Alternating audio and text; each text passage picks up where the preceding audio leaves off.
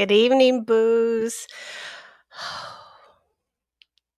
I am so sorry that I am late. Oh my goodness. I tried so hard, but I'm only 10 minutes late. So, oh my goodness. I uh I hope you guys can hear. Okay. I think you guys can hear me. I'm always so worried about that, and that's probably going to stick with me forever now. At least until I get a producer, which it's probably gonna be a really long time before I ever get a producer. But good evening, Booze, and, guess what? Happy National Pothole Day or Pothole Day, whichever you I kinda like pothole idea. I think I like that a little bit better. But yeah, happy National Pothole Day. It is winter. This is tends to be when the potholes reproduce and become plentiful. So, happy that day. And I did find a cute little meme and yeah, just clench your ass cheeks, which I think a lot of us were clenching these the other night on stream.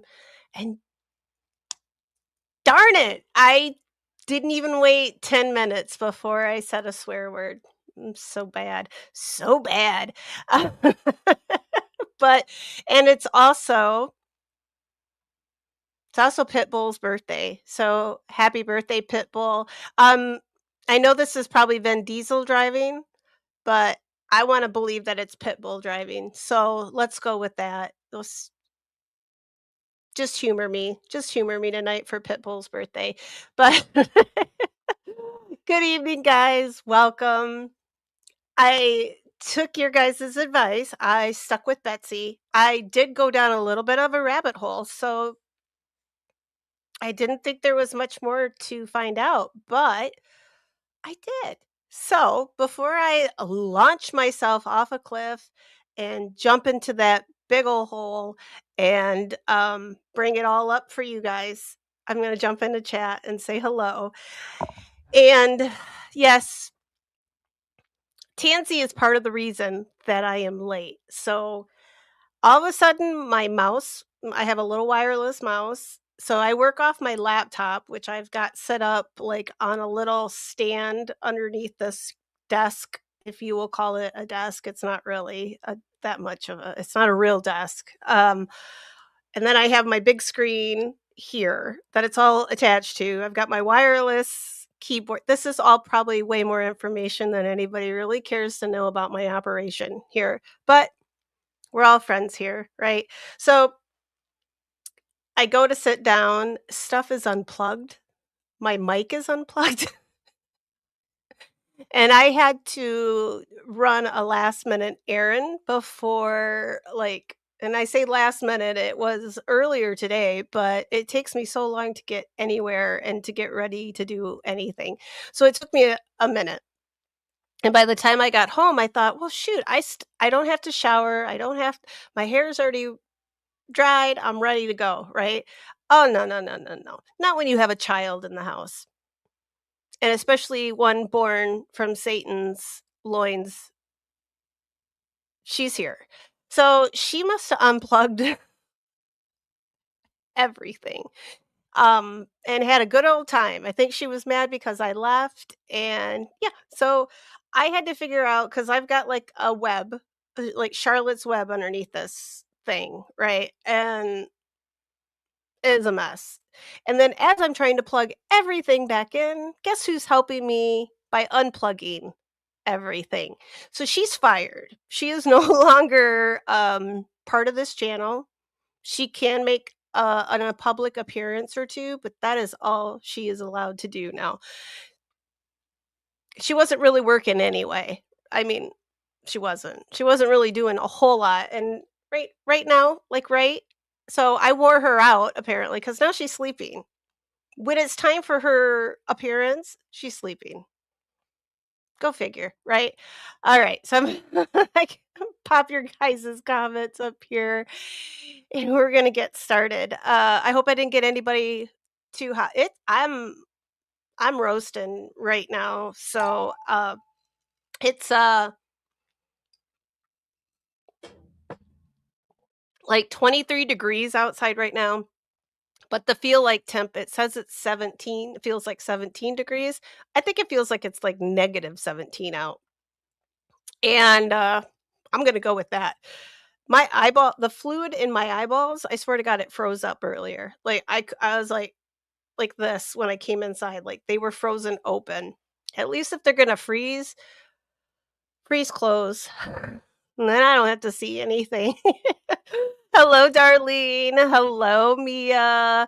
Yeah, I was late, so I apologize, guys. It's just been oh, it's gonna get dang, you get woo, that's cold down there for Florida. Ooh, burr. Oh, at least up here we're prepared for it, right?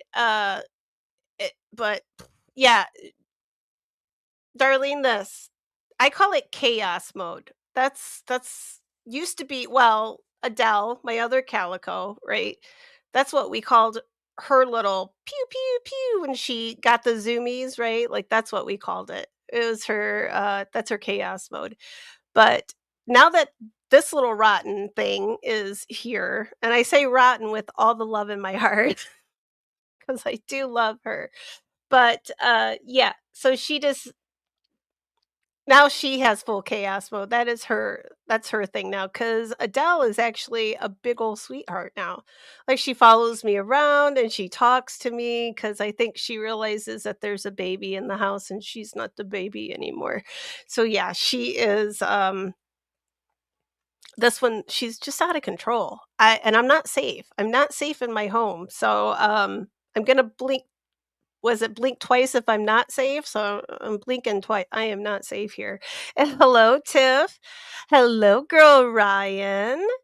And let's see, Toombs, how is the snow? So we did not get any snow, but the uh, little drummer boy had snow day today, which he absolutely loved because yesterday was his birthday. So he's a man now. Well, close. He's 17. So he thinks he's like, right. I mean, he's thought that for since he probably hit 12, thinking he knows everything and he's a grown up, right? Um, I don't think I acted like a grown up around my mom until like I was about, oh, I don't know, 30. So, but yeah, we did not get too much snow here at all, like just a dusting. But just this is the fun thing about living on the lake shore of Michigan. We have this really cool thing called lake effect snow. And we get these weird little, they call them snow bands. So they just stay over the top of little regions of the mitten, which is what we call Michigan. I know it's silly, but it's cute kind of because we do look like a mitten. So town gets hit like just covered, right? Like I picked the kid up from school, it's just coming down. There's ice on the roads, it's nasty. Then we get out into the country, there's nothing. There's, like, no snow. It's cold, but there's no snow. And then they called school, and I'm looking out the window like, "Yeah, sure. Watch this tomorrow. We're gonna get all the snow out in the country, and then in town, they're not gonna get any, and then they're gonna have school." So, we'll see. But starting at, well, 10 o'clock, I think they said we have a winter snow advisory again tonight until this is the big one, until at least 7 a.m. on Saturday.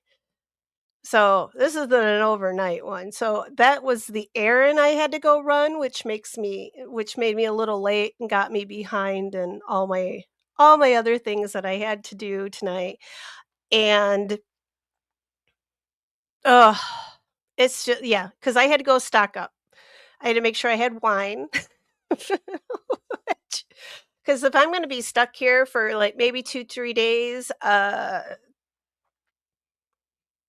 I'm gonna at least have I also got some Baileys because I decided that, I do like my hot chocolate in the winter, and I figure if I have to go out and plow, because I do my own driveway, and I gotta get on that tractor, and there's no Like, I don't have a fancy tractor, like, I sit up there and my bum freezes on that seat. I mean, it's a padded seat, but there's no heat to it. So if anybody knows where I can get a heated pair of underpants, please send the link to me. Here, I will put my I'm gonna put the email address up here. Um, please send it to me, or you can also message me on Discord or on X, which all those links are in my community tab. So please do, because Toombs is but uh-oh, I'm starting to freeze up again. So, yeah, hopefully the internet does not go. It gets glitchy right before these big storms, so we'll see. Actually, you know what? Maybe I'll turn down my, sometimes it helps if I turn down my internet setting just a little bit. Um, I'll turn it down to yeah, let me see if this helps. It might still be glitchy. It just won't be as high quality, which is not usually anyway. So yeah, let's go with that. Um, right, Tiff says, "Hi, potholes."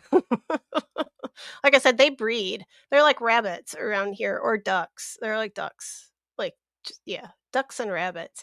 Indianapolis is the city of potholes. I think my town could put Indianapolis to shame sometimes because there's one last winter that I hit with my compass, and I knew it was there, but there was no it was either hit it or go off the road situation. I had to hit it. It blew out a tie rod, and it was yeah. And who do you don't you can't send the bill to the city or the state or the county because they'll be like, whatever, they don't care. Um, Darlene says you have one. She's got four legs using you for the scratching post. I get I do. Look, I've got a it's well, you can't see it on here, but I have a scratch over my eye. I had one above my lip, which that one you might still be able to see a little bit, but she got me here on the chest. And yeah, it's it's terrible. I'm just beat. Beat up. I'm an abused woman here, and I don't say that lightly, but my cat abuses me. It's horrible. And hello, Angie. Hello, Ernesto. Um, we'll allow it. And be cool like Mia, hit the like button. And be cool like Mia and be like cool like Tansy, even if she is a little demon. Be cool like her because she even knows how to hit the like button. And if a damn cat can do it, everyone else can do it too. So do it. I got that video of her hitting the like button and I almost died. I was just sitting here seeing if I needed to edit anything out and she's watching me on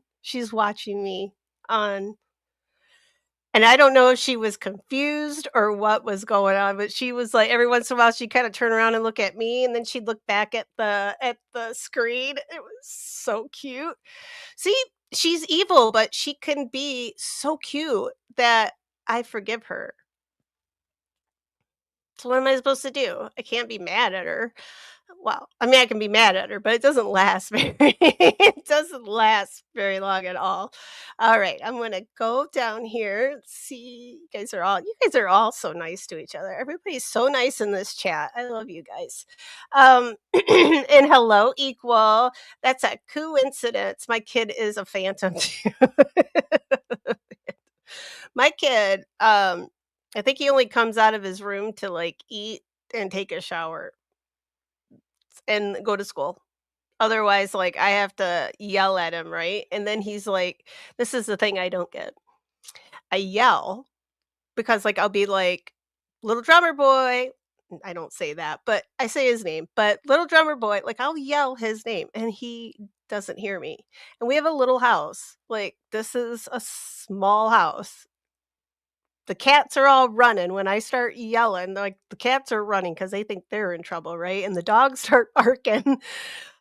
It's insanity. He supposedly does not hear me, right?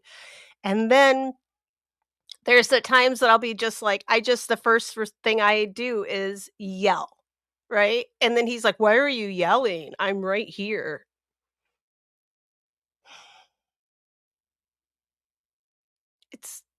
It's crazy, guys.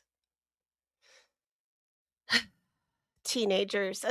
I don't even know what else to say. It's teenagers. So, um, and little hands maybe, but little paws are not helpful for anything. Um, freeloader that's either LDB or Tansy. Either one of them, both freeloaders. But yeah, at least yeah. Wireless Bluetooth, big screen. I'm sensing it. I it's technology. I'm so yeah. It's just it's not even.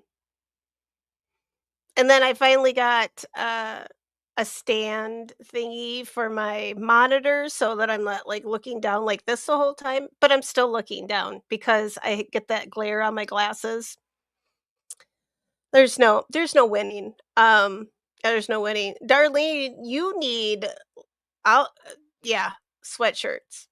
I have like 2 layers on, and that's with the heater going here. Uh-oh.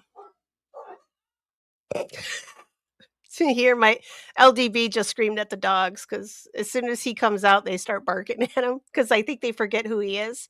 They think he's a stranger in the house. It's kind of all right, guys. I'm gonna pop down. Equal says it's 45 here, but that meant the heat didn't kick on all day, and I'm chilled. Ooh, hoo, hoo, hoo. You only let your heat kick on if it gets to 40. Ooh, damn, that's like an ice box.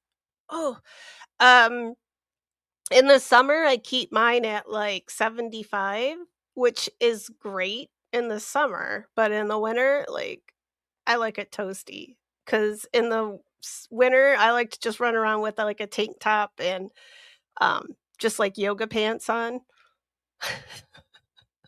But we also have a pellet stove, so like I don't have to worry about propane. I just have to worry about buying more pellets, which I will probably now that this winter's been so cold, I will definitely be doing that, just like I did last year. Ugh. Tansy's the devil. She's devil spawn. That's what she is. All right, I'm gonna go down. Darlene's like, yeah, I moved to Florida and New York follows me. I feel like that when I go on vacation. Like, you just watch. I'm gonna go down to New Orleans in February. I'm probably gonna leave here, and it's gonna be well, it's gonna be frigid, just like it's been since end of October. It's gonna be frigid, and then I'm gonna get down there, and it's gonna be frigid. Just watch. It just will. I know. I mean, watch. And then I found out something today, and I'm heartbroken about my New Orleans trip.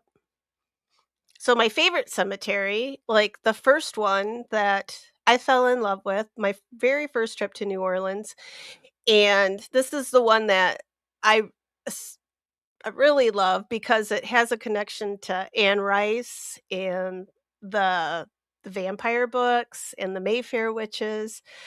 Just because her house isn't very far, like the house she lived in there isn't very far from it, like 2, 3 blocks, like very easy walking distance.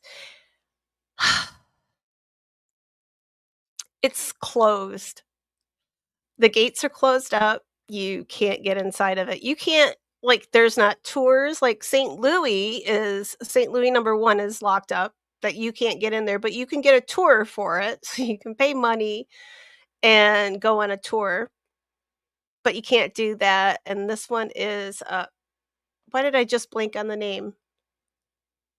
Why did I just blank on the name? Oh my goodness, you guys, hang on, because I just looked at Lafayette number 1. I didn't look at it. I didn't get it. It did actually come to me while I sat here. So Lafayette Cemetery number 1, and this is in the Garden District. It's locked up because guess what? Unsavory characters.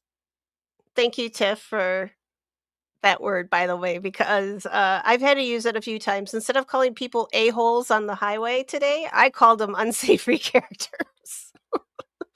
And hopefully my grandmother will appreciate that too, because she doesn't like it when I use those bad words.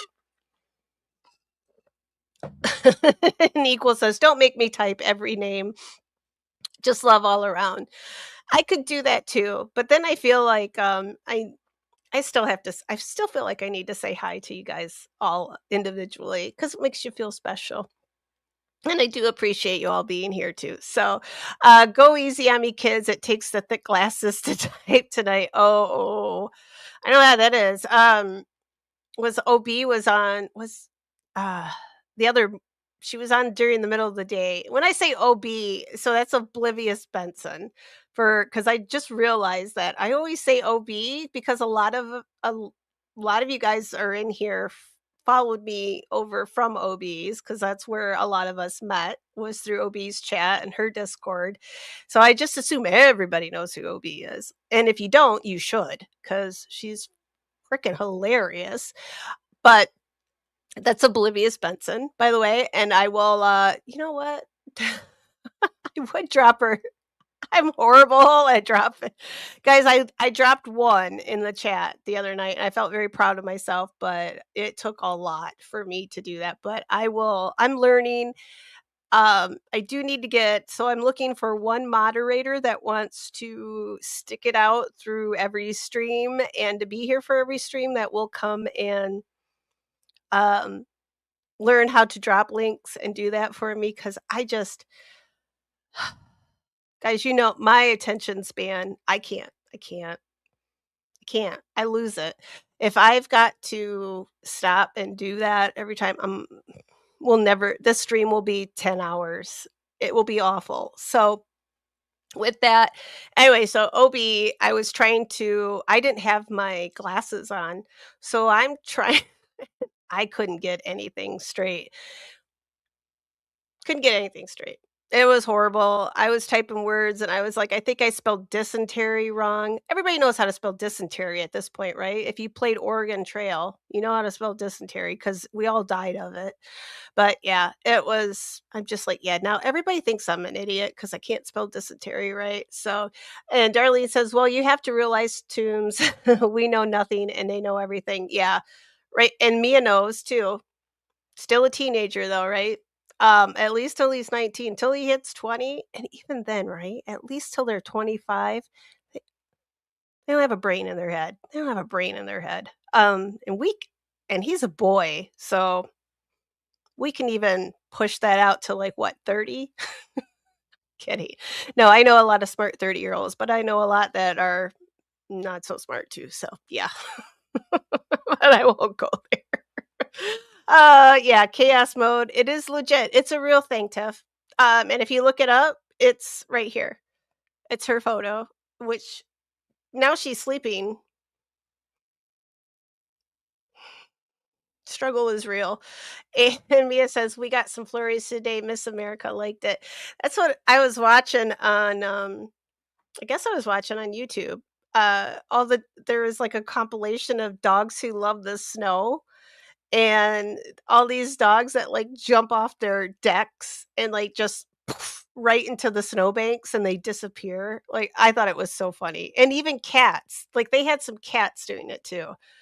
I have one cat that'll go outside in the winter, and the other three that are outside, they won't go outside. If it's cold outside, they're like, nah, we're good. We're gonna stay inside. But Ellie goes outside still. Not for very long, but she goes outside and then comes back in too. Angie says, and it froze underneath the snow. That's what I hate is when Tiff has if he's shaving. Yeah, he's got his little yeah, he's got a little peach fuzz. Like today I was like, "Are you gonna shave that?" Because I was laughing at it. It was funny. But he's got even though his hair like when he was little, he had some red hair. Like it was bright. And as he got older, it started to get a little bit darker, and now it's just kind of like a dirty dishwater color, right? Like a blonde. And so his hair when it comes in, it's red. So he's gonna be just like my brothers. The same thing was with my brothers too. They had the light hair when they were young, and they have red beards. So they're only half gingers. I guess my son's gonna be a half ginger too. Oh, yeah. Um, I think the storm that's hitting us is gonna be hitting a lot of the East too. So, it's just I'm over winter. Like, this is just it hasn't we've had, like, maybe 2, 3 days where it wasn't cold, like, where my eyeball fluid did not freeze when I went outside. It's just yeah. Tiff says, "I grew up today, cursed while talking to my therapist." Ah! That's when you know you've achieved adulthood, is when you can swear in public and to a licensed professional. Uh, I always feel like a real woman when I can swear at one of my doctors. And not just like the little swear words, but like a real good one, like the F bomb or something like that. So yeah, that's fun. Good book if the power goes out. If my power goes out here, I will lose. I'm gonna lose my. Gonna lose it. I will lose it because I have the Jenny. But then we all go like, we've all gotta congregate in one room because it's gonna just keep that stove going, right? Like, it's not gonna be fun. But, yeah, it'll be a book, or I'll have my laptop too because it'll charge our phones, it'll power the laptop, it powers the 2 stoves because 'cause I've got the stove for the outside kitties because they have their own little house outside, and we have a stove in there for them too. I know. My cats are very the feral cats, the barn cats are all very well taken care of here. They get the same food that the inside kit like my house cats get, same food. And yeah, they have luxury. And Equal says, "I miss wine sometimes, but hot chocolate is still possible." And yeah, especially hot chocolate with a little just a titch of Bailey's. Or if I've had a bad day, it might be more Bailey's than hot chocolate, but yeah. God, it's one of my it's and you know what? In Michigan, you can almost do, like, hot chocolate up until May, and you can start on it, usually September, because September nights get pretty chill around here, so it's you could really do oh my god, it's so good. And then there's the different flavors of Bailey, like, they've got the caramel one. All right, guys. Don't get me on that subject. Woohoo! We'll be talking about Baileys and Irish cream all night. Oh my goodness. Ernie says, "I went to the eye doctor today. My eyes are not great." Girl, join the crowd. I mean, I can see, but if you want me to read words or type on my phone, that shit ain't. Oh, oh well, that's not happening. So, and I can read like this big screen, but if I want to read my keyboard, I can't do it. Does Amazon have heated underpants? I'm not kidding you guys. I need something for when I'm out there on that track. I gotta scroll down because you guys got way ahead of me. This is the problem. You guys make me think of stories as I'm reading your comments. It's not your fault. It's mine. But yeah. I think that's called an infection. I'm infected with a lot of things. Just we know. Yeah, Bailey's and coffee is good too. Yes, it is. And I prefer like, I know, like, Irish coffee, right, is supposed to be whiskey in the coffee, but that's what's in Bailey's, right? Like, it's there's whiskey in there. So, same thing, it just makes it creamier. It's good.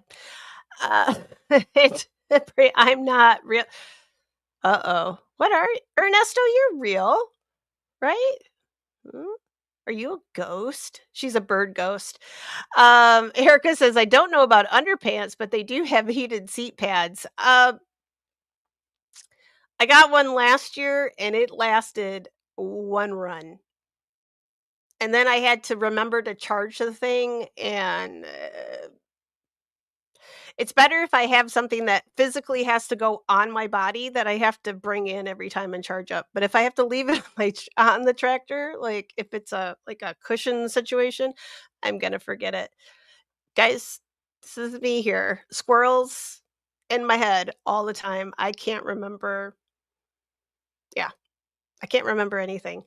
Angie says, "Mia, my dog, saw snow for the first time last year. Gus is 4 and Poppy is 3." Their first snow is so cute. I kinda want Tansy to go experience the snow. Maybe that's what I'll do to her when she's being a little turd in here. I'll just go kick her out. Like, "Here, this is what you could have had if I hadn't brought you home." And Mia says they haven't paved these city streets in decades. The sidewalks are dangerous. Indy is dangerous. It's a dangerous place. Tiff says, "Does the tractor have a cigarette lighter hole?" No, it's a pretty new tractor. So I don't, trying to think, did old tractors have? No, our old John Deere didn't have, which really shocks me. The amount that people like used to smoke, right? Yeah. Oh, I'm not even tired, so I don't know why I just yawned, but must be a lack of oxygen in here. I probably just sucked it all out with my talking. So, um, I was kind of thinking, those little packs that you can bust, like you, right, and you put them in your gloves. I have some of those for LDB for like when he's in band because it gets kind of cold for marching band season. I don't know how many of those I need to keep my butt warm out there for because it'll take me a good hour sometimes and then some, just depending on how much snow is out there. Hello, Tish. Tish says, make your own buckwheat or rice heat pillow. Just fill an arm from an old 100% cotton shirt with dry rice or buckwheat and sew it up, microwave for a couple minutes. I've thought about that. We did that for cats in the at the one of the first clinics I worked with. That's what we had to keep them warm, like as they woke up from surgery. So, that is an idea. I need it to stay warm though. Like my heated seats in the Jeep, that's what I need. And that heated steering wheel, that's what I also need. I know. I'm spoiled. I am so that Jeep's yeah, she's too nice cuz now I'm like everything needs to have a heated seat and it needs my tractor needs an auto start so I don't have to go out there when it's cold. Um and Equal says, "Erica, love, use the ones with the insert pockets for hand warmer packets or get the electric heater under the shirt." Shoot. I want like a whole suit, right? Like I could just like Carhartt needs to manufacture one of those. Like you just put it on and you take one of those battery packets like you have for your cell phone, right? Just like plug it in. I know. I hate the cold now. I used to not mind it so much, but yeah. It's bad. Alright, I see high highs, so 32 here. Oh, see, I'm shivering in 32. Let's see, streamnesia. It's real. It's a constant struggle, Tiff. Every day equals says, "I just landed a huge bill. My thoughts run from living on rice and beans to lowering the thermostat even below 60. Anyone wanna buy my hair or teeth for science?" No, but apparently, there is that Facebook Marketplace, so you check that out. They don't really care what the hell you sell on Facebook, so go check it out. I would. Um, don't sell any of your bones, though. I think you need those, but don't sell too much of your hair either. I mean, if you got a lot of it, like extra hair left over, that's okay, but don't sell too much of it. Just be careful. Yeah, I've done that where things get you get a tight budget for a little while. Like this summer, I had a little bit of a tight budget, and I was eating cereal for a couple meals a day, and then I went to ramen noodles as well. So just to save a little bit of money, because yeah, like things like the electric bill, it's crazy. All right, I'm gonna pop down. I tape the cheating names every day, all day OB, OB, OB. Oh my goodness. I never know the hello chat etiquette. I know, like I feel bad like when I go in a chat if I don't say like I say like hello everybody and then I'm kind of like am I supposed to like um say individual hellos because I don't want everybody thinking I'm a butt, especially now that I'm all famous and I have my own YouTube channel, right? Like, I'm pretty famous. Guys, I get recognized. No, I don't. Just kidding, I don't. But no, but like I want to be nice because I never want to be that person. Like everybody's like, oh, don't talk to her. She's a stuck up, she's a stuck up ginger. Gingers are, yeah. So Ernesto wants to know, are any of you guys on Twitter? I am. And I'm just what the hell am I on there? I'm Tombstones, but I don't know if that's I've been trying to change my stinking at the handle thing and it keeps not letting me. So I don't know. I keep trying to change it to dead air time, but I think it's Graves Ghost and DNA still and it just won't let me. All right, yep, dysentery. Yes, Tiff, I know how to spell it. Darlene, can you? Do you know how to drop links and stuff? Because I know you're pretty much here. You're here every time I'm on, and you're here before I'm here. So, yeah, I just need somebody who can drop the links real easy for me because, yeah, when I get up here, look already, look how far behind I am in chat. I can't keep up. I can't do it. So, all right, I'm gonna go. Bum bum bum. Spiritual bots, yeah, gotta be who. There's some new I come up with new words every stream, I'm so proud of myself.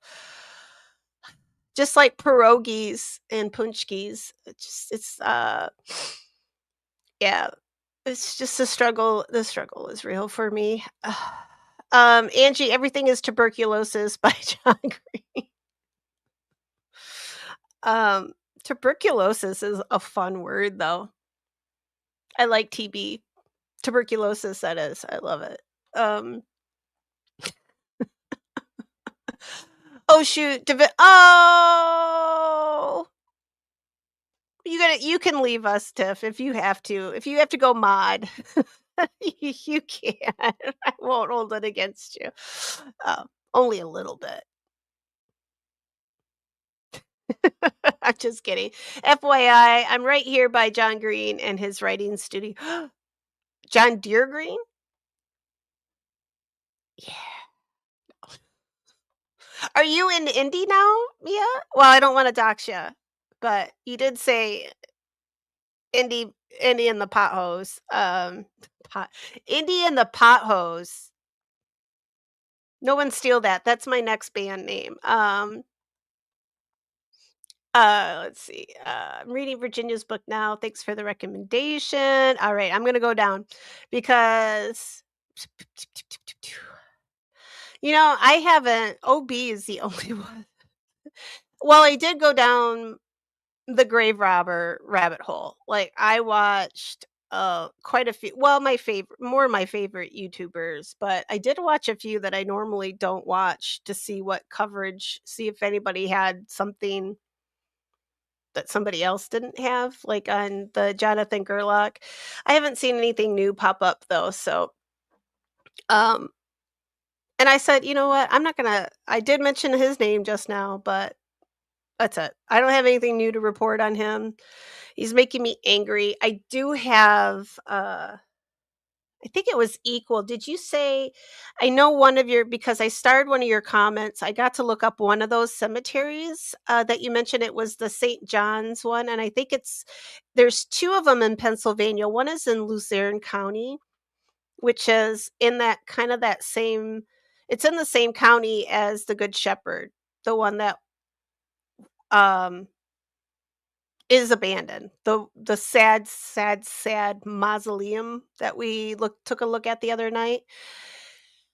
That one looks like it's probably very well maintained. I think this guy was hitting ones like that Good Shepherd, that was just prime. That's just prime for somebody to target like him. There's right, like that, but the St. John's that I looked at on Find a Grave in Luzerne County, it looks beautiful. It's a very lovely cemetery, and it has a church, it looks like attached to it or at least next to it. It's very pretty. So I doubt that's one that he's not gonna go at those types of cemeteries. I doubt that. I've been looking up to see what other abandoned cemeteries they are, in the area so that, we can maybe keep an eyeball on those. Cause but I like I said, I haven't been able to because I went down the Betsy Ross thing, so I will get back onto that. And oh, hello, Clips. I popped your thing up there and I didn't say hello. Tombs, get a case of heated body warmer stickers. The heat lasts for hours, especially under clothes. Okay, I'm starting that. Boom, boom, boom. I'm gonna put them all over my body, all over, guys. Hopefully, I can get them off. That's not funny, darling. All right. I'm going to scroll down here, guys. We're going to get started with Betsy because otherwise, yeah, I know I said this the other night. I don't have 4 hours in me. I might have 4 hours in me tonight because I have some Baja Blast here because as I was checking out at the grocery store, it looks so good. And I had to grab, um, my head was pounding. So I grabbed a new bottle. I had to get some anyway, but I was all out of Excedrin, which is my headache. That's what works for my headache. So I grabbed a bottle of that and I was like, I got to have something to take it with. So I grabbed a Baja Blast. So I ain't going to shut up for a while. This is going to be really bad. No, but I will stay chatty for a little bit here. But I do have my water too. So I won't be all hopped up on yeah, this stuff's like speed for me. Not that I know what speed's like, but I'm going to assume it's something like Mountain Dew. Here you go, reminding me of coffee and whiskey again. Okay, I'm sorry. I'll stop with the booze comment. Let's see. Angie wants to know what Clips is reading. What is it? Kioki coffee primarily refers to a warm, popular alcoholic coffee cocktail made with brandy, Kahlua, cream de cocoa, and is it oh, nope, I think I said that wrong. Cacao, isn't it? Yeah, cacao and hot coffee. That sounds really cool. I know how to make my own Kahlua, but it's been, like, a really, really long time since I made it. It was really good when I did make it. I really gotta well, now I'm doing this, so yeah. Alright, I gotta do bedtime. Alright, Ernesto, you go put Banana to bed, and we'll see you in a little bit. Alright, guys. Boop, boop, boop. I asked, well, why Aldi didn't have self-checkout, and she said, "People steal a lot." Indeed.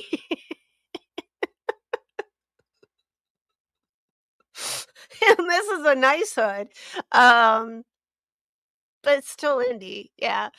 We don't have self-checkouts at ours up here in Michigan either. Like, you have to go through with, the ones with the who are those people? The cashiers. We don't have a self-checkout either.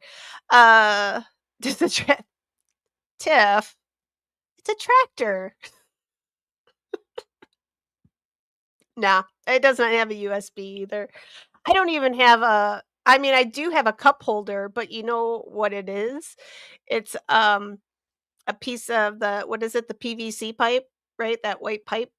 It's a piece of that cut off, and it has, what are those metal clips? Like the big round ones? Yeah, I know, I'm being such a girl right now. Uh Yeah, Streamnesia. I know what it's called, I just can't think of it, but it's one of those big round metal rings, and it's got whatever. It's got one of those on it, and it's attached to the side of the tractor seat. That's my cup holder because it didn't have one. So, yeah, it's got nothing on it. It's got a seat, it's got a steering wheel, and it's got a big bucket on the front, and it's got a thing on the back that I can stab stuff with, which is what I stab hay bales with, so I can put the big ones out because I feed the big round bales for my horses in the winter. Um, yeah, but Ernesto will be back. She's just, putting the banana to bed. Socks with right could you see that? Me with a bunch of hot socks in my like, all up underneath my Carhartts, like, "Hey, I'm not out there trying to attract anything, so it's all I don't care what I look like." I'm pretty sure I've scared the UPS guy a couple times when he's pulled up and been like, "Hey, can you take this?" And I go, "Sure, I'll take that." And he's like, "Oh, that's a woman under there." Yeah. Alright, guys, heat and steer Mia, I don't know how I lived without a heated steering wheel. I don't know how peasants get through winter. Oh my god, Jeep Jeep's beautiful, and I think her name might just be Jeep Jeep. I don't know. I did think Cece because I did get plates, and her plates are, the I sometimes I go off the plates, like, what the letters on the plates spell out, like, that's how Cujo got her name, just because of the way the letters were together, kinda look like Cujo. So, the way hers are, um, yeah, it looks like Empress. And the only one I can think of is what is it? Cece, which would have been Elizabeth from Empress Elizabeth from Austria.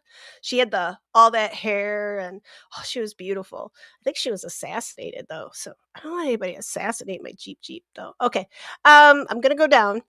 If you wear electronics, you can get serious. Oh, see, and then I'm gonna get you get everything's gonna kill you.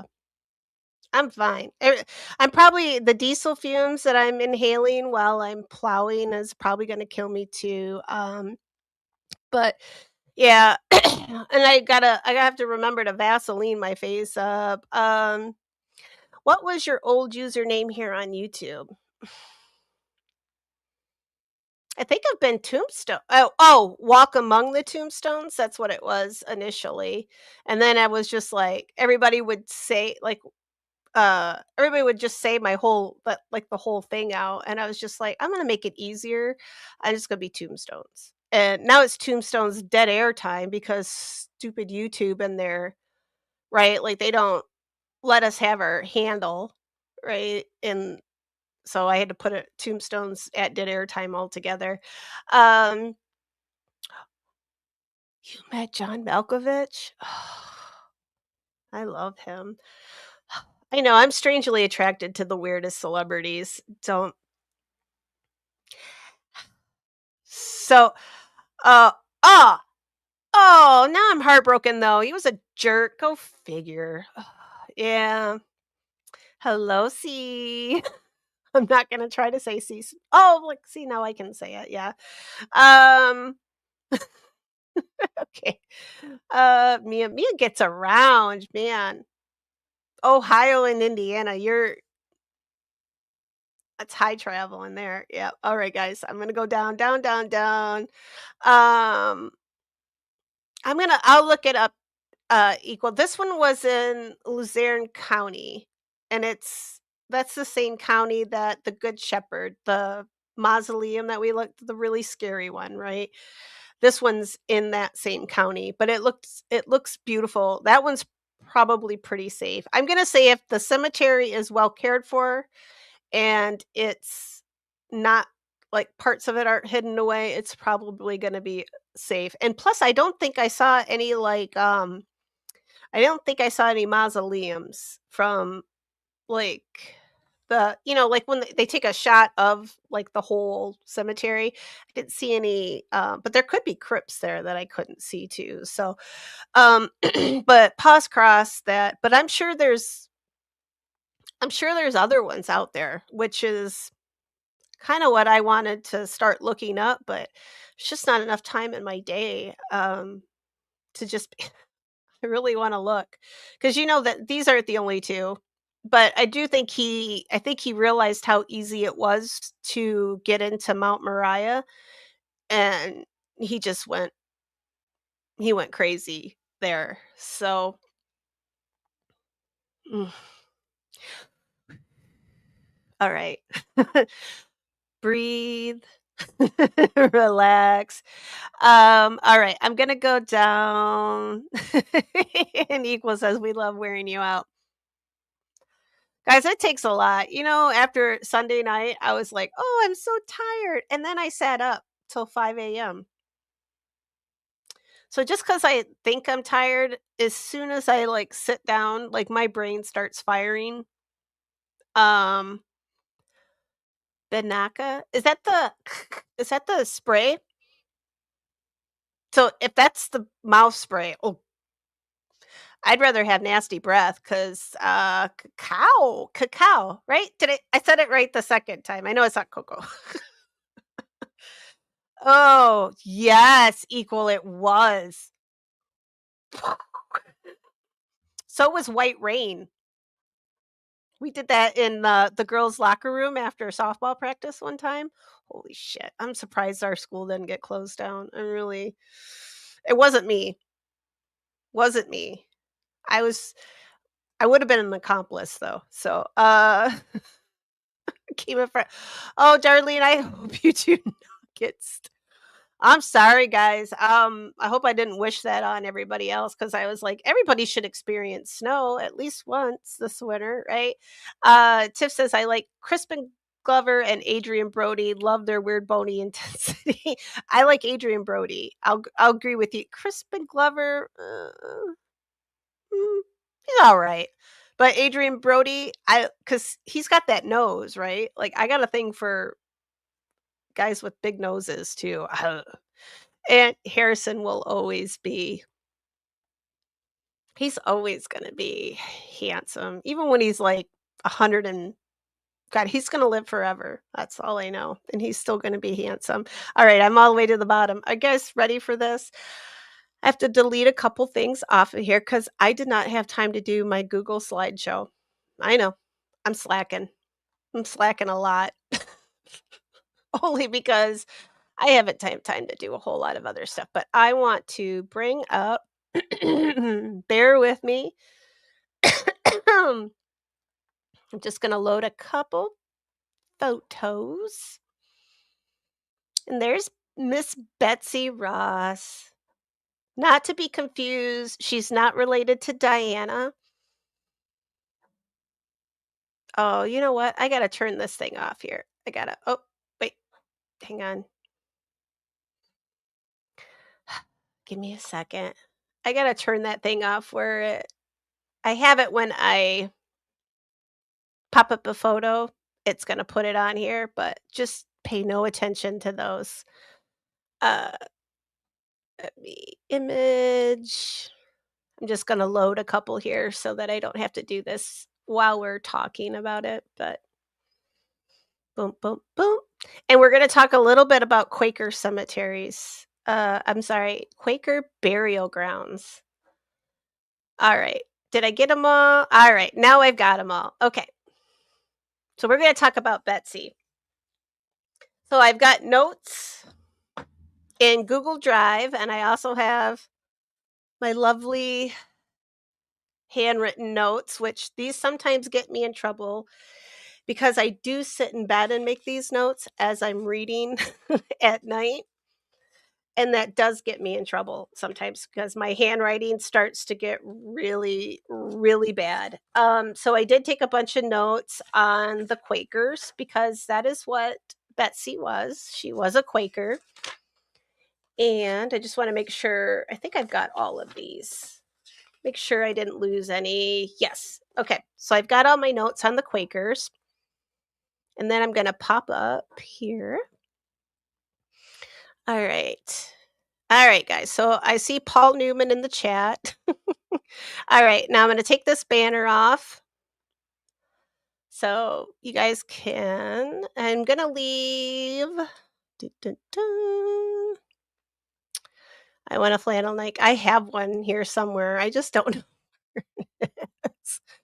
know. My grandma gave it to me because my grandma's smart. She knows how a woman should be keeping herself warm at night. And it's not a man. It's a flannel. All right, here we go. So, this is Miss Elizabeth Betsy Ross, and most of you guys probably know her because she is the woman who made the first American flag. But it's a little bit more complicated than that, and even if some people disagree, was she the first one to make the American flag? There's a lot of reasons that she is still, I'm sorry, to me, she is still a badass early lady in our history, and she still should be recognized as such. But so Miss Betsy, or I should say Mrs. Betsy Ross, was born Elizabeth Griscom. Uh, she was born January 1st, 1752, in Gloucester City, New Jersey. So she's originally a Jersey girl. She was the eighth of 17 children. That is a lot of kids. Her parents were Samuel Griscom and Rebecca James Griscom, and they were both devoted members of the Quaker faith. And Quakers are also called the Society of Friends. So I may go back and forth between saying Quakers and Friends and Society of Friends. It's the same religion. The Griscom family moved to Philadelphia when she was still pretty young, and they did have a very strict, industrious Quaker household. So the children were expected to learn discipline and modesty, and most importantly, they were to learn a practical trade. Now, Betsy was apprenticed to let me get something to drink here. Sorry, guys. I have to remember to do that in between, as well as breathing. Betsy was apprenticed to an upholsterer, and this job was there was a lot of heavy fabrics involved, and this would have been the making of curtains, bed hangings, and furniture covers. If you've ever seen like the colonial beds, and those big thick hangings, because that's what they would close the beds off with at night, right? And that would keep the warmth inside because they didn't have central heating in colonial days. In Betsy's job, it wasn't decorative sewing. This was very highly skilled, and it was very physical labor. You can imagine her poor little hands, even starting out as a young girl. And usually apprenticeships, if I'm remembering correctly, because it didn't say when Betsy started, but usually apprenticeships could have started as young as 8 years old, up until they were like 11, 12-year olds. So they didn't have child labor laws yet. And pretty sure Mr. and Mrs. Griscom, as soon as those kids could get up and walk and talk and do something constructive, they were learning a trade. So they would have been apprenticed out pretty darn young in life. To us, it's probably freaky, but if any of you guys have a teenager, that might not have been a bad thing, because by the time they're 17, they probably got a house. They could have a house of their own. They're not eating all your food anymore, and they have a respectable trade. And being an upholsterer like Betsy was, that would have been a very respectable trade, and a trade for a woman, which there weren't very many honest trades, respectful trades for women. Not at that time. While Betsy was apprenticing, she fell in love, and his name was John Ross. He also was an upholsterer, and in 1773, they eloped. So romantic, right? But John was Anglican. Ugh. And I said her parents were very devout Quakers. He was not a Quaker. And when Betsy ran off to marry John, that was considered marrying outside of her faith. And formally, she was disowned by the Quaker community, and she was disowned by her family. And at the time, so when they talk about, I'm gonna say Quaker meetings, so Quakers would hold meetings, so they didn't have church services. It wouldn't have been like going to church on Sunday for others. They had meetings, that was their service. So if I say like a Quaker meeting, that's their service. So it's a little bit different, and it's also with the Quakers, it was men and women both had a role in the church. So it wasn't like a male dominated religion. Women had their roles, men had their roles. Women were just as free to speak as the men were. And a lot of times, oh, we could really get into the Quakers, so I probably shouldn't go much further than this because that's another that's a whole nother story. But we'll leave it at that. Men and women. So, like, if a woman had to be excommunicated from the church, like Betsy was disowned from the Quaker church, from the meeting, they would have a group of women would have been chosen, and those women would have set out and gone to visit Betsy. They would have talked to her, and then they would report back to the meeting, and that would have been written. The Quakers, by the way, made excellent they took excellent notes. So if somebody was excommunicated, if someone was married, if they had to go talk to someone, say like if they went to talk to Betsy, that was made a note of. So all and a lot of these records still remain. So if you get into genealogy and you have Quaker lineage, it's not that hard to find them.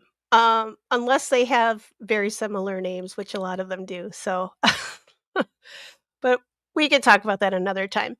So, for the Quakers, disownment wasn't just symbolic, it meant social, spiritual, and economic isolation. So, Betsy and John had to go and open their own upholstery business together, but their marriage was short. In less than 2 years, John died, and it's not it wasn't very clear how he died. It said he could have died of illness or possibly a gunpowder incident because he did die just prior to the start of the Civil War or Civil War, Revolutionary War. And it could have been something involving that.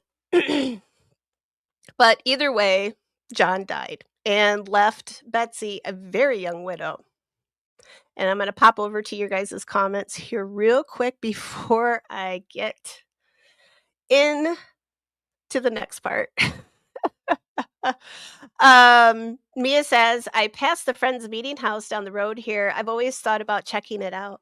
Um, uh, After reading about more on the Quakers, I might be a Quaker now. I think that might be where I'm going. I kind of thought maybe I would go Jewish since I found out that I have like uh 0.05% uh Jewish blood. I thought, hey, maybe that's enough. But now I think I'm just gonna go Quaker because I like a lot of their ideals, and I'm gonna talk about their burial practices as well, which are you guys tell me after what we've learned about the abandoned cemeteries, I'll let you guys be the judge if this doesn't sound like a pretty darn good way to go. Well, unfortunately, Betsy's case, we're gonna find out maybe not. Maybe not in Betsy's case, but typically their burial process seems pretty darn easy, very simple, but definitely go check it out, Mia. Take pictures and send because I have yet to go to one, and I it's on my list. My list is long, but I'm gonna get it accomplished at some point. And Tiff says, "Yep, 17 is 17 too many. I think it's about 15 too many." And I don't know if all 17 kids survived to adulthood. If they did, damn. Mrs. Griscom, she was one fine mom. If she got all 17 kids to survive to adulthood, because that would have been staggering back in those days. And Tip says if they don't get knocked up, like, what were they gonna do? There wasn't, right? And then winters are cold, as we found out. So yeah. Um, Ernie says, I trained as a seamstress. I love that job. Gave it up for a new life that didn't work out. I appreciate anyone who can sew because I think it's amazing to watch. Like I used to watch my mom do it. I think it's amazing. I have no patience. Squirrels, all of that stuff. I just have no patience for it, you guys. I tried. I really did. I did sew a teddy bear in home ec, and I got a B plus on it. I think that's the last time I ever sewed anything, except for like I've sewed like a rip or something like that, and I've sewed legs. I've sewed a couple horse legs up. That I'm pretty good at, but clothing, yeah, I would think it would be so cool to make your own clothes to yeah, I just think yeah, I think it's really cool, Ernie, that you could do that. Um, and Clip says, "Yeah, you still have those skills." That's and yeah. Just like probably like, "Bye, bitches." And she is a rebel. I love like I look at her face. I think she looks so e I don't know who drew this, but, bless their heart. Um, it reminds me of, like, some of the photos, like, I love Jane Austen, like, some of the watercolors that they've done, like, I mean, they must have been bored, like, what they didn't have TV, right? So they just kinda, "Oh, hey, let's paint each other," right? "Let's do a watercolor of each other."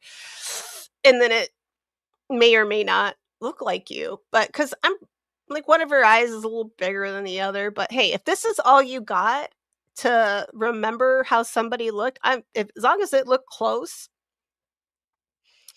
I'd still be happy with it. But, it's not like we can now with selfies where you can take, like, 30 of them and pick out one good one, and you can't go, like, "Oh, I don't like that, take another one." That you couldn't do that back then. Quakers were from Germany. Quakers were from England. As far as they could have been from Germany too, but like I know my Quaker lineage, they came from Germany, but let or from England. Let me look real quick. Because otherwise we're gonna have to come back to this again. The Religious Society of Friends originated in England in the mid 17th century sometime between the 1640s and 1650s from a spiritual movement led by George Fox. I like that last name, Fox. Hey. And go Quaker or go home. Go Quaker or get lost. Yeah. Poor poor Betsy. Oh, yeah. Um and it's so the more we find out about Quakers, it's a little crazy that they were that cut and dry with their right, like, to excommunicate somebody. I mean, my how many ever time great whatever grandfather that he was kicked out of the Quaker meeting, he was a real peach. They had to talk to him on numerous occasions not to be such a peach. He was an unsavory character. I'm not afraid to admit this. We've all got somebody in our family tree that probably wasn't the best person.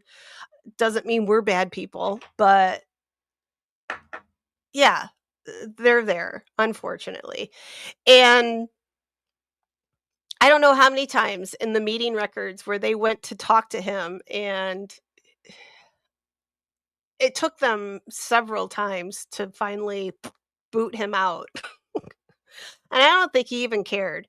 Like, it didn't sound like he was very repentant or anything. So, yeah, it's just like poor Betsy, all she did was fall in love. Yeah, pretty sad. Um I love that. Yeah. My grandmother tried to teach my mom tried to teach me. I can't sew. It's just I don't have it. It's not in me. Um, Tiff says my second job was assistant to a fashion designer back in the horse and buggy days. Tiff, have you been talking to my son? Because that's the kind of stuff he says, right? Yeah. Um, yeah, all of you guys that can sew, I think you're amazing because I can't do any of it. It takes too much thought process. I probably could do it if I just sat there and that's all I had to do. Okay, on with Betsy. So Betsy does get to come back to the Quaker church because John died. So John's dead. The Quakers are like, oh, all right. So that Anglican guy's dead. You can come back now. Betsy was formally received back into the Quaker church after John's death. This wasn't automatic, though. She did have to go to several Quaker meetings, and she had to acknowledge that she had com- like she had done wrong by marrying outside of the faith, and she had to show serious reflection on her misdeeds before she was reinstated. She must have showed both repentance and that she had done her serious reflection because they did reinstate her. Her return meant she was once again accepted into the faith community socially, spiritually, and economically once again. And it's an important reminder that Betsy wasn't just living through now this was the start of the American Revolution. This is going on at the same time. So she wasn't just living through a revolution, she was navigating grief because she just lost her husband, her faith, she was returning to her Quaker roots, begging for forgiveness from her religion, and she was trying to survive in what was a very rigid society. And at this time, we're going to pop up to 1777. So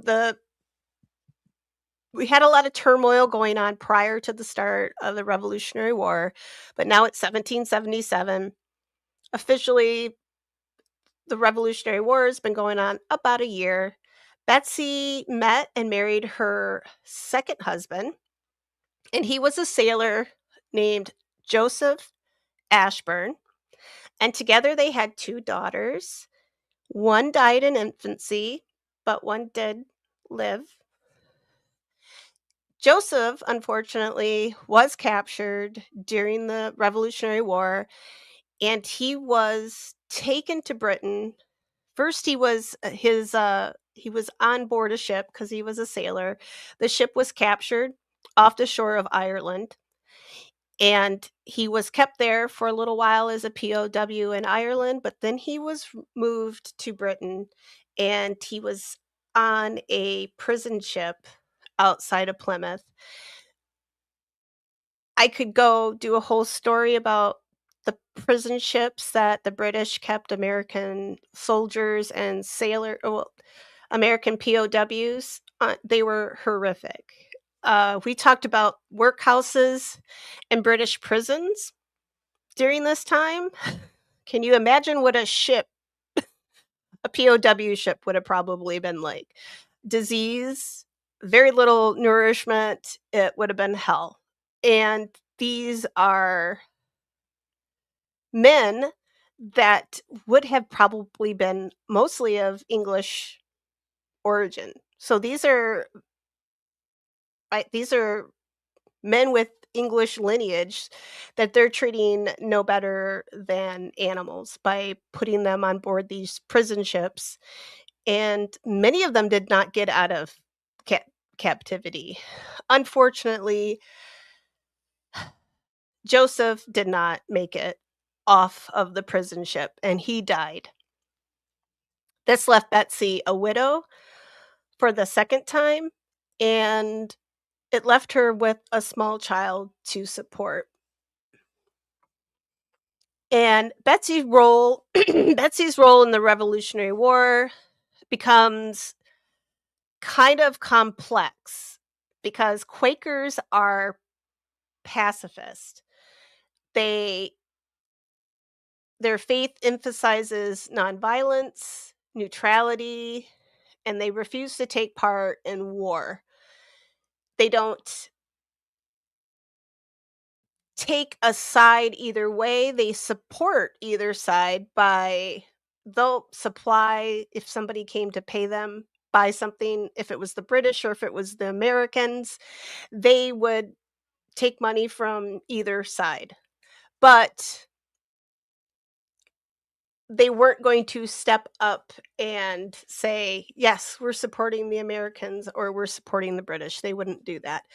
If you did do that, that would mean, like Betsy was, all Betsy did was marry somebody for love, and she was excommunicated from the church. Imagine if you break one of these major rules of supporting war. That meant you were disowned once again. So Betsy had to kinda here she is again, she's widowed a second time. She's already been disowned by her family and her church one time, had to jump through all these hoops, right, to get back into the church, get back into the good graces of her family, and now she's like, "Well, crap. I'm a widow, I got a kid, I've gotta make a living, there's this war going on." She's in Philadelphia, she's gotta do something. So,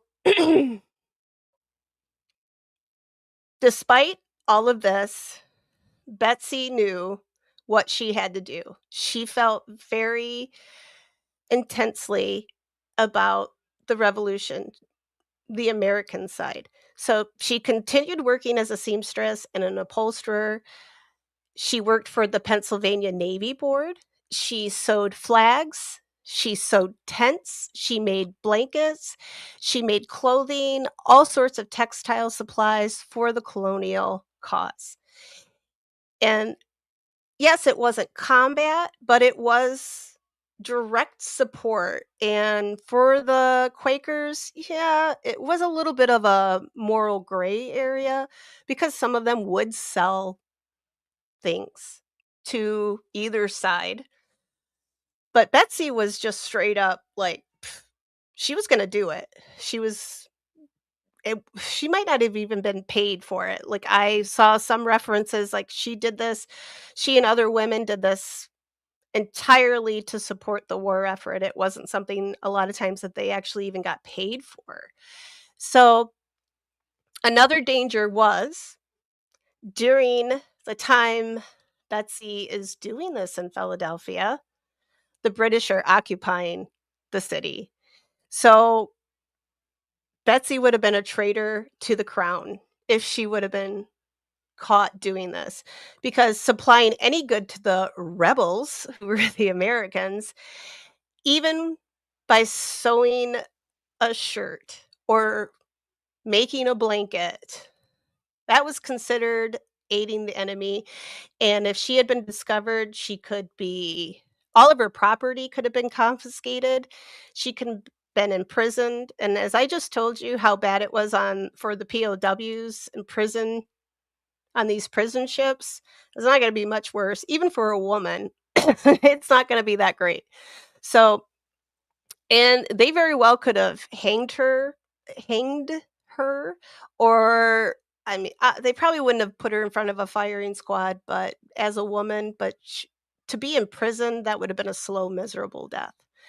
So Betsy lived under these overlapping pressures. So her faith discouraged her from participating in war. The rebellion was relying heavily on her skills, and the occupying enemy would punish her for treason. So she likely probably thought, well, my work isn't violence, it's survival and it's service. And she was supporting her child, her household, and she wasn't directly causing any bloodshed. And this quiet, high stakes contribution for her, this reflects, often overlooked risk that these women faced during the revolution. So, Betsy, just by this alone, she is an American patriot all by herself. She didn't need a husband that fought in the war. She didn't need two husbands that died in the war, or brothers, or a father. She is a true daughter of the revolution. She is even more than that. She is right. She was right there doing her part, sometimes not being paid. Because as we know, there wasn't a whole lot of money for the Americans. Like we know of Valley Forge, even our own men didn't have a lot of food.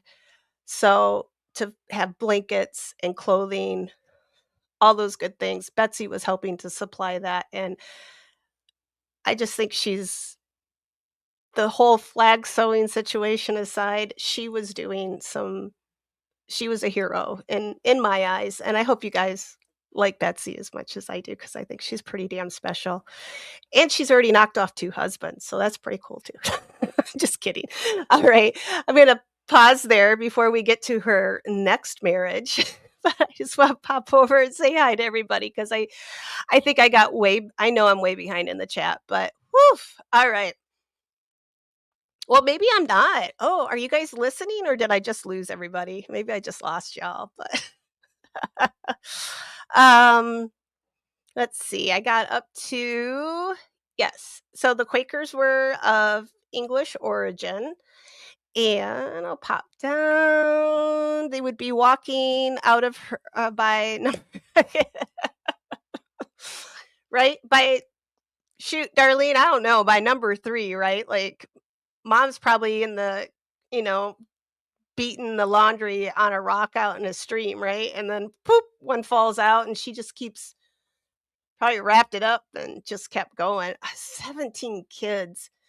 I didn't see an extra wife in there or anything. Like it's not I don't think her dad had 17 kids. I think her mom actually physically gave birth to 17 of them.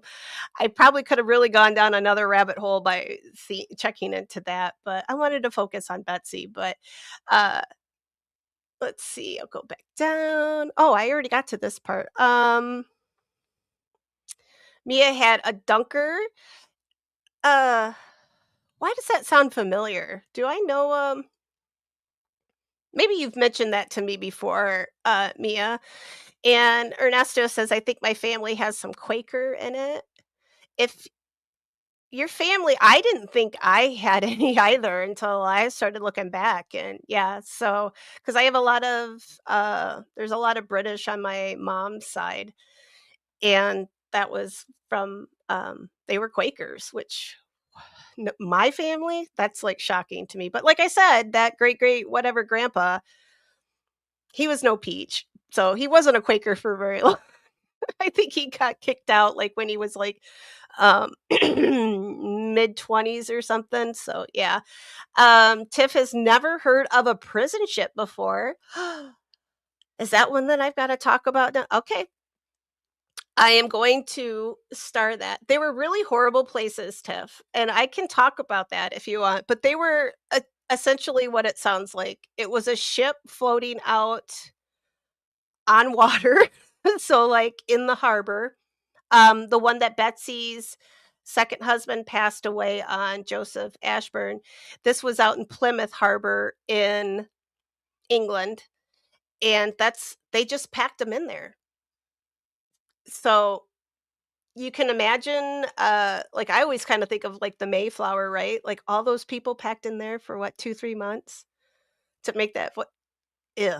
Like, ooh. And then imagine all these poor men that are just squished in there, right? And, like, they would have packed them in there pretty darn tight. They would have been chained. They would have probably had a bucket to do their business in. They would have been served not great food. They're far from home because they are on a prison ship in England, and these are American soldiers. Some of them probably have never seen England. They've been born and raised in New England, in the States, right? Well, they're not quite this they weren't the States yet when they were born. But yeah, so they were really nasty. A lot of men didn't make it off of these ships. It's as bad as it sounds, and it would have been cold. God knows they didn't have heaters or anything like that. It would have been probably worse than a workhouse, like we talked about the workhouses before, when we talked about Burke and Hare. It would have been just as horrific. I don't think they ever got off those ships. And hello, TF, welcome. And Ernie, everybody's waving. Okay. Conscientious. Blah, blah, blah. All right. When I can't get words out, that means I need to take a drink. All right. What Tiff just said. Yes. That would have been the Quakers. So they didn't fight. I'm trying to think there was another Revolutionary War hero that was a Quaker, but and he was disowned by the church too, and I can't remember which one that was. It'll come to me before the end of the stream, but unless somebody wants to look it up, it was one of our I don't think he signed, maybe he was one of the signers of the Declaration of Independence, but or it could have been, yeah, I'll look it up. That's probably one that I have to look. How old was she at this point? So when she and you know what, they didn't say, hang on. Let me look up real quick because it didn't say in her bio, because I got this most of my information came off of um information from the Betsy Ross, the home site, and I got a little bit of Wikipedia. I don't trust completely because there were a few mistakes I found on there, especially when it came to the burial, which I've already touched on the burial situation with her. They said she was only buried twice, but we already know that she was buried at least 3 times. Possibly 4, which is another one I got to bring up for you guys, but she was still young. She was still early 20s, I believe. But let me look up cuz I think she was still here. I'm just going to Betsy didn't marry George Washington. Let's see. She was 21 years old when she married her first husband, John Ross. And let's see, second husband, she said, well, that doesn't make sense because it says she was 22, but he only lived, I guess, Wikipedia can't math either. Um, so she was 21. This is, let's see, 73. Yeah, so she's still in her 20s. So 4 years later, so she's 25, right? Did I do my math right? 25, 26, give or take so she's young. And so she's widowed twice at 25, has a child. She's had 2 children. She's lost an infant, and she has a daughter that she has to care for. And clip says, here's your generic neutral flag, decorate it as you will." Hello, Stephen. Welcome. Equal says, "All my ex-husbands are living." Well, you did something wrong, Equal. I'm sorry. I'm sorry. It's it's the caffeine and the sugar talking. It's not, yeah, I'm not. Darlene said she was badass. I freaking love Betsy. I wish she could have, like, if I found out she was like one of my great great whatever grandmas, guys, my head would explode. I would just be walking around here like, see this lady right here, she my granny. But not that I don't have some cool great grannies, but this one is, she's cool as hell. I just think to do what she did during those times, I mean, if you told me if I find out that she, like, was a spy as well for Washington, oh my god, she'd be yeah. Clip says worse than a poop cruise. Yeah, this is worse than a carnival cruise, with a outbreak of, dysentery. This is worse. Prison ships were horrible. If I get to the end of what TF does at Carnival Cruise, yeah, it's one of those cruises, except for they chain you up, which I've never been on a Carnival cruise. If they chain you up, um, I mean, if it's consensual, that's fine, but this was not consensual on the prison ships. If, uh, if I get to the end of this, I will look up real quick, I'll look up the prison ships, or I'll bring it to the to the next stream. I promise. I won't forget, Tiff, or Tiff remind me, or maybe I can just drop it into the Discord or somewhere else. I'll share it with you guys. A sardine can would have had more room. Yeah, because they just packed those guys in there. I can tell you. Oh my gosh. Ben Franklin was a Quaker. Is that the yeah, I think that's who I'm thinking of. His family, but Ben was he's a ladies man. I don't think Quakers got down with that either. So I don't yeah. C says I believe Richard Nixon came from a Quaker family. Oh, tricky dicky. Well, there are still Quakers. So as I found out as I was looking up their burial practices, I was shocked that there still are like it's still an active religion. Hang on, I think all this sugar and caffeine are like it was too much. I should have taken that Excedrin with water and not a Baja Blast. That was a bad decision. And see, that's a nice way to twist my brain. Thanks. Oh, goodness. Okay, on with my story. Let me pop up my notes again. I think I'm getting this notes thing. All right. So now we're at 1783.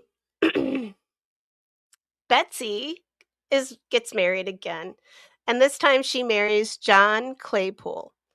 And this is the man who actually was on one of these prison ships, and she was on the same one that Betsy's husband, Joseph Ashburn, was on, and on the one that he died on in Plymouth Harbor in England. He is the man who brought the news home to Betsy that Joseph had died. Because this whole time, Betsy probably, right, like news from England might not be getting across battle lines. And even then, how can you maybe not quite trust reports from the British, but she knows for sure that Joseph is dead because John brings her the news. She actually knows John because he is from Philadelphia. He's a childhood friend, or yeah, I think we could say childhood friend. She's known him. He's a Quaker as well. So their families know one another. So he's approved. So she can marry John. She's not going to be disowned by her family or by the church. Together, John and Betsy have 5 daughters. 4 of them survive to adulthood. She does lose one in infancy. And let's see. So across 3 of her marriages, Betsy has 7 children, 5 that have blah, blah, blah, 5 that have survived to adulthood.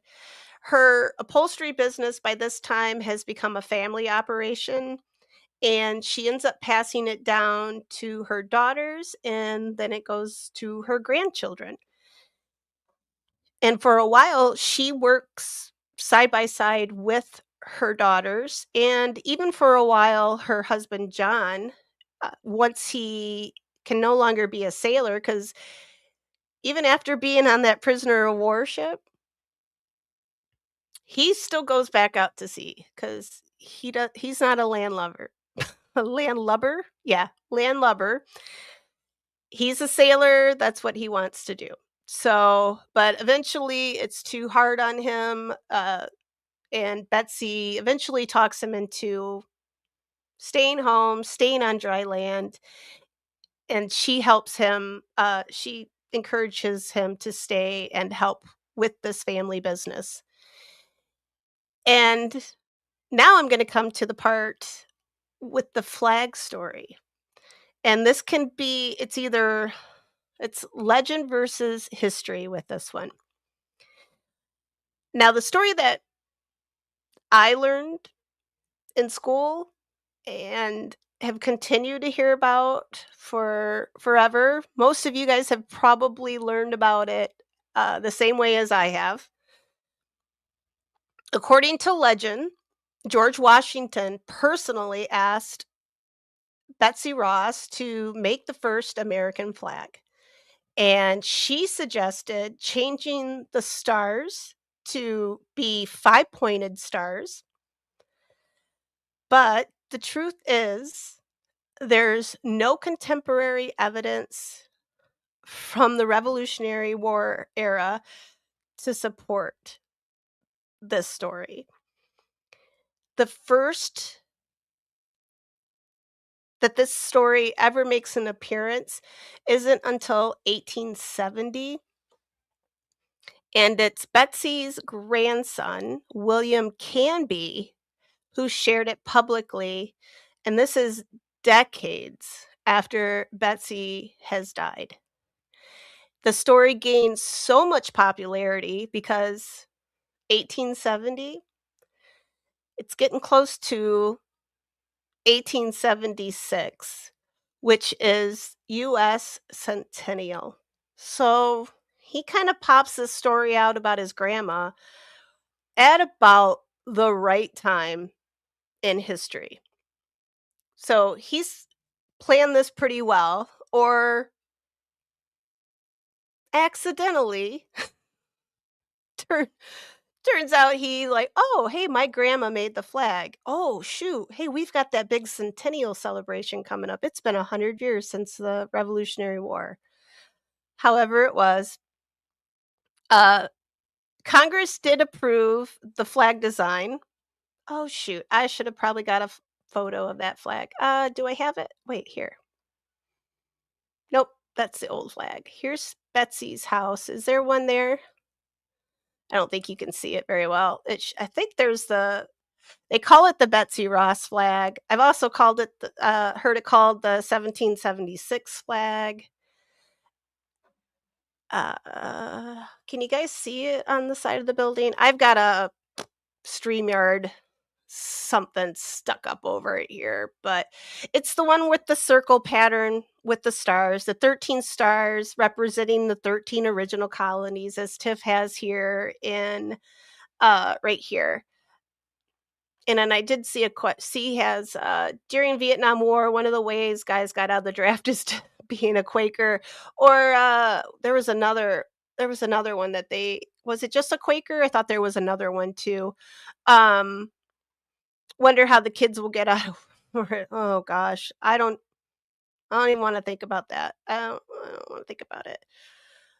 But yeah. We'll become Quakers. I'm a Quaker. I'm a Quaker right now. So yeah, the that original flag, right? The stars are in a circle, 13 five-pointed stars on the field of blue, and then 13 stripes, red, white, red, white. So whether that was George Washington's, there's several people when I was looking into all this information, there's several people that potentially could be the true designers of it. Maybe Betsy sewed the flag. somebody else designed it. It's a good story. I think it's a great story. I'm even without the flag, like I said, Betsy's still a patriot in my eyes. E She doesn't need to make a flag or sew a flag. Did she probably sew a lot of these flags? She probably sewed a hell of a lot of these because she was sewing her little fingers raw, right, during the war. She was doing so many things, sewing flags because she was sewing flags, battle flags. She was commissioned to make so different infantries, right? They would have their own flag, not just the American flag flying overhead, but they would have their own flags too, representing their trying to think um their divisions, their battalions, right? They would have all had a flag for each one of those divisions. So she was sewing those too. She was sewing them for the Navy. So she sewed a flag. She sewed it. Did she sew the first one? I don't know. I'm still kind of on the fence. But hey, her grandson, he got there first. So kudos to him. But Congress did approve, the flag design was approved in 1777. But when they approved it, Congress never named who the maker of the flag was. They didn't name the designer, no maker. So today, historians consider Betsy Ross's flag story, they consider this a family legend and not a proven fact. And like I said, Betsy did sew flags. She did supply the government. She did know key figures of the era. She was in Philadelphia. We know the Continental Congress was housed in Philadelphia. So the legend likely grew from her real work during the Revolutionary War. And we can only guess that we can only guess if it is it real or so we can believe whatever we want. Nobody may I can't believe with all the documentation we have that survived the war that nobody thought to write that down. But so after the war, Betsy stayed sewing up until she was a very, very old lady. And John, her husband, John Claypool, he died in 1817. And then when he died, she moved her with her daughters. So she lived with her daughters. And gradually, Betsy lost her eyesight. And it's probably all those years, right, of looking at, I mean, back then, they didn't have, machines to do any of this, so all that fine little detail work that she would have been doing, especially look at the flags, right? Like, they she would have just been like I've never done any of that, and my eyes are crummy up close, so I gotta hand it to Betsy. And Betsy died just a month after her birthday, so she was born January 1st, and she died January 30th, 1836 at the ripe old age of 84, which is amazing. And she did die in Philadelphia. And this is where her burial story gets a little crazy because yeah, this is where it gets crazy, guys. So hold on. I know we've already talked about it, but I found a little bit more information. So hold on to your underpants because we're going to talk about it again. So, the burial controversy, right? Betsy's final resting place, the first one. Oh, God, where do I even start? I kind of went out of order here so when Betsy died, she was first buried at the Free Quaker Burial Ground in Philadelphia, and she was buried alongside her third husband, John Claypool. Her grave remained there for about 20 years before it was moved, and it was moved with John and some other family members. I believe there were a couple grandchildren and, what did I write here? Maybe her infant. Maybe the infant children were in the same plot, so there were some family members along with Betsy. The family had them all disinterred, and they were moved to Mount Moriah, which we've talked about pretty extensively over the past week, and that's the cemetery in Philadelphia that had the break-ins, Southwest Philadelphia, and pop down here. Let's see. Oh, I did make note. Here it goes. See, at Mount Moriah, Betsy's grave was part of a family plot that included third husband, John Claypool, some of her children, a few grandchildren, and then by the 1970s, as the 1976 bicentennial was approaching, civic leaders and descendants of Betsy's decided she deserved a more prominent resting location, and they wanted her remains to be exhumed from Mount Moriah and brought to and reinterred at the Betsy Ross house in Philadelphia. And as we found out, like as I was reading, this is on the Mount Moriah Friends of Mount Moriah website that I found this information on. So even as of the early 1970s, Mount Moriah already had a sketchy, shady stuff going on. This isn't new. So this isn't just up until it was the board member died in 2011. Stuff was getting a little shady even in the early 70s. That may be more of the reason why they wanted to get Betsy's remains out of there. And as I talked about before, her I thought it was the DAR, so the Daughters of the American Revolution, that placed that original flagpole, but it was I think it's the Sons of the Union. Wait, the Sons of the Union, which were descendants of not revolutionary, I'm sorry, Civil War soldiers, Union Civil War soldiers. They were the first ones to put the flag up on her grave. She also had a headstone at Mount Moriah. The flagpole, uh, the flag was repeatedly stolen from Mount Moriah, from over her grave. Her headstone was stolen, leaving it a little iffy as to where Betsy may have been actually in that family plot. Like I said, it wasn't just Betsy there, it was her husband. She had daughters, not sons, so she had daughters, and some grandchildren were buried there. You take away a headstone, and now we're into 1970s, right? There's probably nobody alive anymore that remembers where they buried Betsy.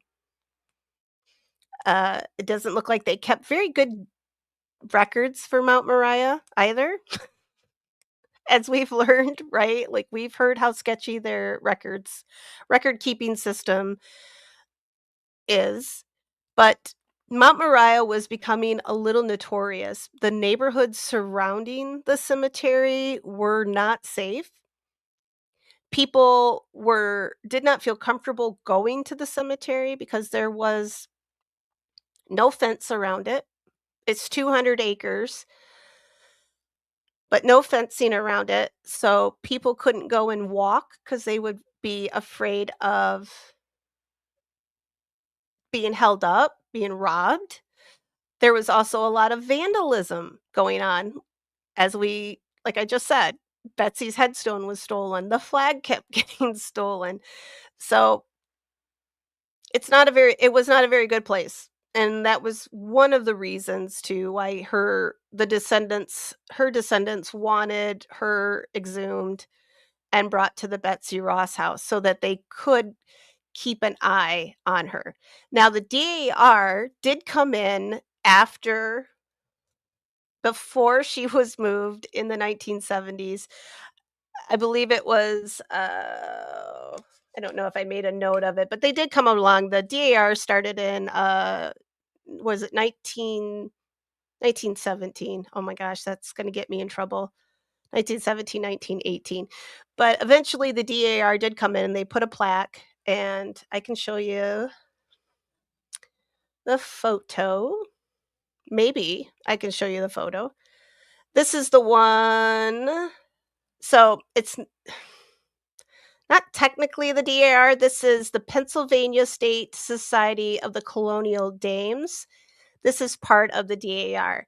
I am actually getting into the Michigan State Society of the Colonial Dames. I'm gonna because my these are DAR members who can trace their lineage back to the start of uh, the colonies. So if you have that lineage, you can be part of the colonial dames, if that's the way I understood it. But they are part of the DAR as far as I know, because everybody I know that's in it is part of the DAR. So that kind of makes sense. But this is the plaque. Apparently, this has not been stolen, but there's also another one next to it. It's kind of an ugly one. It just has but there's the flagpole. I don't think anybody's stolen the flagpole, just that damn flag. People are people will steal anything, right? Now this flag and pole, this photo is supposed to be from the 1930s, and right in front of it, I don't know if that's Betsy's headstone or if that one behind it is. It didn't say which one was her headstone. I'm gonna assume maybe the one in front of the flagpole, um but either way, this is what it looked like in the 30s. So it was still relatively safe to go to Mount Moriah in the 30s. But considering how bad Mount Moriah was getting, they also had the bicentennial approaching. They did want probably a little bit more prominent of a resting place where people wouldn't get mugged and held up at knife point or anything like that. So they did go to Mount Moriah. They began to dig in the plot, and beneath the marker that they had there, where they thought, like I said, her original headstone is missing, the replacement marker, there was nothing underneath it. There was no coffin, there was no bones, nothing. And this is according to the Friends of Mount Moriah Cemetery. These are the ones helping with restoration. So I'm going to trust them that they probably know a little bit more about this than what Wikipedia said. But they did expand the search. They moved over and they did find a wooden coffin, and it held some male bones that were clearly not Betsy's because Betsy was a woman. But nearby, they found a female skull fragment and a leg bone, possibly a femur, and maybe it belonged to an adult woman. Maybe. Faced with uncertainty, the remains were assumed to be Betsy's because already they're in this, right? They're in there trying to find Betsy. They've got this place for all ready to go, right? Like they want to take her to the Ross house. So even though this family plot contained multiple skeletons, including her husband, her children, her grandchildren, and this is a time, right? This is 1975 that they're doing this. We don't have DNA yet. So they're not able they can determine if it's a male skeleton or a female skeleton or a skull of a female, skull of a male. They can do those things. But there's no DNA yet to so we can't there's no confirmation. and it doesn't seem like they even care anymore. Because I did try to look to see if they've done anything. I don't think they wanna dig Betsy up a 4th time, and I think they should just I think that's a good choice. Now the bones that they did find, they took them, put them at the Betsy Ross house. There's a beautiful little courtyard. I'll show you the photo here. So, beautiful little courtyard with a fence. No one's getting in here to vandalize or steal anything, especially not gonna be stealing Betsy's bones. Betsy's bones. I like that. Oh, that should have been the title.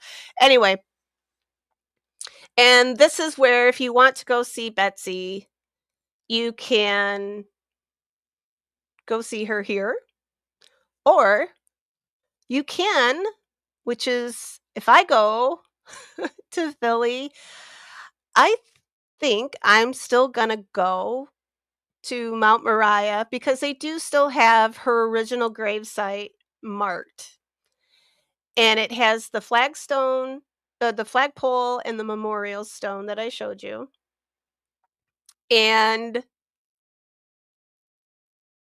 I guess I will leave it up to you guys which you think where are her remains? So after 20 years at the Friends burial ground, they must have dug up enough that they knew it was Betsy, they knew it was her husband and whatever other family members that were there at the time. They must have known it was her. After we're finished with this, I will talk a little. I've got quite a bit about Quaker burial grounds, so I'll go into that right after I finish up with Betsy here, which will maybe put your mind at ease. Like, how did they know it was Betsy? But they probably did know it was Betsy when they moved her. Plus, she still had right, they moved her 20 years after.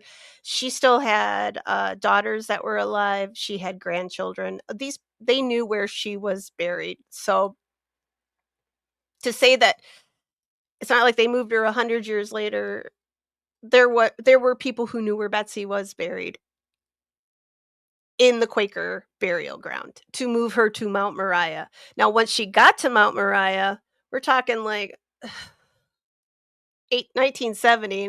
Nobody knows exactly where they put her in the ground there, right? And I'm gonna leave it up to you guys where you think what the likelihood is that they got enough of Betsy. They must have had enough after 20 years to take her to Mount Moriah. We know, and when I tell you about the Quaker burial practices,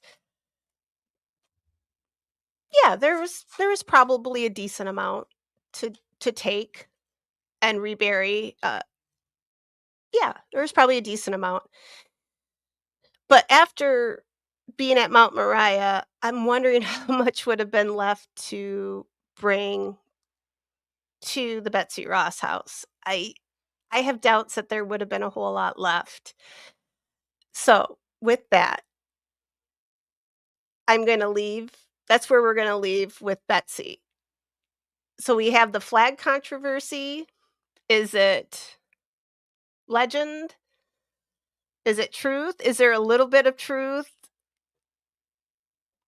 A lot of legend? Is it something that a grandson heard as a little kid and maybe he kinda made like, grandma sewed American flags for the war, and then he grew up like, grandma sewed the she sewed the American flag. Could that have been what he heard? Either way, to me, Betsy was a patriot, sh on her own. She didn't need a man, she didn't need a husband or a father or son. She didn't need any of that. She was doing this on her own, taking care of her children on her own, her child, at least at that point. She just had the daughter, but still, she was doing it. And I think that's awesome. So whether she designed that first flag or not, that's a small thing to me. I think she did so much more that just the flag, pales in comparison. I really wish they the whole burial thing, I wish it was a little bit more cut and dry, but I think after I we talk about, like, what, the Quaker standards were for burial, I think we can probably come to maybe you guys will think kinda like I do, that maybe she is still in the cemetery at Mount Moriah, and, I mean, maybe they got a little piece of her here at Betsy, but, at the Betsy Ross house, but, uh what we've learned so far, or what I hope I've taught you so far about how we return to the earth, there probably wouldn't have been a whole lot to move anyway. So the essence of what was Betsy, most of her is still going to remain at Mount Moriah. And it's, yeah. So I'll leave it at that. And I do have yet another burial place for Betsy. This one I'm very suspicious of, 'cause like, I'm not suspicious of this one. This one, at least they tried to, but the other one, I don't even know. I don't even know about this one, but I will tell you guys about it. And let me go I'm gonna go to the chat. I'm gonna see what you guys are saying and see what you guys think about this last bit. So we already had talked about, right, like, the change, of them moving her. But it does make sense that they did wanna get her out of Mount Moriah, because if I had, a say if George Washington was somebody well, maybe not George, because George was a president, but if Betsy was my grandma and she was in that cemetery, I'd be wanting to get her out of there too, because there's no one there watching, obviously, because this guy broke in and God only knows, like, he had hundreds of skulls and bones and a couple corpses, right? I don't want my great great grandma Betsy there. I'd be getting her out too. There probably wouldn't have been enough of her anyway to steal for him, but still. Uh and I like what Clip said here. I saw this pop up. I wanted to pop it up, but I was mid topic, right? Did they rob her grave rob her too? Essentially, whether it's with the consent of her descendants or not, they kinda did. The first time they moved her was because the land that the Quaker burial ground was on was sold to the city, and the people who had family members buried there went and got them all, dug them up and took them to other cemeteries. So they had to move Betsy at that point or else I don't know what got built on that site, but yeah. So she got moved because of that the first time. So that's a reasonable like get her out of there so they don't put I mean nowadays it would be a Starbucks or something, but I don't know what they would have put on top of her back in the uh what would have 20 years after she passed away, the 1850s. I don't know what they would have put on her in the 1850s. Maybe a livery. I don't know. I don't know what was popular at those times. Um, and Ernie says if she hadn't sewed the flags, who else would have? Do you mean the original flag? Or, I mean, there were a lot of women that I've seen multiple stories where um, many people have said it was like their ancestor who was the original uh, seamstress for the flag. Betsy's story just happened to be the first one that got out there. Just like the Midnight Ride of Paul Revere. Paul Revere wasn't the only he wasn't the only one out there. He wasn't out there going, the redcoats are coming, the redcoats are coming. There were other men out there riding too, but who's the one we hear about? It's Paul Revere because he had better press. Betsy had a grandson who was like, "Hey, um, I want my grandma to be recognized and remembered, which, hey, I get that. And like I said, maybe he heard this story, grandma sewed flags. Maybe it got into his head that, oh shit, my grandma sewed the first American. I don't know. I can see that. I know how family stories get changed. I don't want to say twisted because that makes it sound suspicious. But stories, family stories do snowball over time. It's true in my family. I've done genealogy for way too long, over 20 years now. Since I was in what did I started in like middle school. And I can tell you, I everybody's family probably has one of these stories where it started out like innocently enough, and then the next generation added a little something to it, and then the next generation, right? Like it just gets a little bigger. And being the grandson, I could see him wanting his grandma to be the the des- the flag maker, right? The truth is though, Betsy did so some she there is evidence that she knew George Washington. While he was in Philadelphia, he contracted her to sew bed curtains. So those big beautiful oh god, those beautiful four-poster beds that were very popular, those gorgeous big old beds, the bed curtains on them.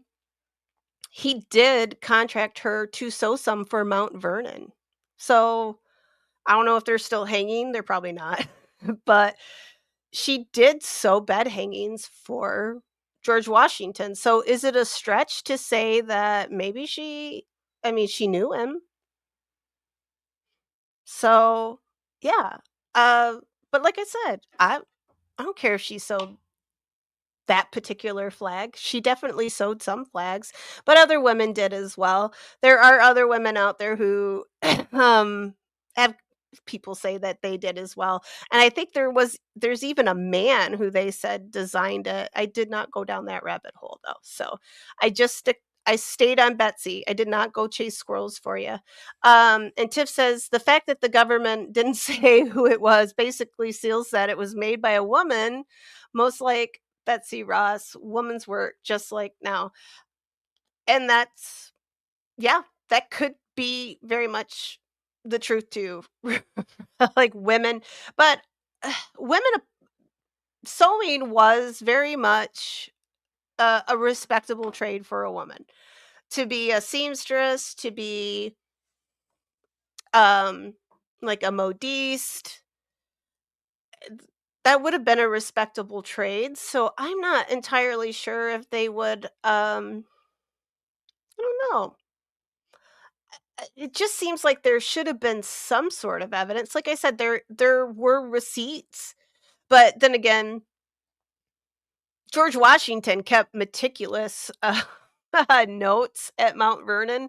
So to say that uh, when he ordered the bed hangings from Betsy, that makes sense why those are still there. Not everybody was, as meticulous as George Washington was, right? So, those still exist. I'm not sure if those exist at like, in the Mount Vernon archives. I'm gonna guess, I think that's probably where they are.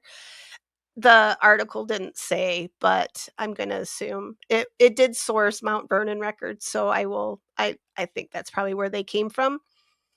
And she did all this work by candlelight. The poor thing went blind, right? Oh, but she just I'm sorry, guys, I'm gonna gush over her. Like, if I could sit and have right, like, if people think back, they wanna have like, if I could have a meal with one person from history, she's up there. Like, she's up there for me. Uh, um, I would be right up there, or she would be right up there for me to I would love to. Tiff so yeah, so the initial Quaker burial ground was moved because the Quakers, they probably got up and got the hell out of Philly is what the Quake pardon me. Get something to drink here.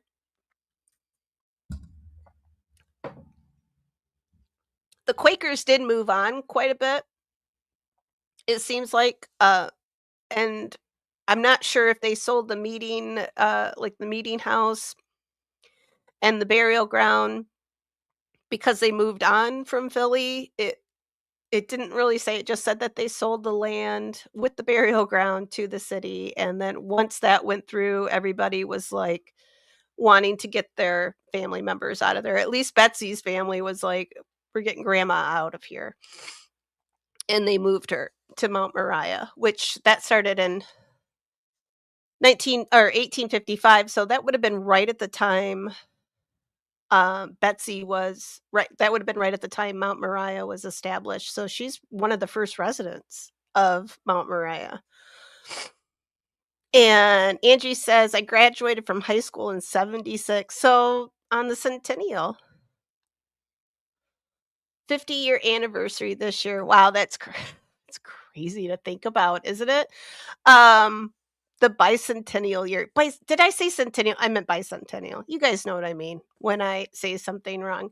And so the DAR photo did, so the DAR probably did the flagpole and the Sons of the Union took credit getting her. I'm like, uh, the Sons of the Union came before the DAR. So the Sons of the Union started not long after the Civil War. I'm not sure what their history is. The DAR started,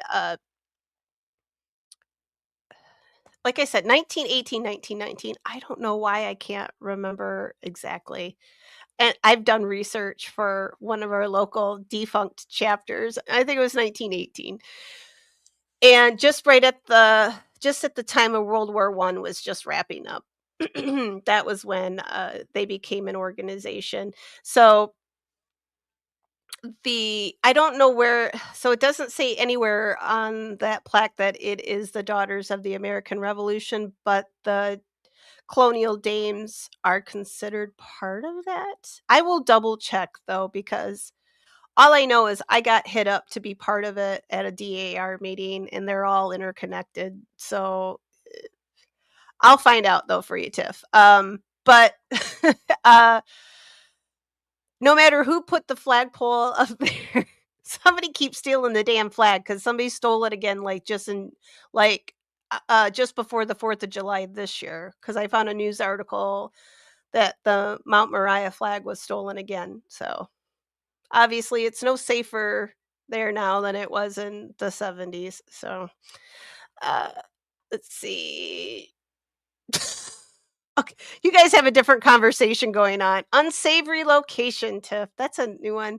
Yeah, just like those unsavory characters on the highway today. I trace back to at least the 1600s, but all in the South. Um, that's still the colonies. Virginia was still a colony, and it was a British colony clip. So you could be a grand dame too. Doesn't it sound cool though? I want to be a grand dame. Grand dame? That's a car. I don't want to be a grand dame car. I want to be a grand dame. That sound, it makes me sound like though, like I'm a like some 80-year-old woman though, like with like a big gray wig. I need it. That'd be cool. Um, and what a shame these people built beautiful cemeteries. Mount Moriah is. Uh, I love those. Just like the ones like um the one that I love in New Orleans, the one in the Garden District, I love it so much. Lafayette number 1. It's small.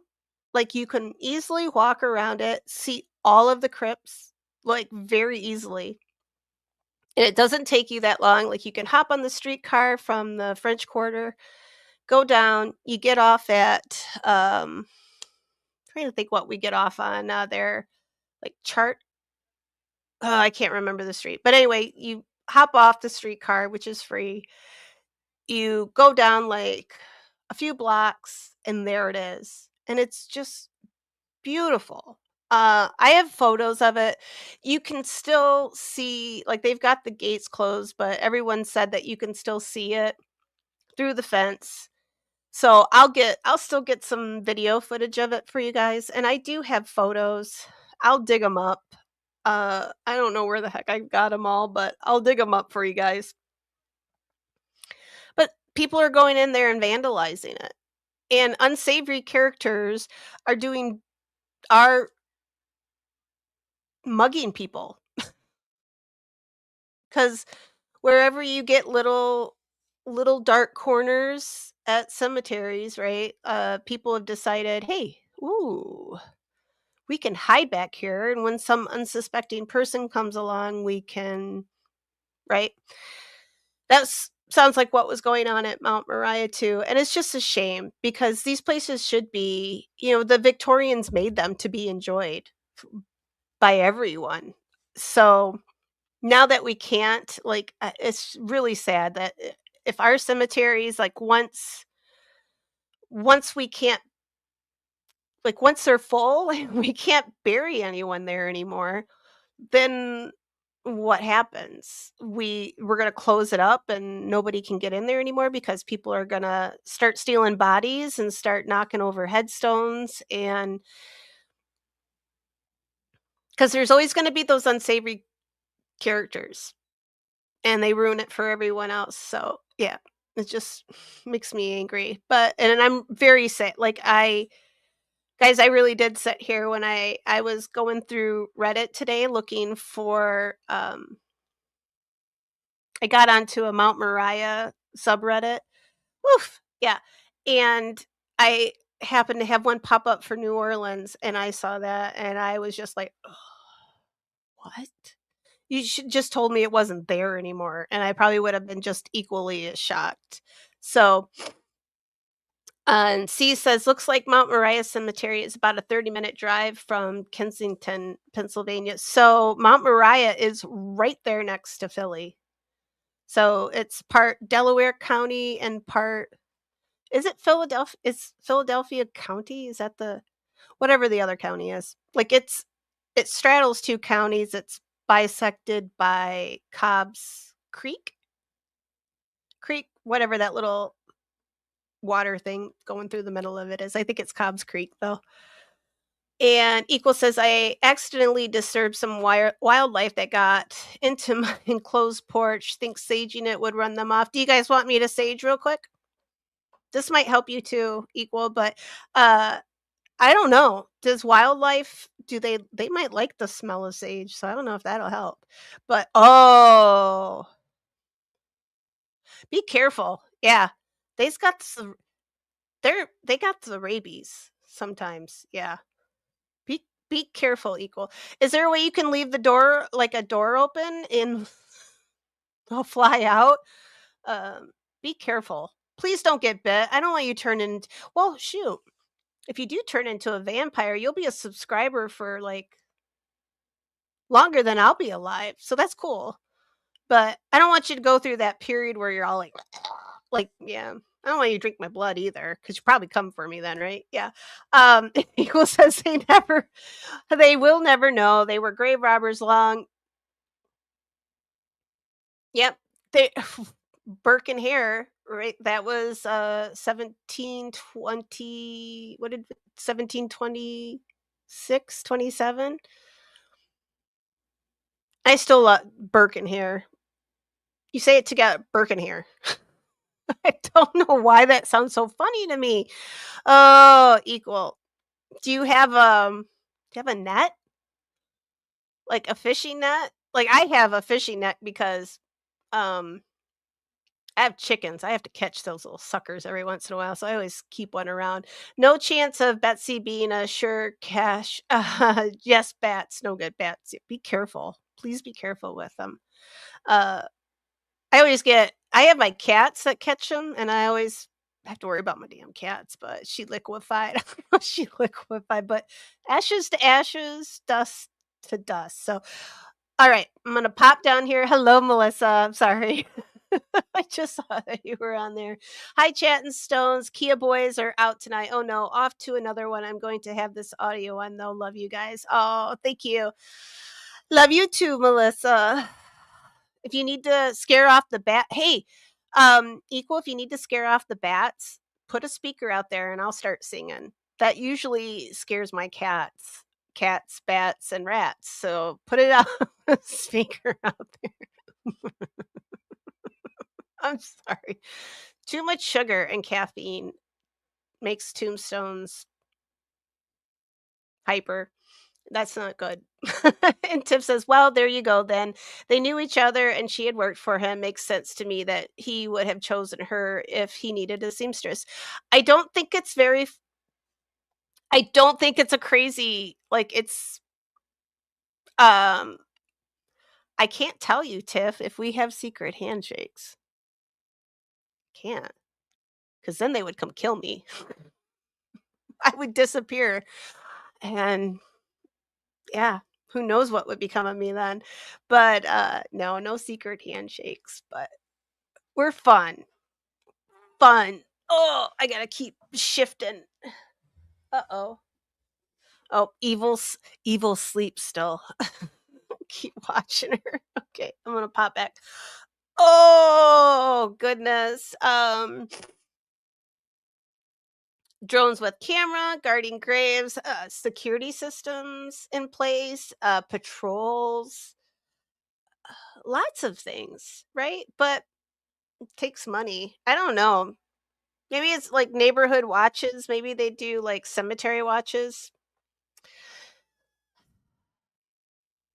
I would think with if you had enough people who were seriously concerned about it, I would think that they could get enough people together. Just drive through there, like somebody every hour gets up and just drives through or something like that. That could be. I don't know. I don't know how feasible things like that are, but it always sounds really cool in my head. And then I think about it, and I'm like, well, I mean, I could do that because I don't sleep like a normal person. Like, I do my colonial naps, like Mia like, we call them colonials, right? We just take a little, um it could be anywhere from an hour to a 4-hour nap during the day because I only if I sleep at night, it's usually only, like, maybe 2 to 3, maybe 4 hours, so I've gotta get the rest of my 8 hours somewhere else, so that's what I'll do. I usually take a nap later in the day or in the morning later in the morning, but oh, let's see. Equal says net is on the back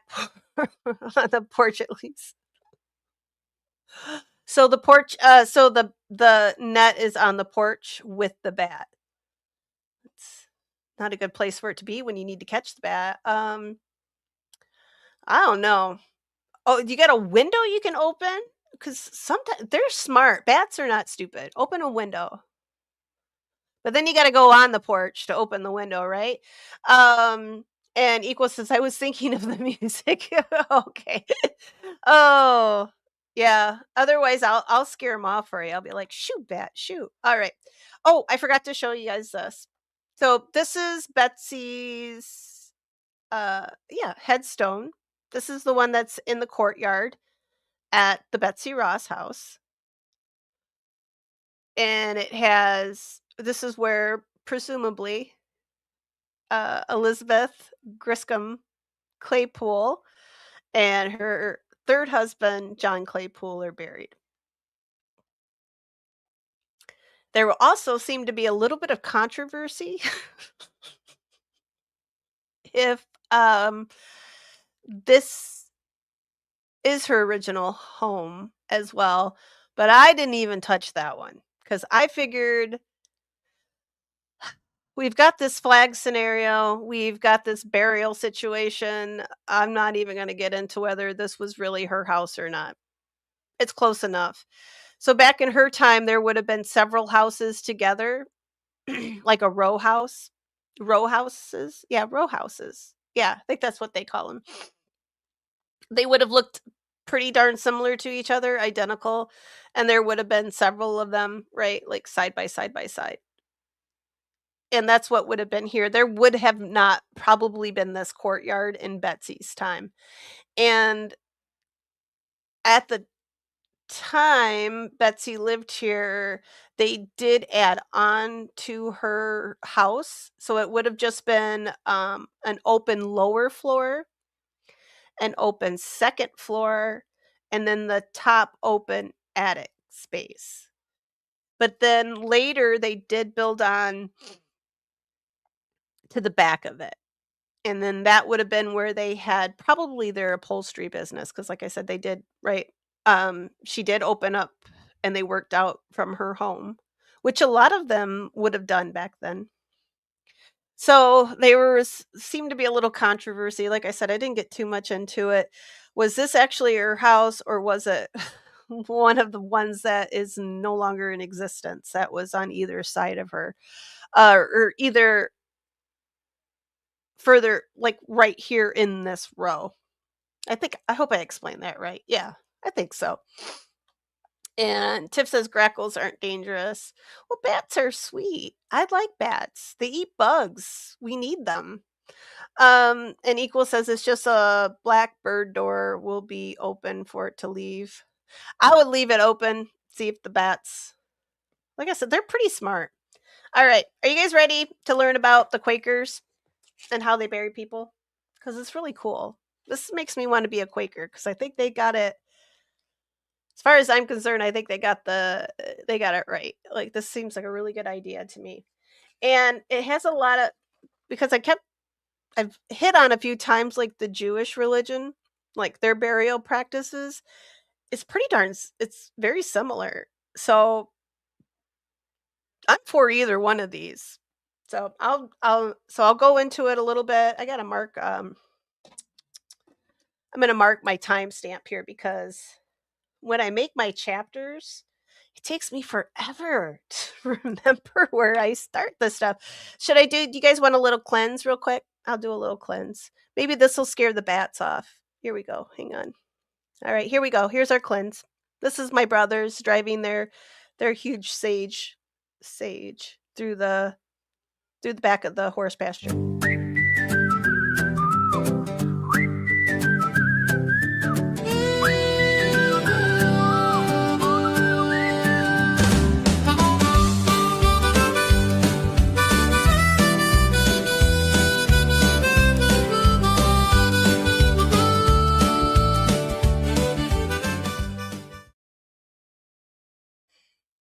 All right, we've been saged. Oh no, she's not leaving. She's like, I like it back here. I like this porch. Oh, she likes the wreath. Oh, maybe you got a new pet. She'll clean all the bugs out of your back porch. Equal. Okay. I have. Wow. No, I only have like. Yeah, I don't have that much on the Quaker burial stuff. It's real simple, kind of like they are. So, as I said before with Betsy, so Quakers do not call them cemeteries, they call them burial grounds because they have to be different, and I like that. They believe in simplicity, equality, and their funerals tend to not even they don't even call them funerals. They focus on the living rather than how to say that right, because I didn't quite my notes this is I'm going off my notes for this one, I didn't get this prepared very well, but they focus on the life that the deceased lived, how well they lived, what they accomplished. The Quakers they don't have a belief in what happens after we die. So they don't focus on that so much. So they're not like, "Oh, she's gone to be with God," or any of that talk. Like, "She's gone to heaven, she's with Jesus." Like, they don't really have, they don't really talk about that. I know I know I made that in my notes better. Let me see here. And since they don't have, like, the services, they do call these meetings as well. And I know I wrote that down, it sounded so much better when I wrote it down, but Maybe I'll come to it when I'm reading again. As I'm reading through this. So the equality that they talk about, Tiff, I'll pop this one up here because this is good. So the equality that they're speaking of is equality of all the people.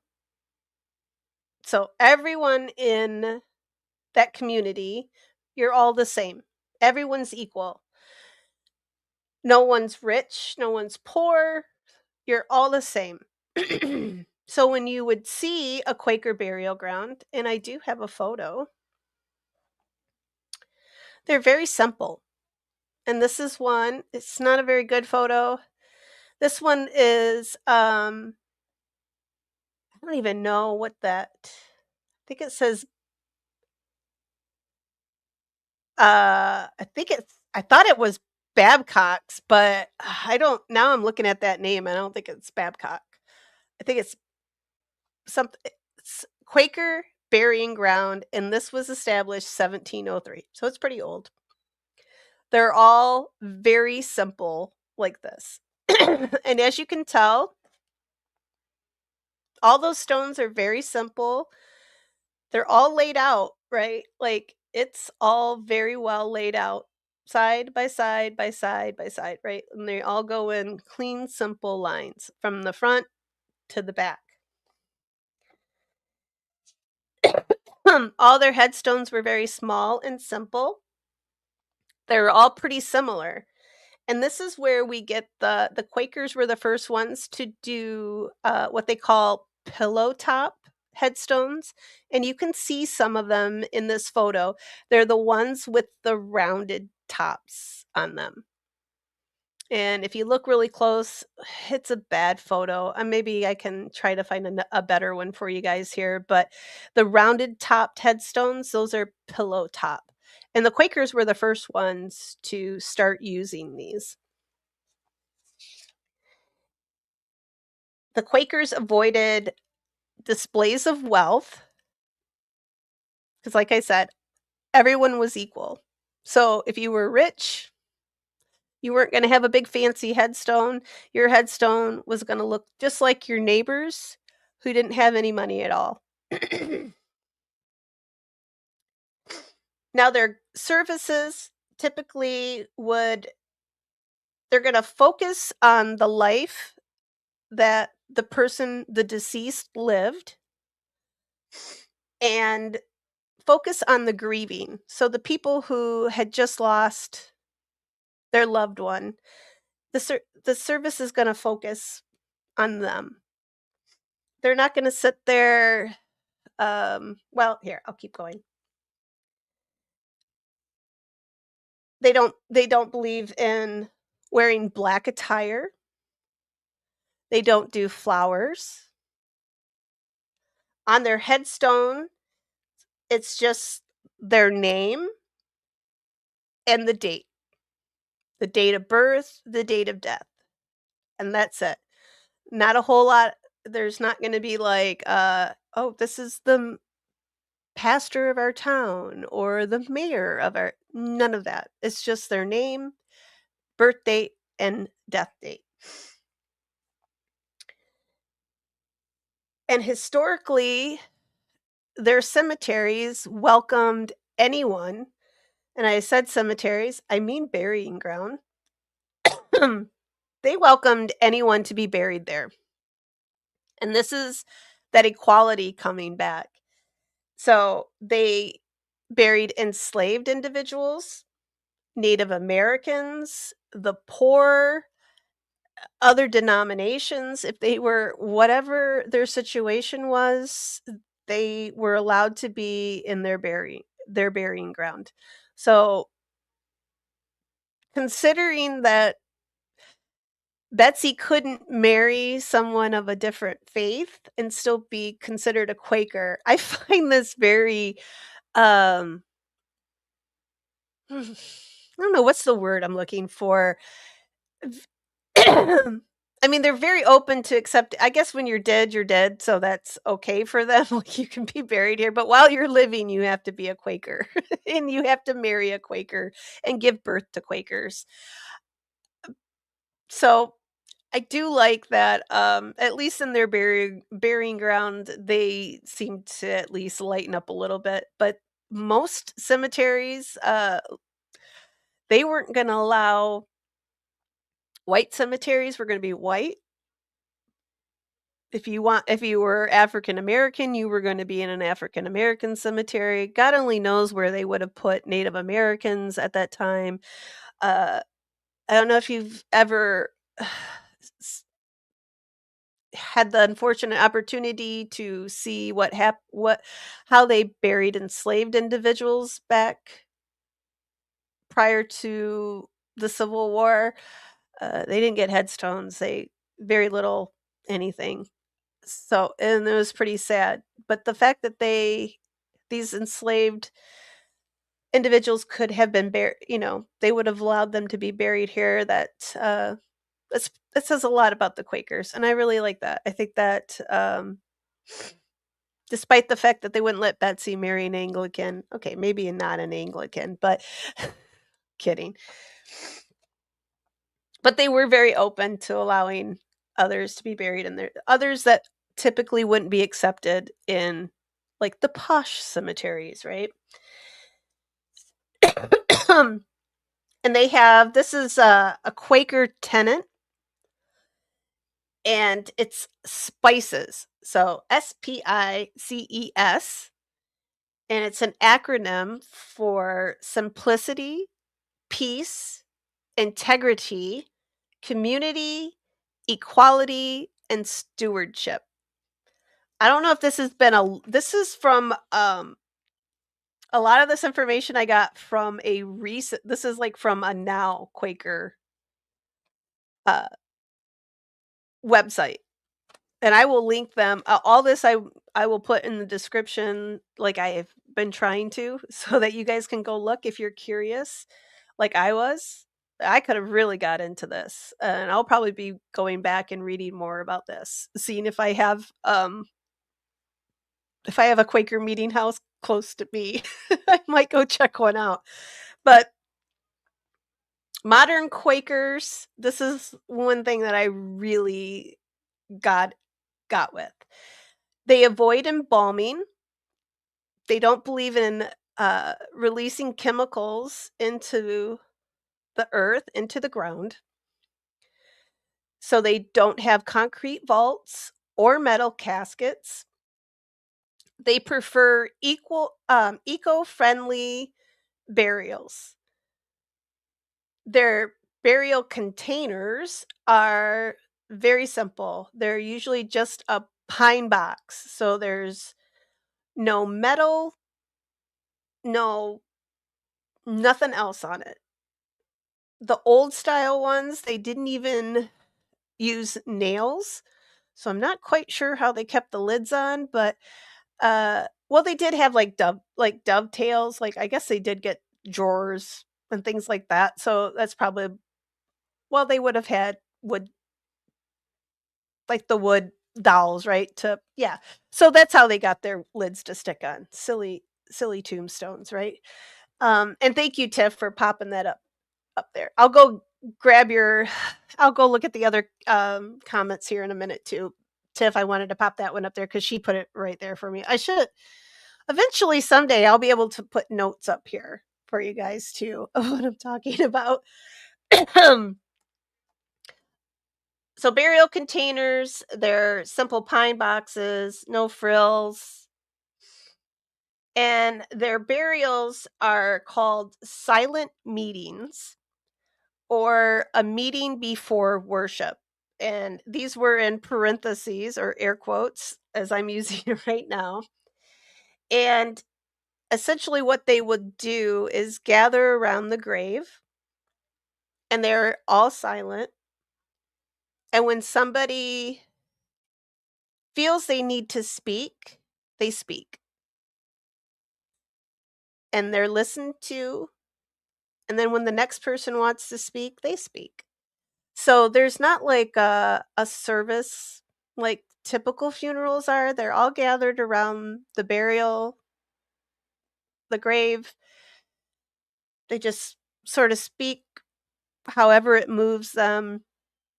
So there's no service, there's no pastor. It's just the individuals saying what they would like, and they reflect upon the life that this person lived. And like I said, very simple. I love this. And move on here. And like I said before, they have no true view or answer on the afterlife. So I don't think they don't come right out and say like what's going to happen. They're just like we know something happens, but that's all they just leave it like at that.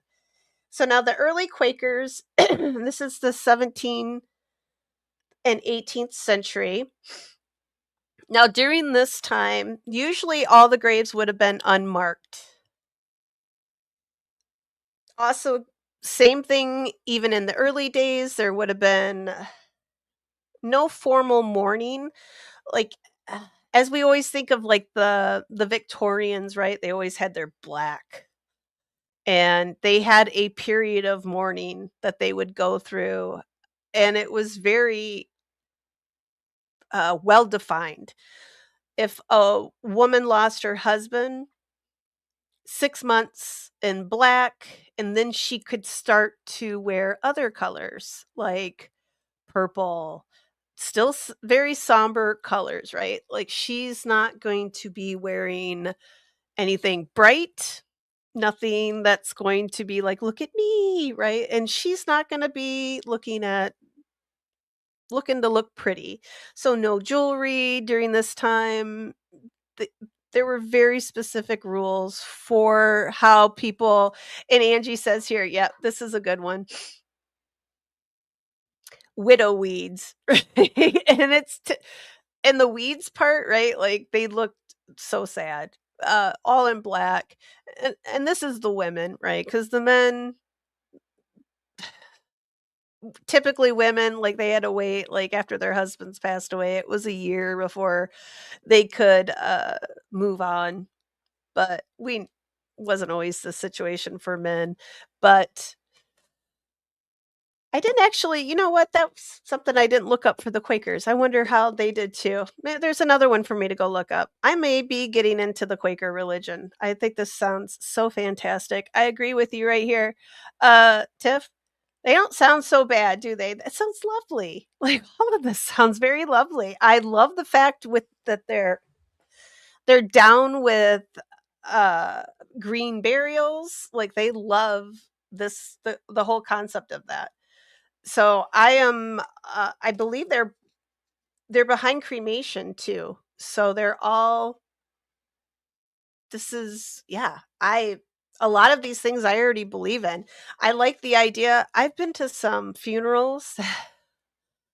Lord, they've taken a long time, especially a Catholic mass. If you're going to a funeral with a Catholic mass, oh my god, you're gonna be there a while. Like, it's gonna be a while. I've just went to an Episcopalian one over the summer, and that's just a little. That's just Catholic light, right? Like, poof, it's still long. Like, there's just somebody's reading this, and somebody's got to get up to read this, and that's not even the eulogy part of it, right? Like, it's. I would rather just yeah. Let's go to the cemetery. Let's all stand around. And if you want to say something, you say something. It doesn't have to be anything profound. Right. I know I've heard some beautiful eulogies.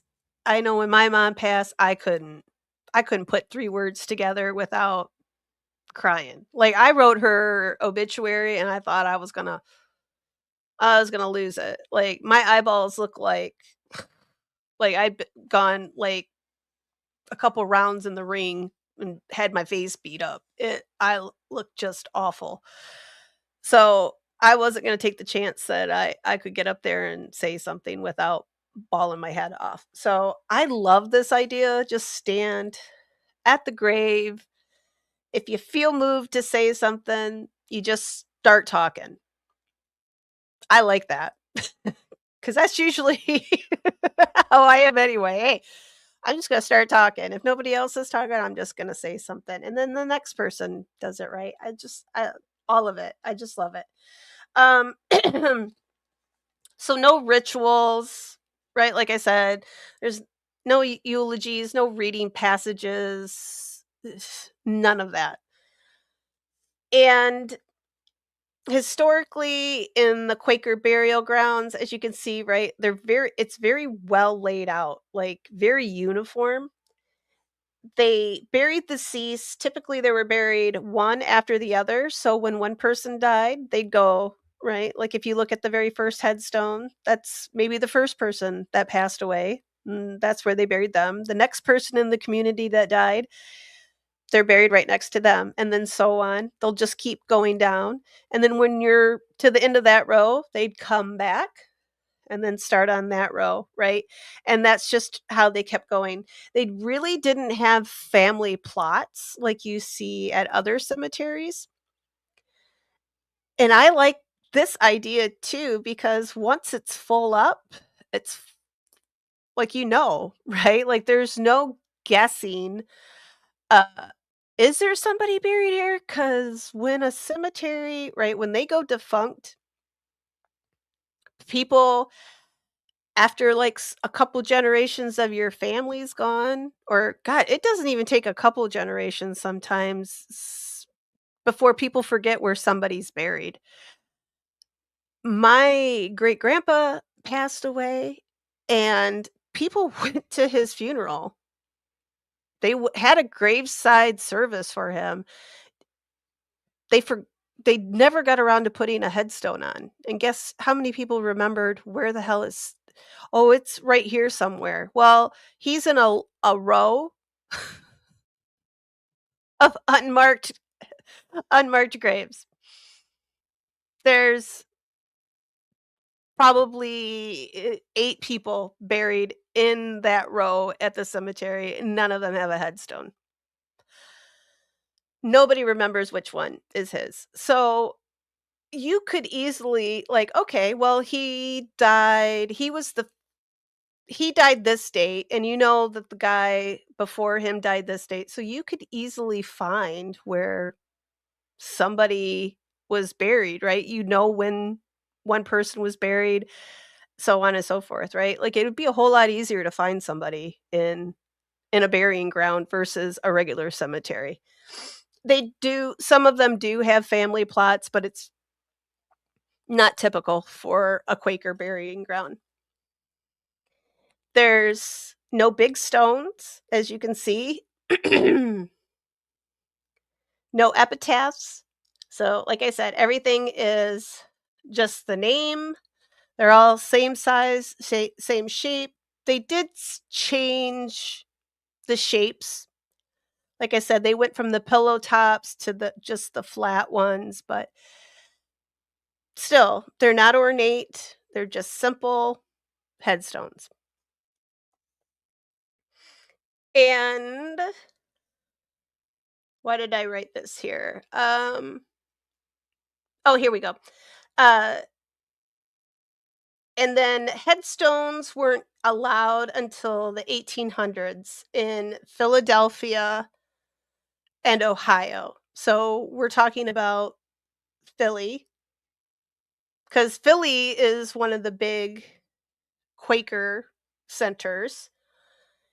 So wasn't until the 1800s that they started to allow the Quakers started to kind of, okay, we can put headstones on there, but we're going to keep them simple. But before that, yeah, there were no headstones at all. So probably by the time Betsy passed away, they she probably had a headstone. Probably the reason they knew where she was buried the first time. And then that headstone, I don't know if that one got moved. I didn't see anything that said she had one, but I'm gonna maybe assume she did. And when she got moved to Mount Moriah, maybe that's the one that got stolen, but she did have one at Mount Moriah at one time. That was stolen. So now we can kind of see why maybe they're not quite so sure where she is, right? Given the fact that the Quakers They buried so Betsy we know when did they start embalming? The start of the Civil War. So 1861 is when embalming like really started. They had other ways that they would preserve bodies, but the Quakers would not have been doing that anyway because that's not something they subscribed to. Betsy wouldn't have been embalmed. She would have been in a simple pine coffin, no metal, so no handles, no metal nails, nothing. So, in 20 years of Betsy having been buried, she would have just been bones when they took her from the Quaker cemetery or the Quaker burying ground to move her to Mount Moriah. So when she went to Mount Moriah, she was already bones.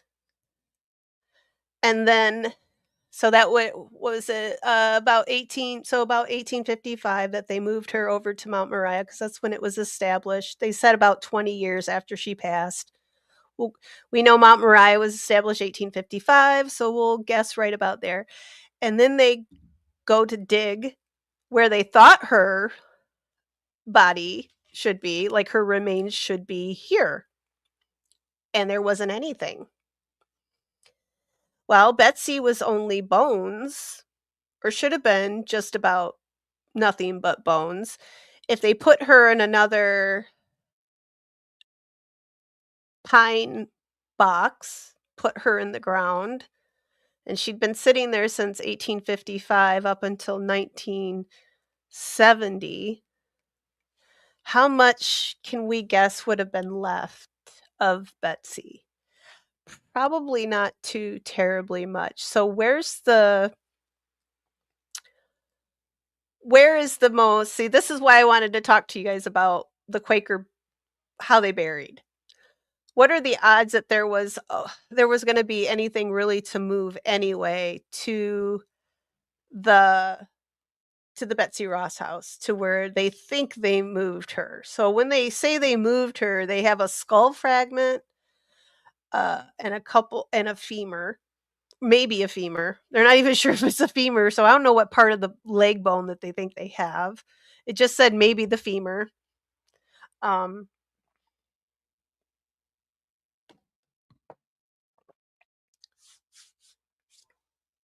so now so that's one of the reasons I have doubts even if they did get a few bits from that family plot. I have serious doubts that they actually dug up Betsy and moved her. They probably got maybe somebody that was buried after Betsy, like maybe one of her children or one of her grandchildren. Odds are, I don't think there probably would have been a whole lot left of Betsy to move.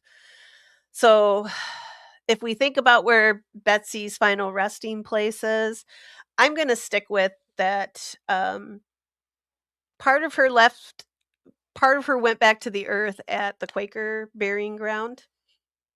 Not this one, but similar to this.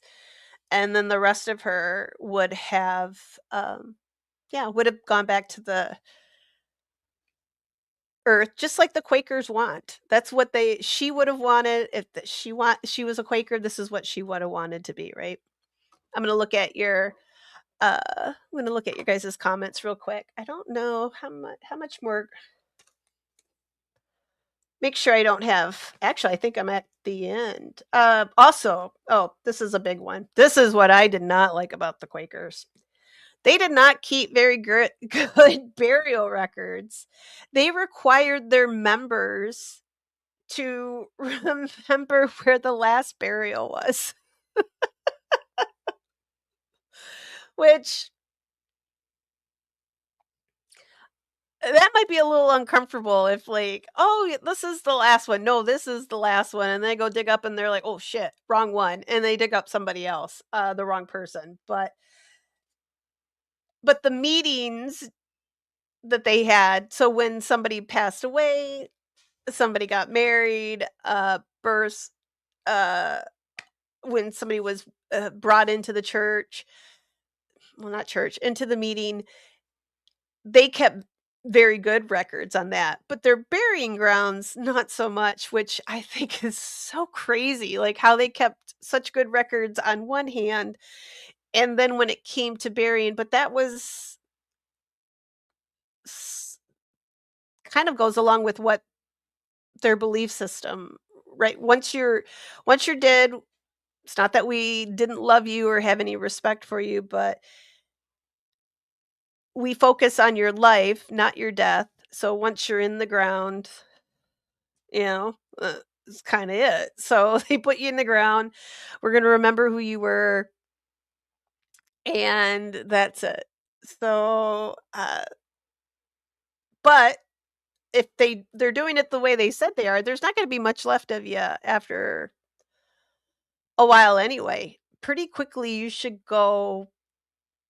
Um, technically, within depending on the soil, right? We've learned 10 years in ideal soil in a simple pine coffin. Uh, you there shouldn't be a whole lot but bone, like big bones and stuff left. And I would think like at 100 years, but I mean they still dig people up. Like in England, they'll dig Vikings up every once in a while. But then you different soils, right? Like peat bogs. Those are fabulous for finding skeletons. I think that's a different subject though. We'll talk about that one. Let me go up and see what you guys have here.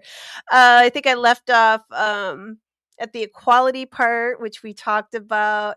Equal says my friend of over 30 years, a Quaker, passed a few months ago. Her family asked me to speak at the memorial. Did they have a memorial service? That's so did they lie to me on their website? Well, I wonder. I'm sure they probably have, um,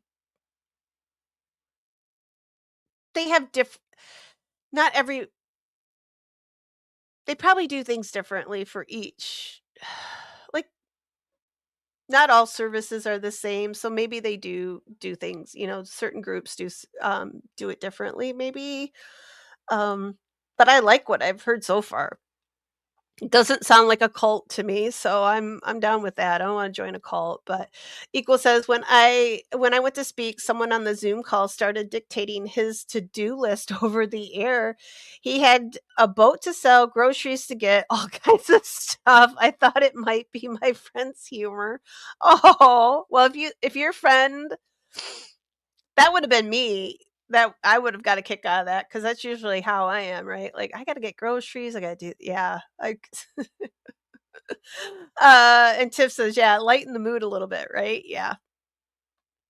As long as they don't drop the coffin and the person rolls out, I think a little you gotta lighten the mood a little bit. I remember at my mom's funeral, my niece, like, just she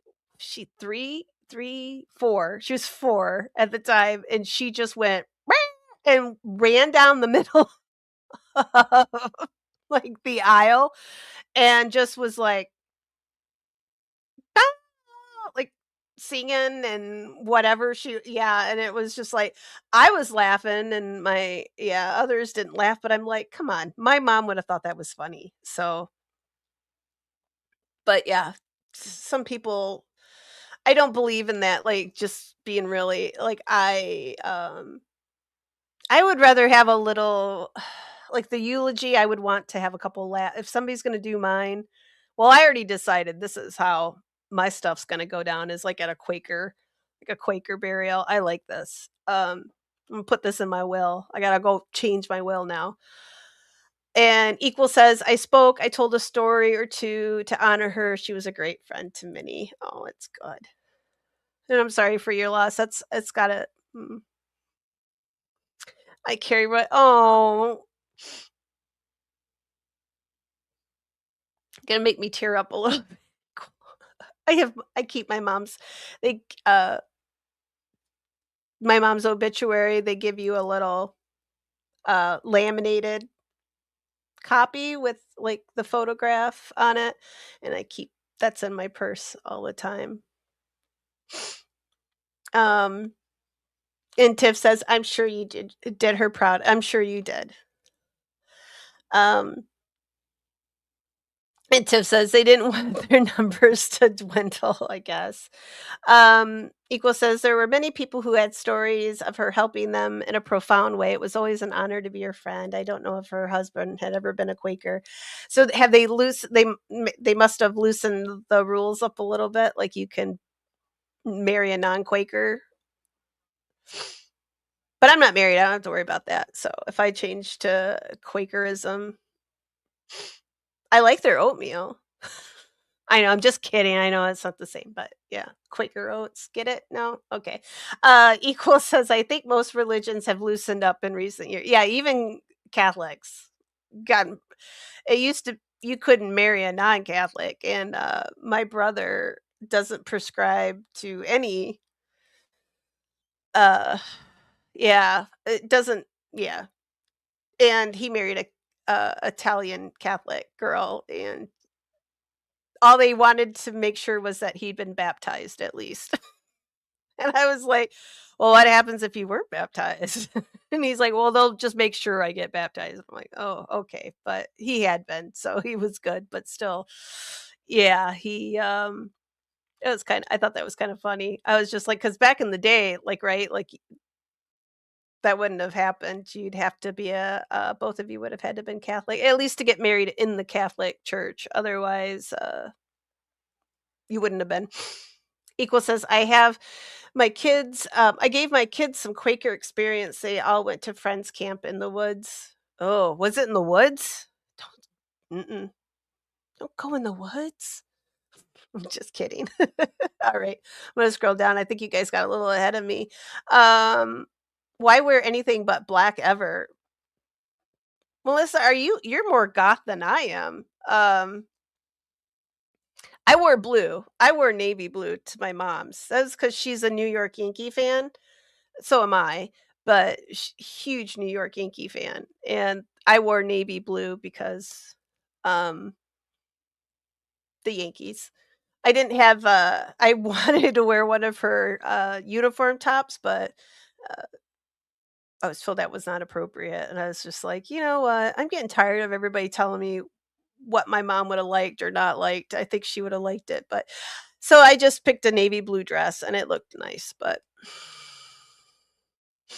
I still wish I woulda worn one of her, like, maybe her Mickey Mantle jersey, uniform, jersey tops that she had. I still got them all. She has a bunch of them. And Equal says Quakerism is awesome. I'm starting to believe it, Equal. I think, Melissa, I think a bunch of us have I think we've a lot of us may be in here. It sounds like a lot of us, I didn't even it's not something that, like, my family ever talked about, so they probably didn't know either. But, yeah, I do have, but they're South Carolina Quakers, so not Philly Quakers. But if I keep looking, I mean, I've gone back that far, but, yeah, most of them were, oh, excuse oh, no, I'm gonna crash now. The sugar high is, nothing worse than a sermon at a funeral. Ugh. I don't mind the eulogies, it's just like, yeah, I don't wanna be preached to. One reason I don't go to mass anymore, I just get kinda yeah, I agree with you, Angie. Just just say what you right, more Episcopalian, British Catholicism. They got rid of the Pope, but then they just kept everything else, right? I think, right? Episcopal yeah, I think that's I'm probably glossing it over just a little too much. I have a tendency to do that, but yeah, that's what I would. Germans don't say shy, they say she talks about anything. Is that me? Equal says Quakers do allow it if the person love. Oh wait, the Quakers do allow it if the person loved the reading or wanted it. And they sound like Tip says they sound like people of reflection, and I can get behind that. I like that too. Not shy. Did I read it wrong? I probably did. I go back and I look at the live chat afterwards and I'm like, I didn't understand that when I was up here. So guys, sometimes yeah, and then I realize that sometimes you guys have a different conversation going on in the chat than what I'm reading. Yeah. So that happens. And then I'm like, ha ha ha, they must be talking about something else. That's just what I'm going to say from now on. If I don't know what you guys are talking about, I'm just going to be like, oh, I don't know what you're talking about. And Tiff says organize. Okay. I almost, almost ready to sign up, except for their burying grounds, but I bet they're better now. I'm going to look around. I went to, they're not Quakers, but it's Mennonites. Is it Mennonites? If somebody's been put your hand up in the chat. The Armana colonies in Iowa, which if you guys know like the Armana or Armana, is it I say Amana. I'm probably saying it wrong cuz it sounds right, but it sounds wrong too. Um in Iowa, they were German, of German descent. I They weren't Amish. I think they were kinda like Mennonites, but they were very much, community based, and they were, like, sort of like Quakers. They were very simple headstones, which Amish are too. If they have headstones at all, they're very simple. They're, like, name and date, and that's about it, and I did go to one of their cemeteries there. I'll have to look up the photos for that too. I keep saying that. I've got so many photos, so many cemetery photos. It's kinda crazy, but that's what this reminds me of, like, the headstones all look the same. They're all it's all perfectly laid out. It's just crazy, like, you go to a regular cemetery and they're all, um like, my hometown cemetery, it probably looks a little bit more like the Mount Moriah, like, it's laid out more like a park than a burying ground. Because for the Quakers, right, we talked about how cool it would be to, like, you go to the cemetery, you have a picnic, not Quakers. So, this was where you buried your dead, and that's you don't go there to hang out, anything. Like, you just go here, you bury your dead, that's it. It's a burying ground. It's dead people are buried here, that's it.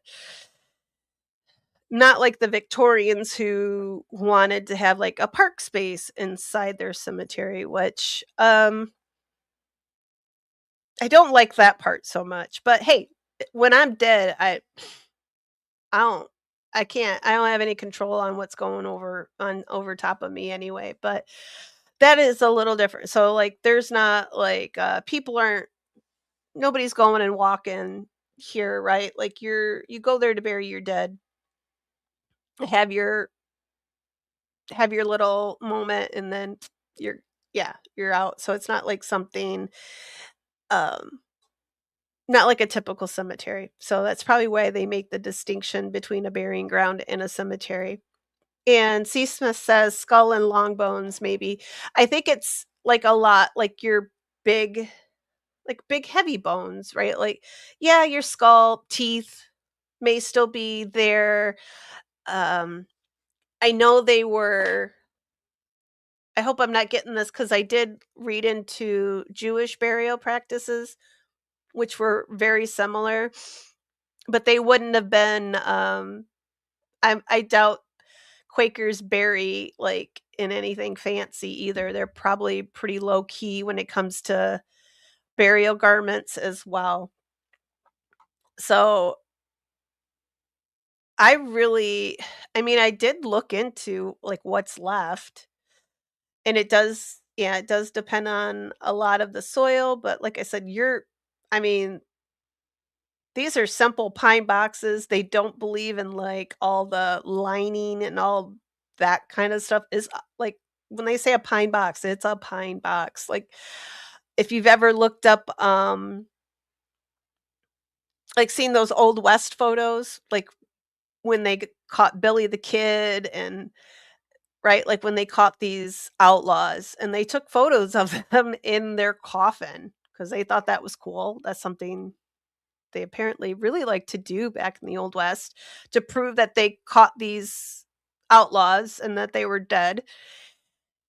You'd see that's a pine box. That's exactly probably what the Quakers would have been using. There's no lining, there's no frills on it, it's just the body and the box. So, what's left after wood wouldn't take too terribly long to break down. So, yeah, I would think, yeah, skull and long bones, maybe like a pelvis because they well, no, you can't tell by the skull if it's a male or female. So, yeah, I would think, long bones like your femur. So when they said that, yeah, they found a leg bone, I'm gonna go with it was probably the femur. But, mortise and tenon, wood joints without nails. Like, I always think of, like, dovetails, like, on the really old, like, the drawers, like, for really old furniture, like, the dovetails. I have, a couple old pieces that's, like, how the drawers are stick together, and they're not coming apart, so I would think but they had, like, pegs and stuff too, so I don't know why I was like, "How does it lit" my like, I know this stuff, but sometimes my yeah, sugar and caffeine do not mix. And Angie says, "Yeah, grave robbing for morons," said hands are typical. I brought up because, like I said, I got into that New Orleans with Lafayette number 1, uh, being closed off for people just to go and walk through, right? And everybody was like, oh, that's awful, it's sad," and I said, "Yeah, but considering recent events, like, in Pennsylvania, it's, what is it? It's under the cemetery, subreddit cemetery porn because there's I'm not the only one that likes this stuff. So, but, and then it's just basically people taking photos of really cool some of them are just really interesting epitaphs on, headstones. It could be really cool headstones, things like that, right? All fall underneath the cemetery, porn. It's, statues, angels, all sorts of things that go under that subreddit, and the person who mentioned that Lafayette Cemetery number 1 is closed off to the public, and I had posted a comment on there that, yeah, considering what happened what's gone down in Pennsylvania recently, I can see why they probably just lock it's probably better to lock up if things are being vandalized and they can't have somebody there to watch it, let's lock them up. Put a damn fence around it, put some barbed wire up on like, put some razor wire, whatever, and keep these unsavory people out. I wanna say bad words, but I'm so glad Tiff had that posted that the other night. Um, C says, "Just realized same as the skull and crossbones flag, all that's left." That's about right, and then at some point, those are gone too. I think it takes a long time for teeth, if not, I don't know, I think the teeth might be there. Right, Angie? The bog people, like, in the peat bogs, like, they've brought them up out of like, in Ireland. can I talk about them too? Would you guys like to know about the, um yeah, the bodies, their bodies that they pulled out of the peat bogs in, like, Ireland? I think they've done brought them up in England and Scotland too, but I know about a couple of the ones that they found, like, prehistoric people that they've pulled up out of these peat bogs. It's crazy cool.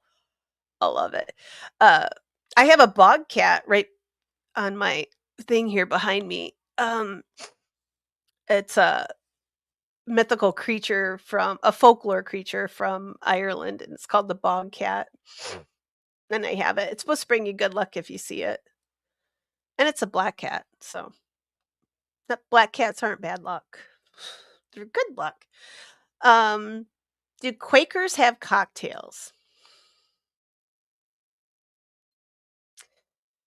That might be a holdup for me. If they don't allow you to oh, no. I think I just found our first stumbling block to becoming a Quaker. Hmm. Do they not allow cocktails? Something tells me, "Oh, shoot. What about music and dancing?" Oh, see, that's yeah. We might have a problem here. Tiff says, "I had a teacher ask us to write our own eulogies in 10th grade." What the fudge? What? No. See, this right now, if one of the teachers of our kids in school now were to ask, they'd lose their job and they'd be like,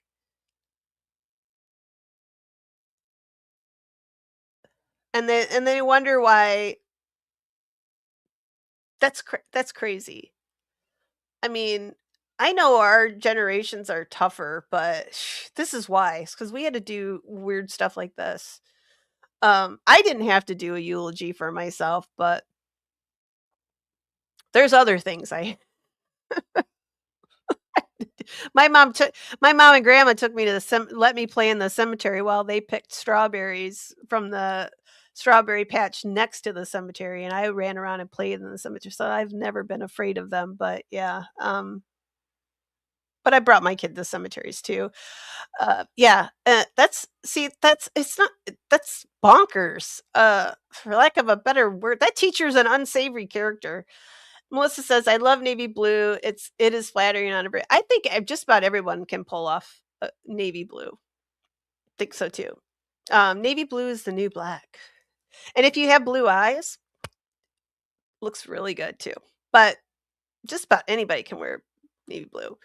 Black washes me out sometimes, so like I always have to pair it with a different color. Like yeah, but best oats. 10 out of 10. I agree with you. Hello. Hello, Sherlock Ho. They're my favorite oats. And my horses. Believe it or not, my horses will eat Quaker oats. I used my one of my mares loved it. Like I'd always bring a little handful out to her and she'd eat them. She's not with us anymore. Not because of the Quaker oats. She lived to be like 34. So, yeah, she lived a good long life. The Quakers make the best oatmeal. Yeah. Melissa says I missed a bunch of the chat because I was watching the Kia boys but listening. Are we all Quakers? We're all Quakers now, Melissa. We're all Quakers now. Why not? Well, I'm right here. I'm Quackers too. I'm pretty sure. Yeah, I'm pretty sure I'm Quackers. Maybe we can be a new sect of Quakers. But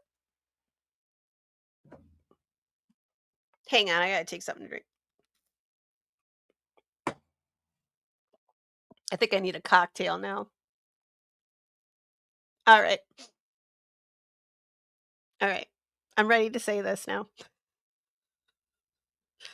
Maybe we can be a new sect of Quakers called the Quackers because we're big feckin' birds.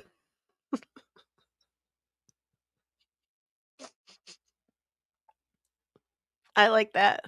We're the Quacker. Trying to say Quaker and Quacker. I think Tiff did that to me on purpose. I think she was trying to mess with me. And Tiff says they have the freaking leprechaun beards, no stash, so that's like gonna get a no. Oh, do Quakers have a oh oh I don't yeah. Well, we're I'm probably beyond marriage age for Quaker guys anyway, right? Like so if I don't have to well, shoot, if you can marry outside your the Quaker, so I'm still good. That's good. Yeah. That's fine. Angie says, "Where are there Quakers in South Carolina? My cousin in North Carolina attended a Quaker school. So I think it was South Carolina, or was it North Carolina? I get my Carolinas mixed up, Angie. I'll let you know Sunday. I'll look it up. I can't remember. It might have been North Carolina. Yeah, it might have been. I get that. I don't get my Virginias mixed up because Virginia was Virginia. My family moved before the Civil War, so it was Virginia. Actually, where they were from though is West Virginia. Or well, no.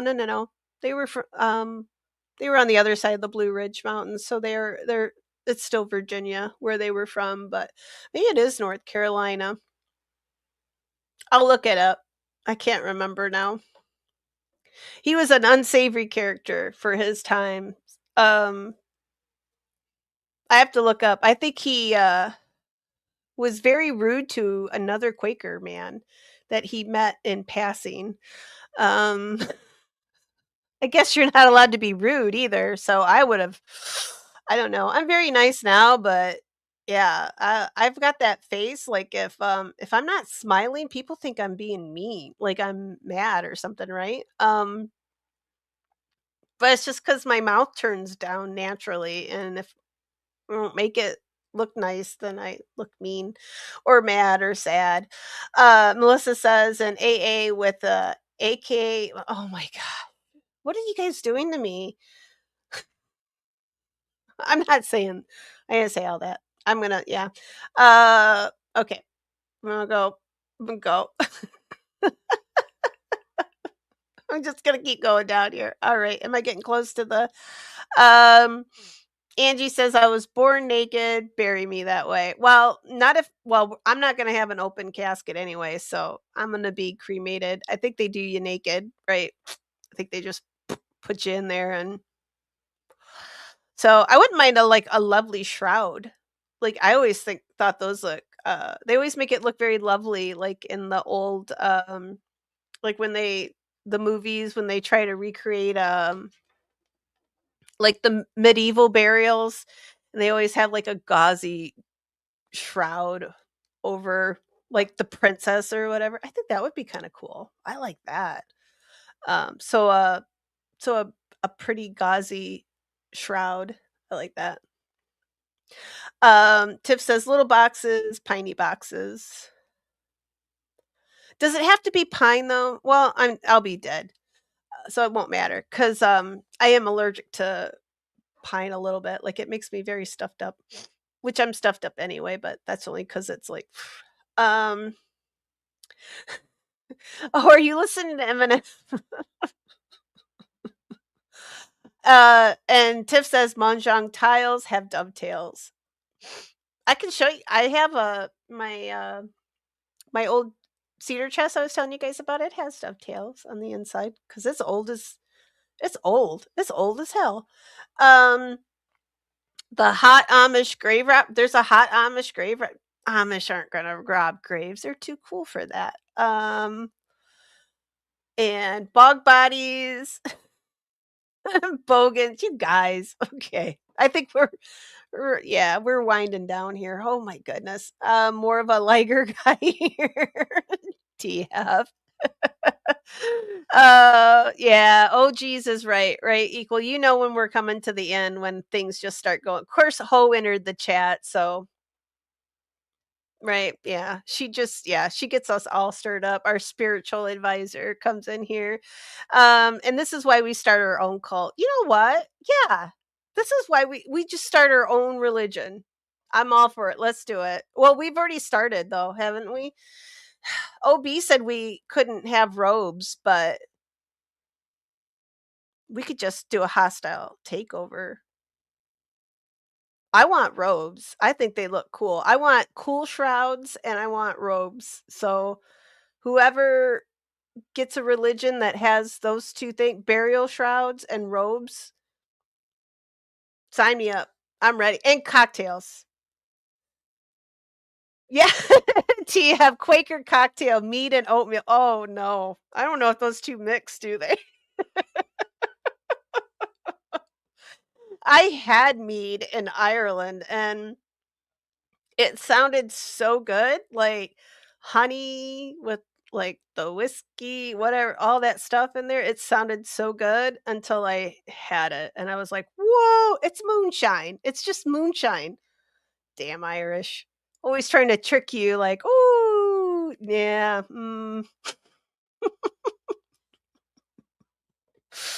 Oh goodness. I did bring some home though, and then I told everybody how good it was and I brought it to a party and people got lit. It was fun. Why aren't you drinking any? Oh, no, it's so good. I want you guys to make sure you all get some.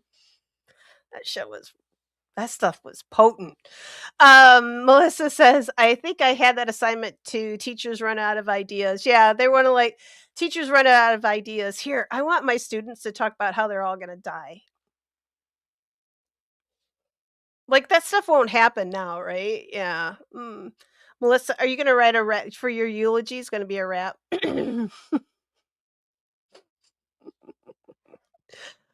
Oh, I was in a navy blue fingernails for a while. It was so refined. Oh, I did too, Melissa. I went through that. Gosh, what was it? It's been a while. It's been a few years now, but yeah, I went through navy blue too.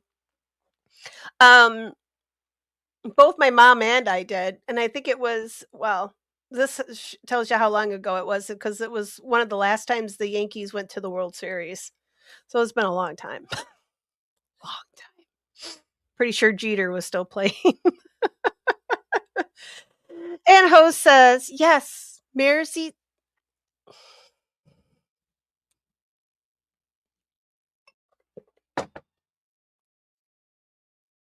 Why are you guys doing this to me? You don't like me, do you?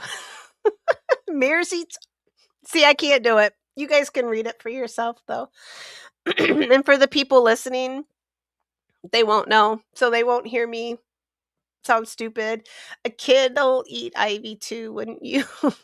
As long as the lamb doesn't eat the kids. What's the bad kid? Where's my kid? Oh, she's sleeping inside my sweatshirt over here. It's so damn cute. Tiff, what everything for me is a tongue twister, just about. I mean, everything. Normal words. C. Smith. I should be able to say C. Smith's name. What did I was like the other night. Oh yeah, that did not sound very ladylike, but yeah.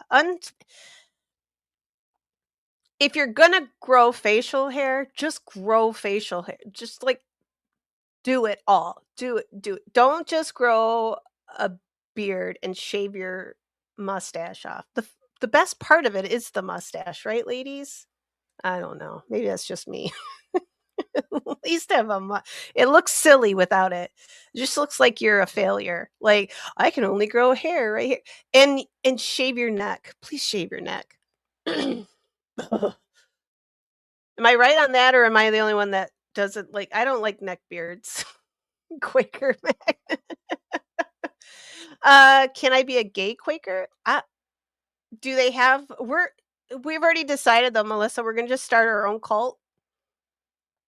We're the Quackers now, and I think Quackers can be gay, right?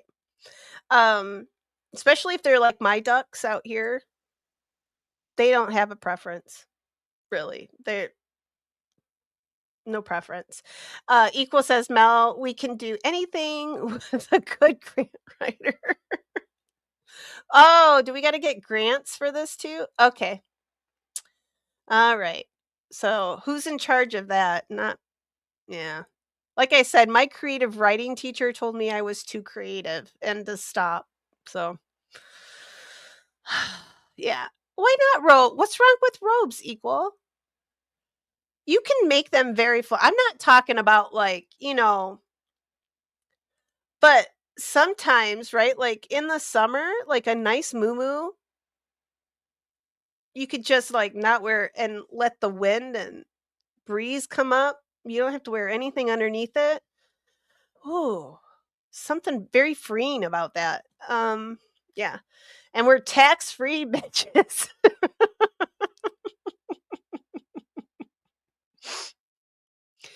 We can have merch and robes equal. But if you don't want to wear a robe, see, it'll be robes optional. But for those of us who want to wear a robe, I want robes. At least for like not every I'm not talking every day, right? Like these are going to be robes for like the special occasions. Like when I don't know. I don't know. I have to think of special occasions. But for special occasions, we're not going to walk around. They're not practical for everyday wear, right? Like, who want yeah, for special occasions. Um, yeah, right, Melissa? Who made frickin' Oblivious Benson the cult expert, fashion expert? She's not even the cult expert, really. Who is the fashion expert here? Tiff, didn't you say you worked with the Tiff is our she is our cult fashionista. She is going to hook us up. Tiff, you need to design us a robe that even equal will like. He says, I know. When dad's not here, dad doesn't know what we do in my room. When this is what happens when dad doesn't come around, doesn't know what we're up to.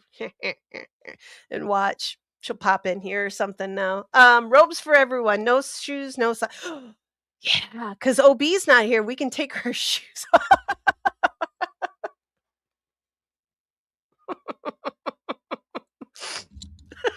I snorted. I'm sorry, guys. That definitely was not ladylike. That was horrible. TF says, new cult. Y'all bring the robes. I'll bring the grape drink. Yay! I love grape. We'll make some cult cocktails. Yay! Tiff says, I just, so did I, Tiff. Just,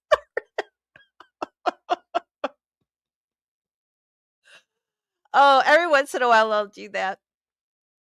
But that means I'm having a good time. Every once in a while something will shoot out my nose too. Not like boogers, but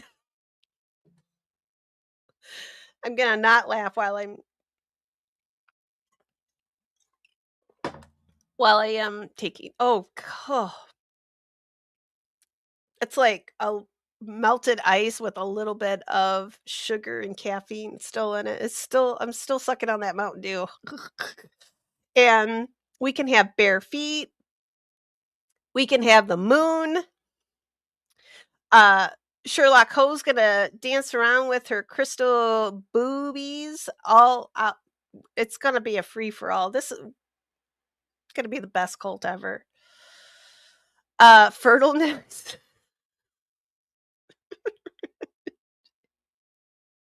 No fertile necks, though. That's one thing we're not gonna allow. No fertile necks in our cult. Ladies, shave your necks. Equal says, I can't be in a cult until I get the desired facial hairstyle. Well, what do you want, Equal? You tell us what you want, and we'll put it in the bylaws. I think we can. Who's taking notes for this? Because I can't, because I got squirrels in the attic right now. Um, I was trying to remember Stefan. Oh, Stefan. Oh, I love Stefan. The ravioli hands. Oh my god. Okay, guys. Yeah, Melissa, Mrs. Roper was hot. Those moo Have you guys do you guys know about there's like a Mrs. Roper like a pub crawl? Oh shit. Hang on. Okay, I will look that up. What the hell? I think we're going to have a snow day tomorrow anyway. Um Mrs. Roper, what is it? Bar crawl. Here it is. god, what is everything oh my god. Yeah, here we go. Hang on. Oh my gosh, this is in Shreveport. Hang on. Um, alright, hang on. You guys gotta see this. This is hilarious. I'm gonna remove some Betsy from here, and then I'm gonna share. I was looking for one of these in Michigan, and they didn't have one. So oh, shoot, you guys are gonna see my Google history. Hang on. Wrong one. Okay. Whoo! That was close. Alright. Oh, wait, are they gonna make me buy the Shreveport Times? Oh, you suckers. Alright. There we go. Can you guys see that? Here.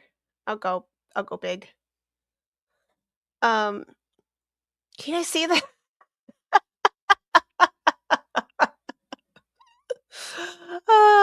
Oh my god. Um, a Halston muumuu. You can wear a muumuu. Let you. Anything like this. I like some of these are really cute too. Um, toga, toga. All right, I'm gonna move down here a little bit because otherwise I will get. Equal says, speaking of attire, did y'all see the Karen? I love her. That white dress with the it was beautiful. She's freaking classy. Like I l- all her suits and little dress suits and oh yeah. But I love that the white one. It was so cute. Equal says I was offered startup money to go to Fashion Week when I was 16 and had my own costume couture biz. Well, Equal, you and Tiff are now in charge of cult attire and merch. Um, so yeah, you guys need to get that's we have bylaws.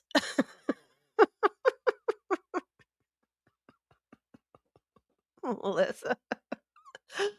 Oh, this is Roper Walk. Oh, the moo the wigs. All right. All right, here, let me go. There's more photos on here, so hang on. Let me scroll her down. There's a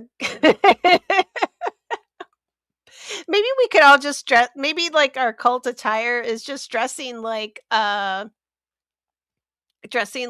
Roper. I like it. Moo dang. But did Mrs. Roper did she really have red hair? I thought she was more blonde. But oh my god, look at 'em all. That could be us, you guys. What the hell, lady? Where's your wig? You got your moo on, but where's your wig? What? Alright, they can't be in the photo if they don't have the red wig on. How can I make that bigger? Uh, here, I'm gonna find out. We'll find a damn it!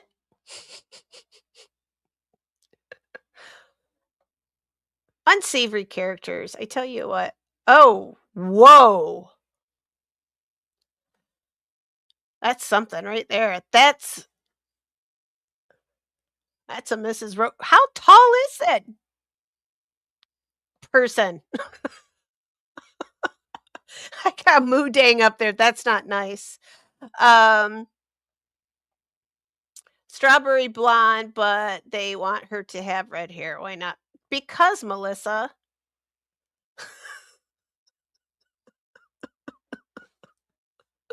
You think it's AI? I think it's real.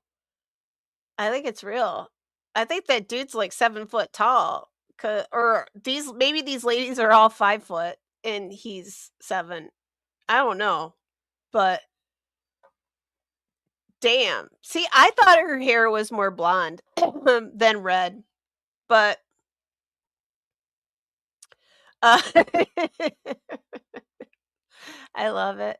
But I want to do one of these. So somebody has to volunteer to go with me on one of these pub crawls or whatever the hell they're calling them. I think that's Melissa McCarthy there, isn't it? Yeah, I think so. No. um, oh my god, they're so cute. They're so cute. Uh They have different faces. No, that's not AI. That's different. Wow, that's I know you guys it's really big on my screen that oh, that's a lot of red hair. Um, woo, is that what my hair looks like? Oh, that hurts my head. I'm sorry, you guys. Should I put a wig on? Oh, um, yeah, let's do this. What is this? Downtown Shreveport. So I have to go back to New Orleans? Oh, yeah, there's alcohol. There's a lot of alcohol involved in this. Like, she's already lost her wig. Holy shit, I almost thought that was Mr. Roper there for a second. Is that, you know who that looks like? What's his name? Corey Feldman. I think that's Corey Feldman, isn't it? Um, yeah, equal, but I think that that was before she got skinny. So I think that was a while ago. This is an old photo. I don't know, but she looks great. I always thought she was beautiful. I don't think it mattered whether she was larger or skinnier. Oh, aren't they cute? Yeah. Some chick back there without a wig on. Get her out of the picture. All right. Have we seen enough of them? Oh, the colors are hurting my eye. Woof. Oh, that lady in the back there, she is not looking happy.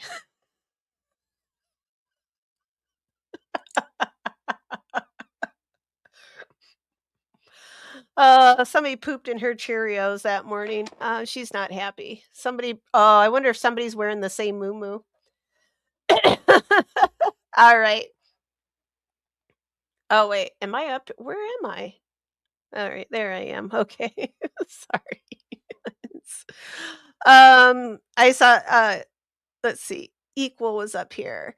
So Equal, my mother was Mennonite. I had to sew at 6 years old, but I was weird and we were excommunicated. I got to sew weird. We are so weird, not s- so weird, not so weird.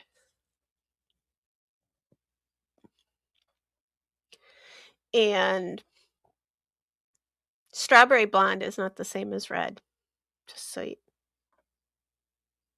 they're honorary gingers sometimes, but not all the time. All right. Are you guys tired? I don't think I have anything else. I think I've already with all this cult talk, that's pretty much uh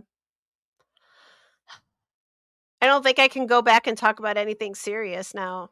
So, unless you guys have some more stuff that you want to talk about, uh I would like to now I want to talk about to equal about being a Mennonite. I think that's like I have questions for Mennonites, like, it's fascinating to me. Like, religions are fascinating to me.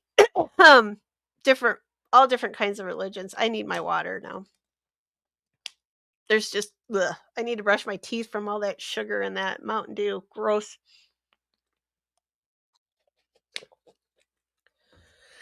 Whew. Maybe that'll dilute some of that sugar out of my system. I'm gonna get all shaky here in a little bit, like, "Ooh." Um, does that mean you were excommunicated? What did they do? Show your hair? Oh. D well, Mennonites don't have to wear bonnets, right? But, um, maybe not. I don't know. I'm just gonna pretend. Um, yeah, anytime anybody moves to Boston, you should, that should be it. Never talk to them again. I joke. I have family from Boston. It's okay. Yeah, see, Melissa said it too. Boston is immediate excommunication. Yeah. Woohoo. Just kidding, Boston. I love you. Like, hey, I was in Boston. What? Not this summer. The summer before last, and we did the walking tour. I lo- Oh my god, there's so much history there. I didn't even get to like I got what we saw 2, 3 cemeteries. And by the time we got because I waste so much time I waste so much time. Well, my family says I waste too much time in the cemeteries. By the time we got to the end, the big cemetery that I wanted to get into, they were closing up. And they were closing the gate. And I was like, "Oh." It's the one over by the Old North Church. And that's the one I really wanted to go in. So I had to take pictures like through the fence, and I was so upset because I really wanted to get in there, but hey, Boston's not going anywhere, so I'll be back. Warning. Right? Right, see? Louisiana knows how to have a good time, but everything's haunted down there, so, I mean, might as well the spirits flow, spirits haunt I don't know, that sounded a little better in my head. Equal says, "I would go back to Lancaster County to see fam in the summertime."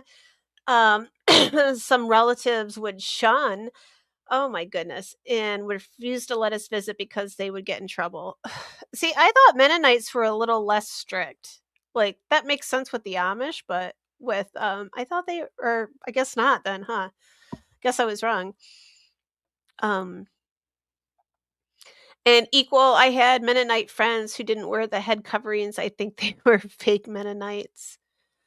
Uh let's see. Who is equal parts? Who is she? Now we have questions. Who are you, equal? My people went modern before my mother, but we were definitely forbidden by people. Oh, see, I think as a kid that would be so rough. Just to like, how do you comprehend that and make sense of it? Right? Like, it's easier as an adult.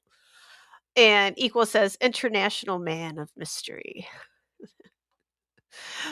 Shunning is real, like Dwight from The Office. I think he was a Mennonite. Him and Angela. Cool. What was I love The Office. Oh. But yeah, Dwight and his beet farm. But um I wouldn't want to be shunned.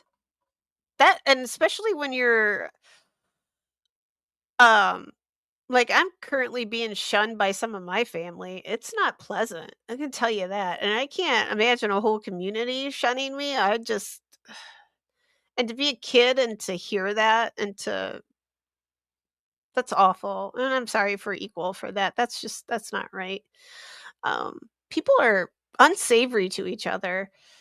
Um, equal says not all have to. My mother's family didn't most of the time, but my mother went hippie. The hippies were cool. I had a lot of hippie relatives. Well, they said they were hippies, but I think they like to smoke herbal supplement, like a lot of herbal supplement, but they called themselves hippies. um, and Melissa says Lithuanian religion is very hippie in general. And now I got that damn REM song. Is it REM? No, that's not REM. Yeah, that's REM, right? That's me in the corner. That's me in the spot. Sorry. Hopefully you guys can't hear that when I was singing. There's a better one next time you come by. Equal when next time I come well, I got a bucket of you guys that I'm gonna see when I hit Massachusetts next time. So I'll be at right outside your guys' windows. Oh, equal. That's something we can talk about real quick. I don't think it'll take very long. I looked up that whole the knocking. Like you mentioned it. God, it seems like a long time ago, but I think it was like last week. Seems like a long time ago. Did I write that down somewhere? Hang on. Um, because like that's the first thing. Like I think all of us said that like all at once, right? Like you said you had that phantom knock. And I said, well, if there's nobody there, well, you don't don't answer the door, right? But I did go and look it up because I wanted to see, is this like some kind of folklore, right? Um, and I know I looked it up, so hang on. I might have to look it up on my phone because I think that's where I saved it to. Um, yeah, hang on a second. Oh, there's Vin Diesel again. I saved him on here. All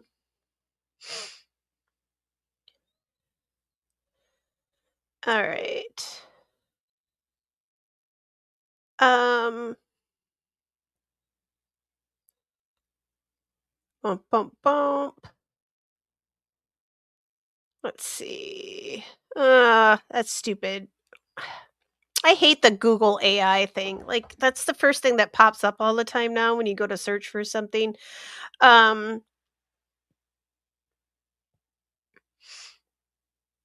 hang on. Should I go to the Reddit? I'll go. I think it was the Reddit Paranormal. Yeah, here's one. Um,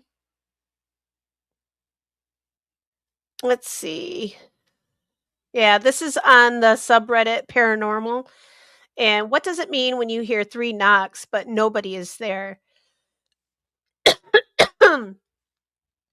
Says for the last few years, I keep hearing three knocks on my front door. I've moved two times the last few years.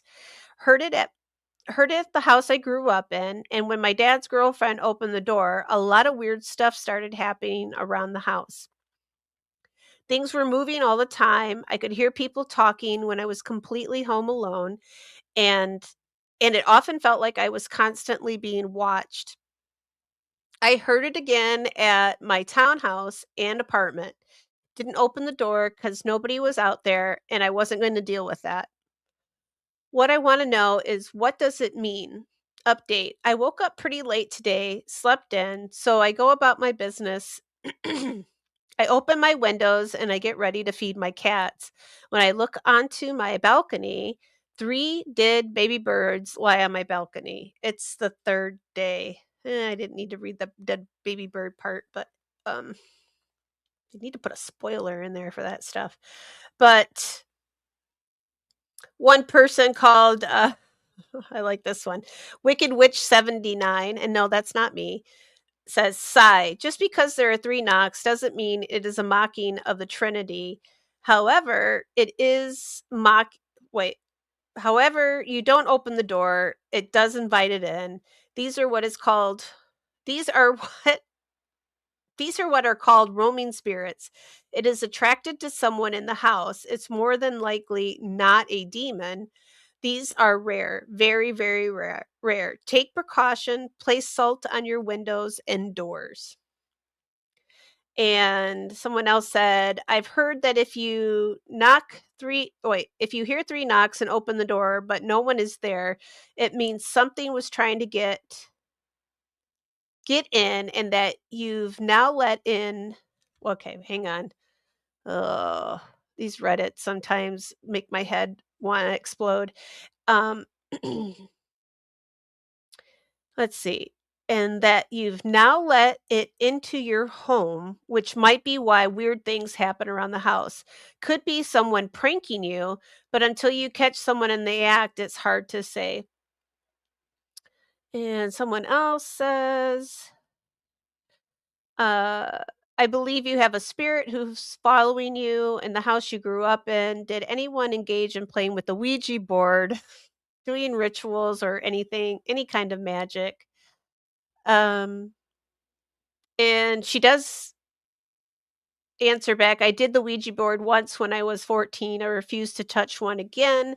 My dad has also done a bunch of shit when he was younger too, including Ouija boards and other rituals. And then somebody answered, once the spiritual door is open, they're with you on and off for your whole life unless you renounce it and get rid unless you renounce it and get rid of it. The knocks let you know it's evil and it's wanting in or just trying to get a response. And this is where I don't agree with this, but it does say it's pretty common for demonic attachments. Sometimes the knocks will be on doors, walls, windows, your headboard. Um, uh, I would have said this too. If the demon's knocking on my headboard, then it clearly wants something else from me. Yeah. So like it's getting a little too close for comfort at that point. And but most of them are saying that it's right, like it's something not good wanting to get in. But I don't I think I've talked about several times about the whole demon like I don't jump to the demon. It takes a lot for me to believe in that.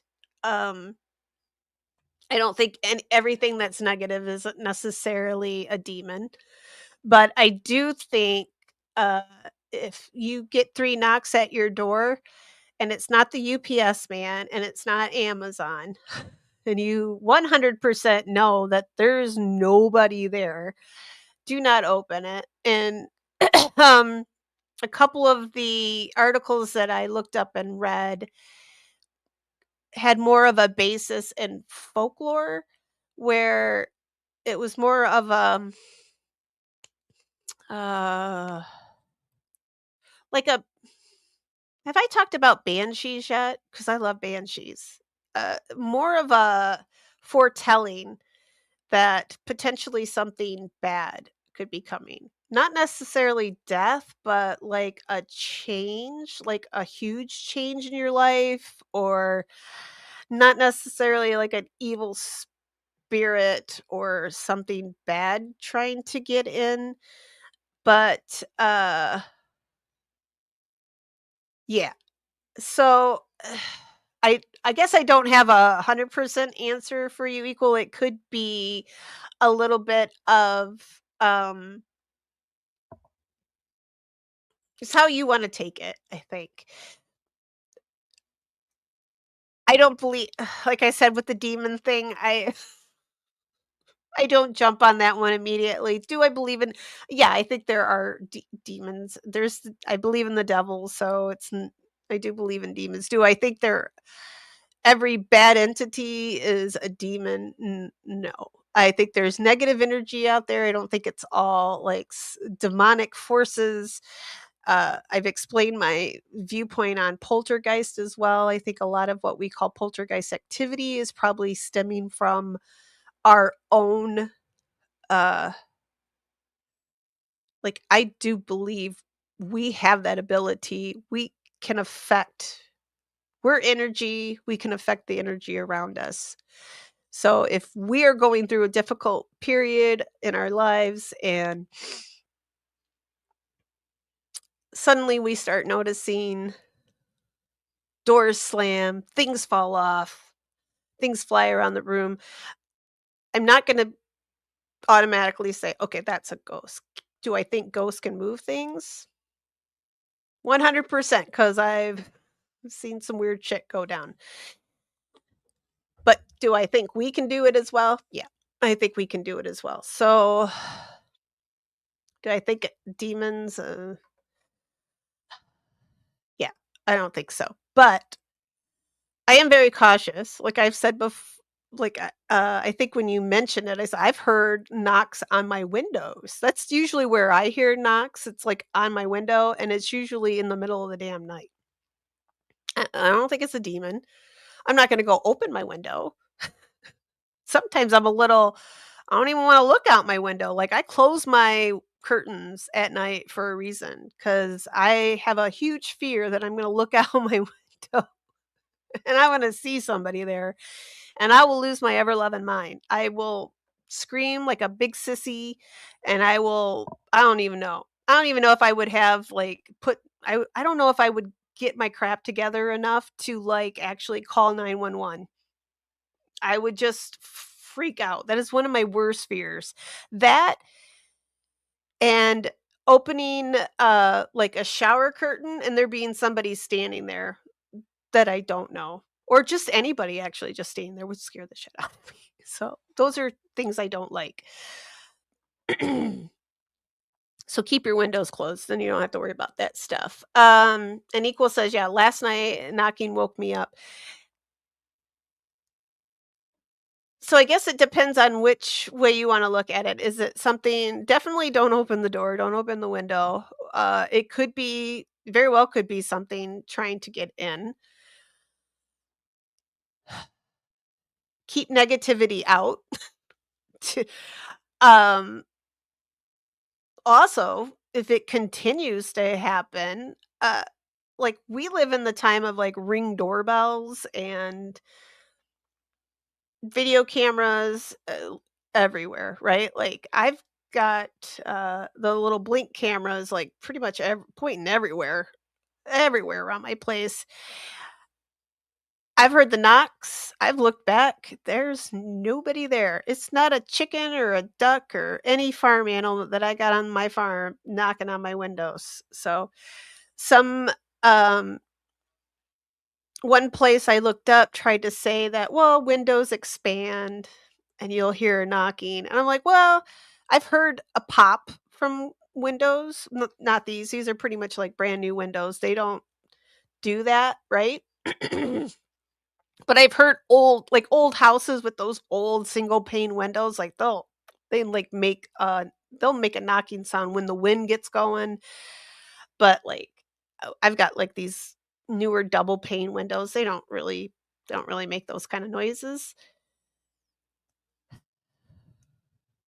That's how I know if something's tapping on that's something beyond, right? So, uh, it's not the wind, it's not the window, whatever. How did they say it? Something with the yeah, moisture, right? Like, I think that's probably, like, old wood windows or something, so, um, um oh, since it's oh, good, I thought she was gonna catch up to chat. We cannot let I had to bring up the knocking because I was gonna talk about it the other night too, but I think Equal had to leave. So, yeah, I didn't get to and now my dogs are all barking. I bet somebody knocked on the window. Um, Reddit's fun. Paranormal Reddit, you guys need to get on the paranormal subreddit. It's fun as hell. Like, I love it. So especially when people ask, "Hey, what's this a photo of?" And everybody's like, "It's dust." Those are my favorite ones. I love those. Yeah, and C says, "Don't open the door, don't open the window." Definitely don't do that because that's pretty much what everybody says. Like, even if they don't know for sure what it is, just don't. But like I said, in some like I did find a reference to some folklore being that it could just be a harbinger. I think that's the word I was looking for. Like a harbinger of something not good coming. Not necessarily death, but maybe like a big change, something along those lines. Does that make sense, guys? I hope that makes sense. But yeah, it seems to be like that's a pretty common one. So, is it cats equal? Did your cats do it? It's not birds because birds aren't real. It's not cats either. I don't know how many cats can knock, you guys. Tansy, can you? Yeah, she says you guys are crazy. She can't knock either. Um,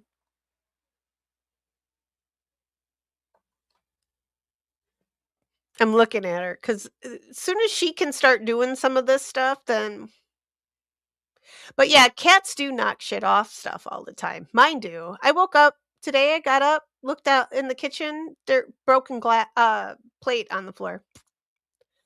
Was the kid up and did he see the broken plate? Did he pick it up? No. If I leave my keys sitting on the counter, like within like 3 minutes, somebody's knocked them off. Equal says dogs are always trying to go into my house while their owners are walking them. Well, that's good. Let the dogs come. You got new dogs. I like that. Well, they're attracted. That means you must have good juju, good energy around your house if they wanna come there. At least it's not the house in the neighborhood where they're all running from, right? And Melissa says, "Are you smoking meats in there?"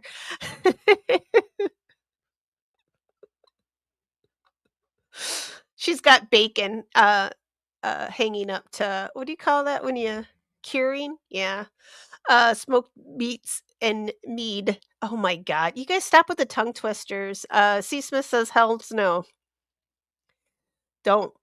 Like I said, if it's shit. Have you watched some of the videos? And this isn't even like paranormal ghost or anything, but some of the videos of some of these people coming to the door, like pretending like they're delivering a package, and they're bad. They're unsavory characters.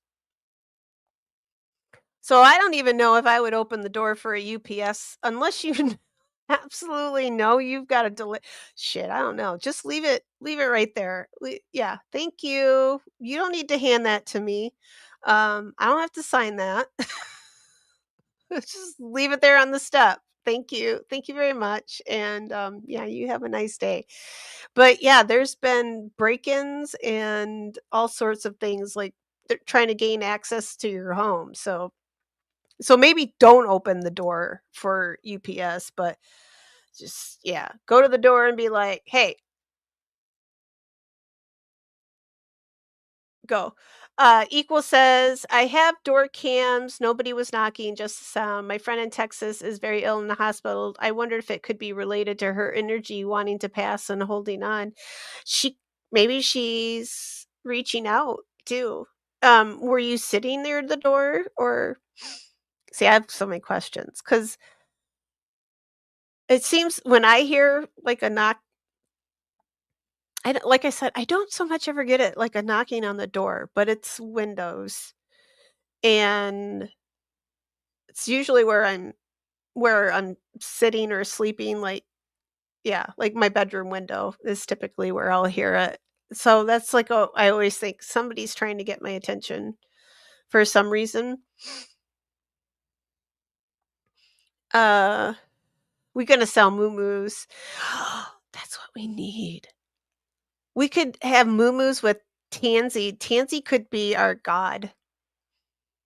I mean, she's not benevolent by any stretch, so she she'd be perfect. Also, sometimes I'll hear a knocking and it's the, who are those? That one religion that likes to come up and give you pamphlets. So again, I don't open the door for I pretend I'm not home. Oh, I used to be just like, "Hey, I'm already prescribed to a religion, I'm good." And then they're like, "Well, can we just talk to you about Jesus?" And I'm like, "Why are you trying to convert me? I'm my religion believes in Jesus. We're good. I'm okay. You guys can go on now." But yeah. So I was curious what everybody else I think last time too, everybody pretty much I think we all had the same idea, like just don't answer the door. But um Melissa, I'm not gonna ground you, but because I can't, but I will send Tansy after you. She'll beat Ricky Bobby up. She's bad. She badass. She scares my dogs, and she's tiny. Yeah, equal. Can you check on your friend? Well, you would. Yeah, I'm sure you can probably check on her, right? And I would. Yeah, but I think wasn't it you talked to equal? You did say you mentioned that the knocking that woke you up. I thought right, and then I think you had some stuff happen like the next day or the next stream that we were on, right? I think you had some stuff happen. So I wonder if it was just like a forewarning. That's kind of how I think that's where I might be on it. That it might be more of like a forewarning, like that's the word I wanted, forewarning, not harbinger, harbinger of evil. That's what Tansy is. But she looks so damn cute snuggled up in my sweatshirt right now, you guys. And Tiff says, "I don't believe in the devil or demons. Real people are scary enough." Sometimes I think we might already be in hell. I don't especially if you look around lately. Shit's scary. Equal says, "The Museum of Natural Heritage once had an exhibition on cultural practices of death, amazing. Had set of sounds where you could point on the map, get the sound of death lore like banshees. Banshees are fascinating. Uh, well, I guess I don't have to. It's not a whole stream, so and I think I've kind of briefly touched on it. I should do a whole thing like on Celtic, like the folklore, because I think I can talk about that. Well, yeah, because banshees are supposed to harbingers of death, right? Like they're telling you somebody's gonna die. Because I always hear, maybe I'm wrong. I could be the one that's wrong, but I seldom am. No, I'm very much wrong a lot sometimes. So, but I am not afraid to admit it, and I will go back and fix my mistakes if I do say something wrong. Like I've had to do that more than once on here. Like pierogies and punchkis and pierogies are not the same thing. You guys are gonna get to see punchkis. I'm gonna eat one right here on the stream in just a few. Oh shit! Wait, I can't stream on Fat Tuesday because I'm gonna be in Chicago. Well, guess you guys aren't gonna get to see what a punchki is. So sad to be you. They'll probably be available on Monday too, so maybe I'll stream Monday night instead. But no, Tuesday because I fly Wednesday. We're gonna be in Chicago Tuesday night. So yeah, maybe I'll be able to get some on Monday night. I gotta show you guys what they are. Unless you already know what they are, then you probably don't really give a crap. But yeah, um, yeah, I like that whole. I'd be really interested in see. I love all of that stuff equal. That's really cool. But banshees, yeah. So banshees are supposed to be like some Scottish clans actually have their own banshee. Like there is one that so they have their own designated banshee.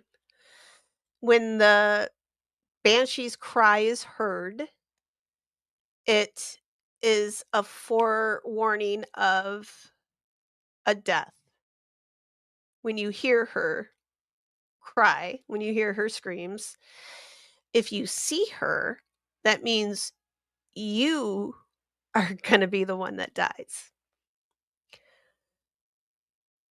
And then some Scottish clans, it's when the banshee cries, that means the laird of the clan that foretells his death, that it'll be happening soon. And I kinda like that. I don't think it means anybody else is gonna die except for the laird. So I like that better because then I don't have to worry about walking around in the woods and seeing one and then dying. So Tiff, they are huge. And I had never seen them before and I until I lived in Colorado and then like they were everywhere and I freaked out because I'm like, what the hell? They're very cool though. Oh my god. And yeah, they're pretty big. They're almost yeah, they're huge. And Equal says to see I am in touch with her several days by text and mm. um this is gonna dox everybody. Um right, Amityville Horror, that house though. Just seeing photos of it creeps me out. Oh, because I mean,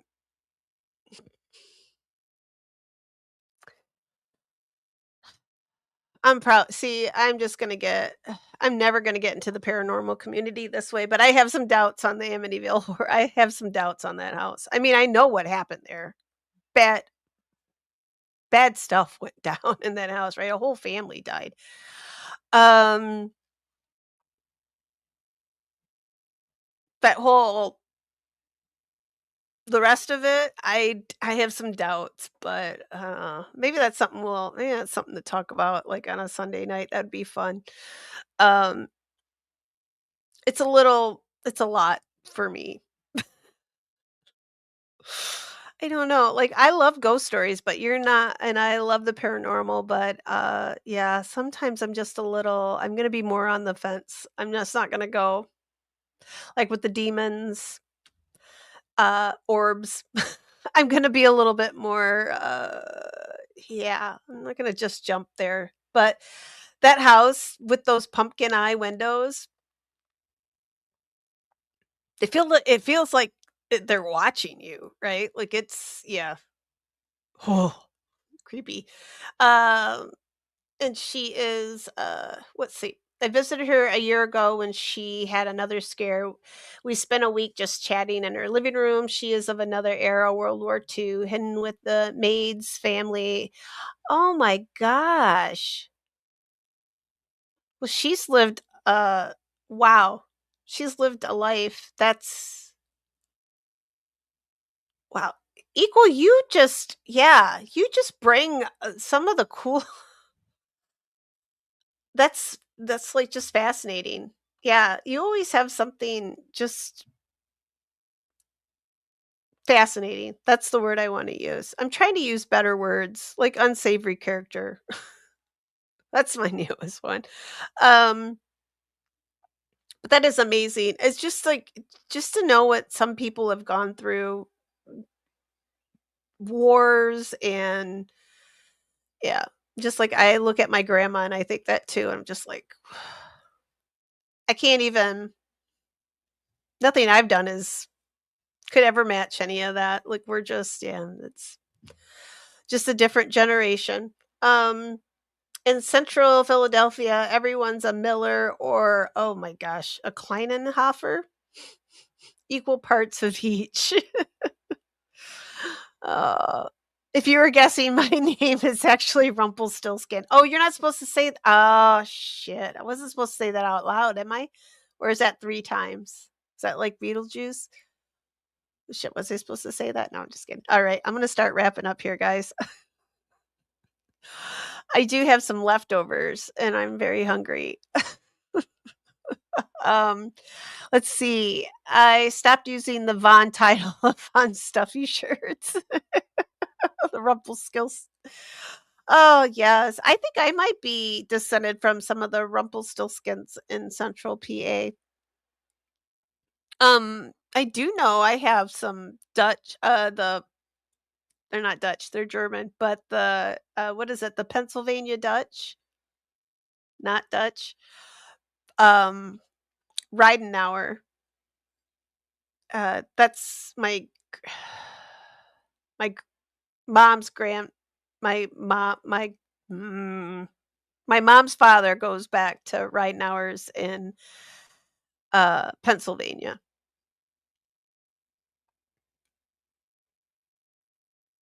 and trying to get that name Ridenour was spelled so many different ways. I tell you, that was so much fun trying to figure that.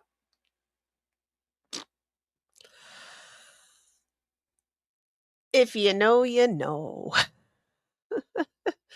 Now I'm singing, Paul McCartney, "Someone's knocking at my door, somebody's ringing the bell, do me a favor, open the door and let" Don't, Paul. Paul has bad advice. Paul's an idiot. Thank you, Paul. Thank you, Paul, because now she's just let a demon in her front door, and what are you gonna do? You're not gonna help her, jerk. Um I always think of, like, "Knock 3 times on the ceiling if you want me." I know I've sang that one before, and I don't sing. I can't sing, but hey. So not Paul for the win. Paul's trying to get you murdered. That's what he's trying to do. Um, right? Like, he says, "Why don't you do me a favor? You go let them in, and I'll sit in here so I'm safe, but you go let them in.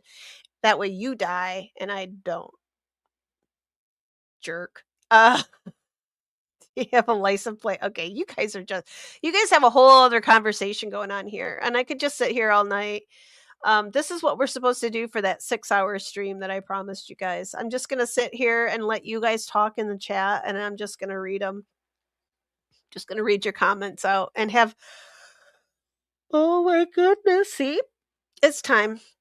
It's time for tombstones to go to rest, to rest in peace, which I probably won't anyway. But yeah, I'll be up to 5 because I think I'm going to go down another rabbit hole tonight, you guys. I got to go see what kind of robes I want. I want to see what looks flattering. Do I want some that like nip in at the waist? Yeah. What colors would be best? Like, do we have one color? Like navy looks good on everybody, so navy blue is probably what we should go with. Equal says we had a lady on our street trying to break into houses with a giant Home Depot box. She'd hidden the box as a delivery. If anyone came out looking to see, oh my god, they're getting so crafty. Um, I should have done that to one of my exes. He had some of my stuff that I never got back. I never thought about this Home Depot box thing. I could have done that, and, like, while he went out, like, "Oh, what?" I could have snuck how do you get it wait, I have questions. But ma he had my pizza stone. You know how long it takes to season one of those to, like, get your pizza crust perfect? It takes a lot of pizzas, and he kept it and wouldn't give it back to me. Jerk. If you're listening to this right now, I want my damn pizza stone back. I'm sure he broke it a long time ago or gave it to some other stupid girl. Um, Equal says police caught her because she took the box with her when she No, you're not gonna give up. Don't you have to pay for those boxes? Oh my god, I want to see that. Oh, all right, I'm coming down to the end because Toombs is tired because that's I've yawned 3 times now. And my eyes are getting glassy because the sugar is out. The sugar is running out of me. So the Home Depot box is a collectible. Yeah, I can see that. Yeah. Uh, it was the witnesses. That's who that. Yeah, they have a. Is it a church? Yeah, they have churches. Yeah, they have one nearby. And hey, I'm fine. But I'm good. I have a religion. I'm fine. But. My mom used to be like, she would just talk to anybody, and I think that's why they still come to the house, because they knew she would talk to them, right? And, I just don't like I'm I'm doing stuff. When I'm here, I'm doing stuff. I got stuff to do. I got animals to feed, um, I got a cat to keep up from biting me, um oh, great. See, maybe they're not really witnesses that are coming to my door. Maybe they're trying to lure me into being trafficked. No, nobody wants me. Um, they'd send me home like immediately. But yeah, just don't open your door. And if you have a ring doorbell or something, so if somebody does snatch you, um, hopefully they'll find you or see who took you. Unless now you're curious, Melissa. Um, Equal parts, sing the song out loud when you hear the knocks. That's what I used to do. Yeah, I'd sing the Tony is it yeah, Tony Orlando? Uh, yeah, Tony Orlando, right? Or is that the Boots? Who is that? Oh god, you guys. Okay, I gotta get to the bottom. I gotta get some sleep or something. I don't know. I gotta at least wash my face and get this makeup off. So singing drives the blues away. Oh, but you guys don't want me to sing. I cannot carry a tune. I don't know how I have a kid that's a musician because not for me. Remember the Banshee and Darby O'Gill and the Little People scared the bejesus out of me as a kid. Still haunts my dreams. I have had a very healthy fear of banshees when I was young because we had like foxes.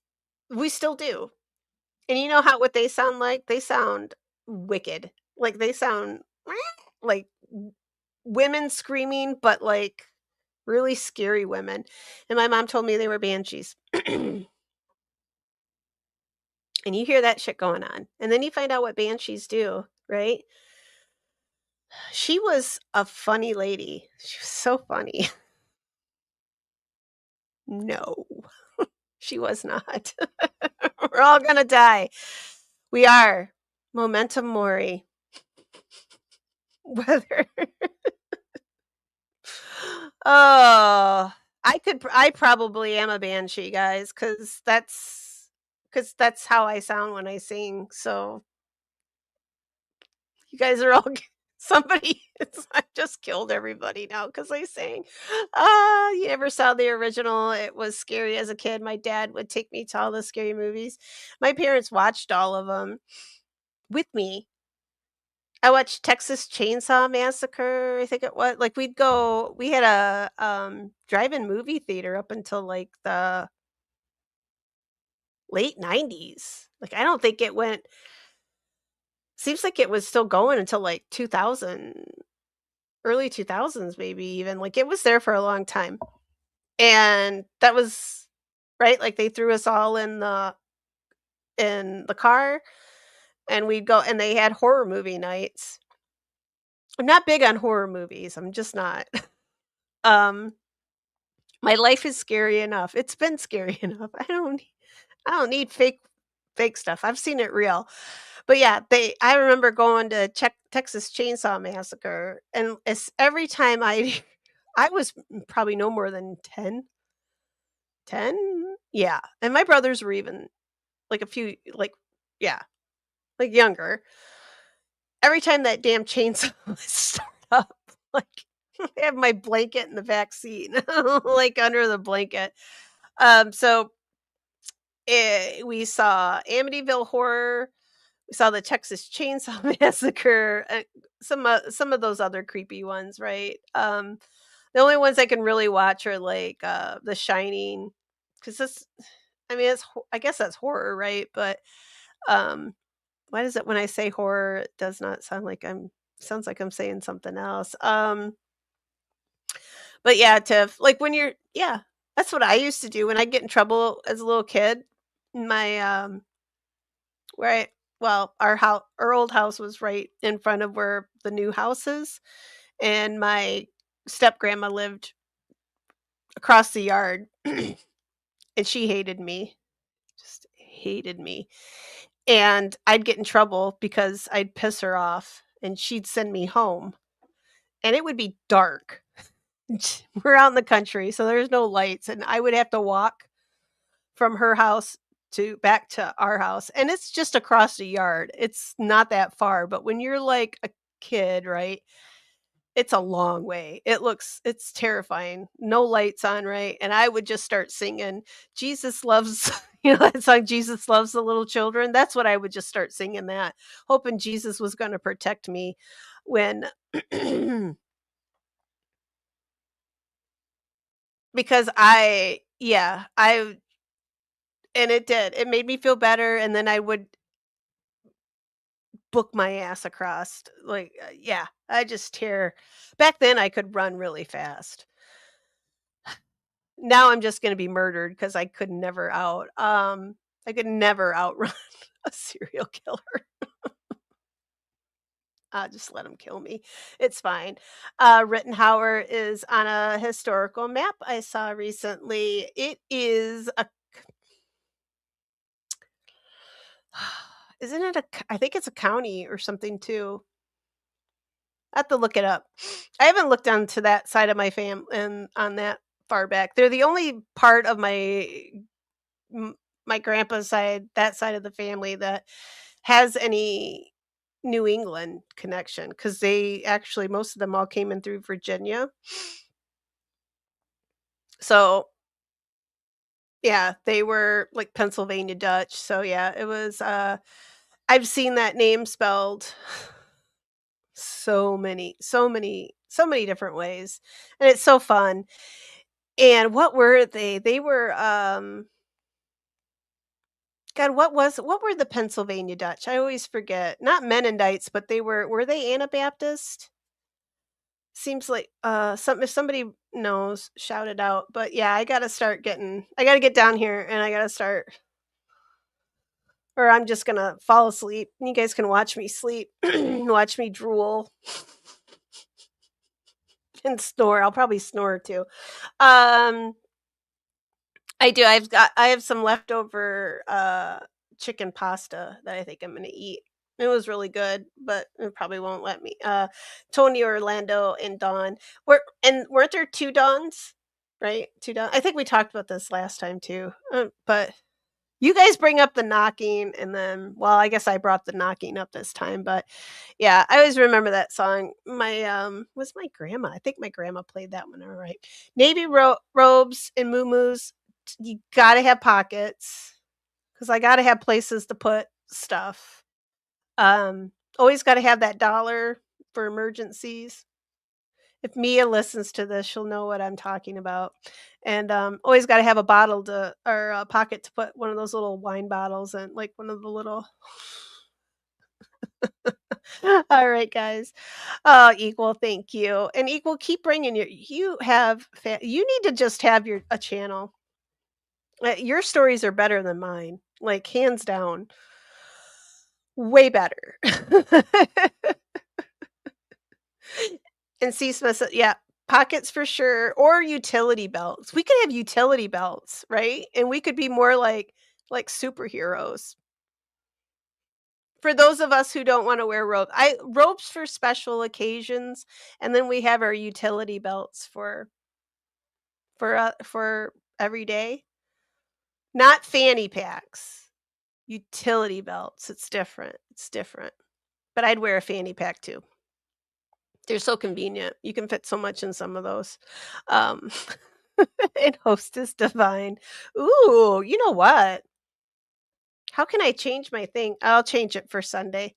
I'll change my name for Sunday. And Equal says, "Nice to meet you, traveling fools." Oh, you haven't met him yet, though. Equal. She says that now. No, I'm kidding. TF is awesome. Well, wait, hang on. Let me see if I can do this again. Hang on. I can put up I'm gonna try to do a link. Hang on, guys. Oh shit. Let's see if I can do this. I can do it because I did this right the other day. See if I can do it again. I'm always afraid when I oh, all right, here we go. All right, let's see if that worked.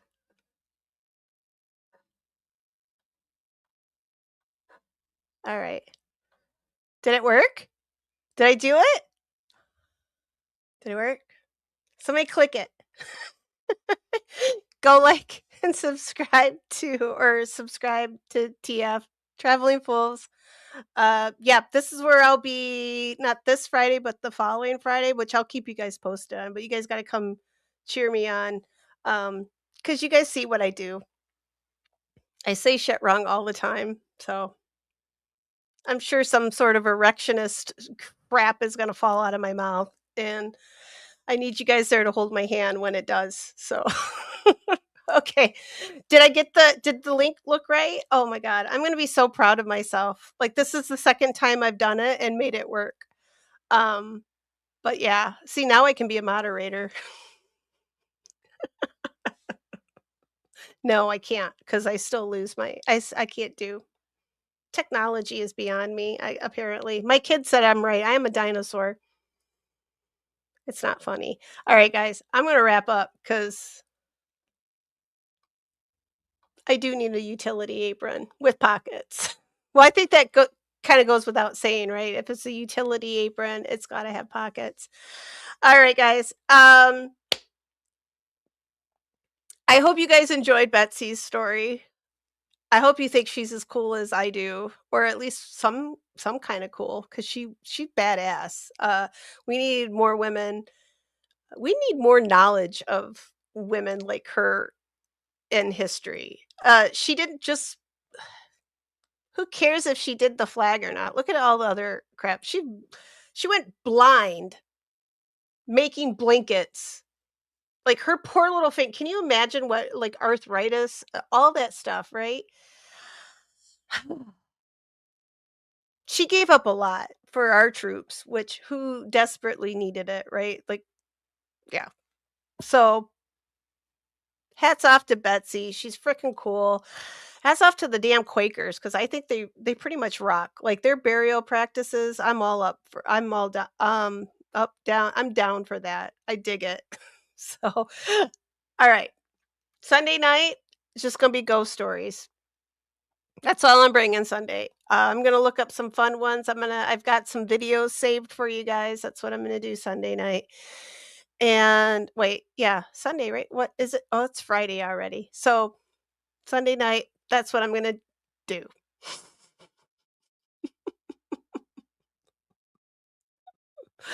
All right, guys. Right. Oh, yay! It worked. I'm so happy. Good night, guys. Love you. I will see you Sunday night.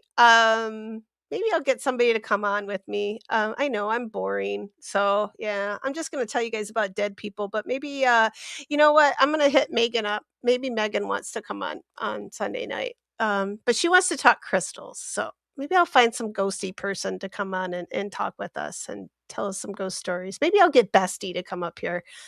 Bestie likes to come up and uh talk ghost stories too. So we'll see. I'll get somebody because you guys are gonna get tired of looking at me all the time. Yeah. But I love you guys. Thank you. Oh my god, 4.5 hours, you guys. What? But I love you. I gotta sage you. I'm gonna sage you real quick though. So don't leave until I sage you because I don't want you taking any bad juju out of here. So because we did talk about demons and I probably just set some shit off. So hang on.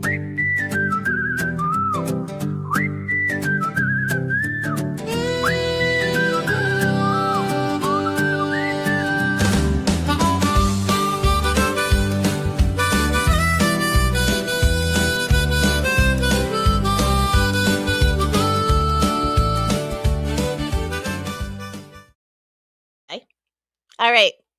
She came to say bye. You want to say hi? She's camera shy now, guys. All right. I'll see you guys on Sunday night. Thanks.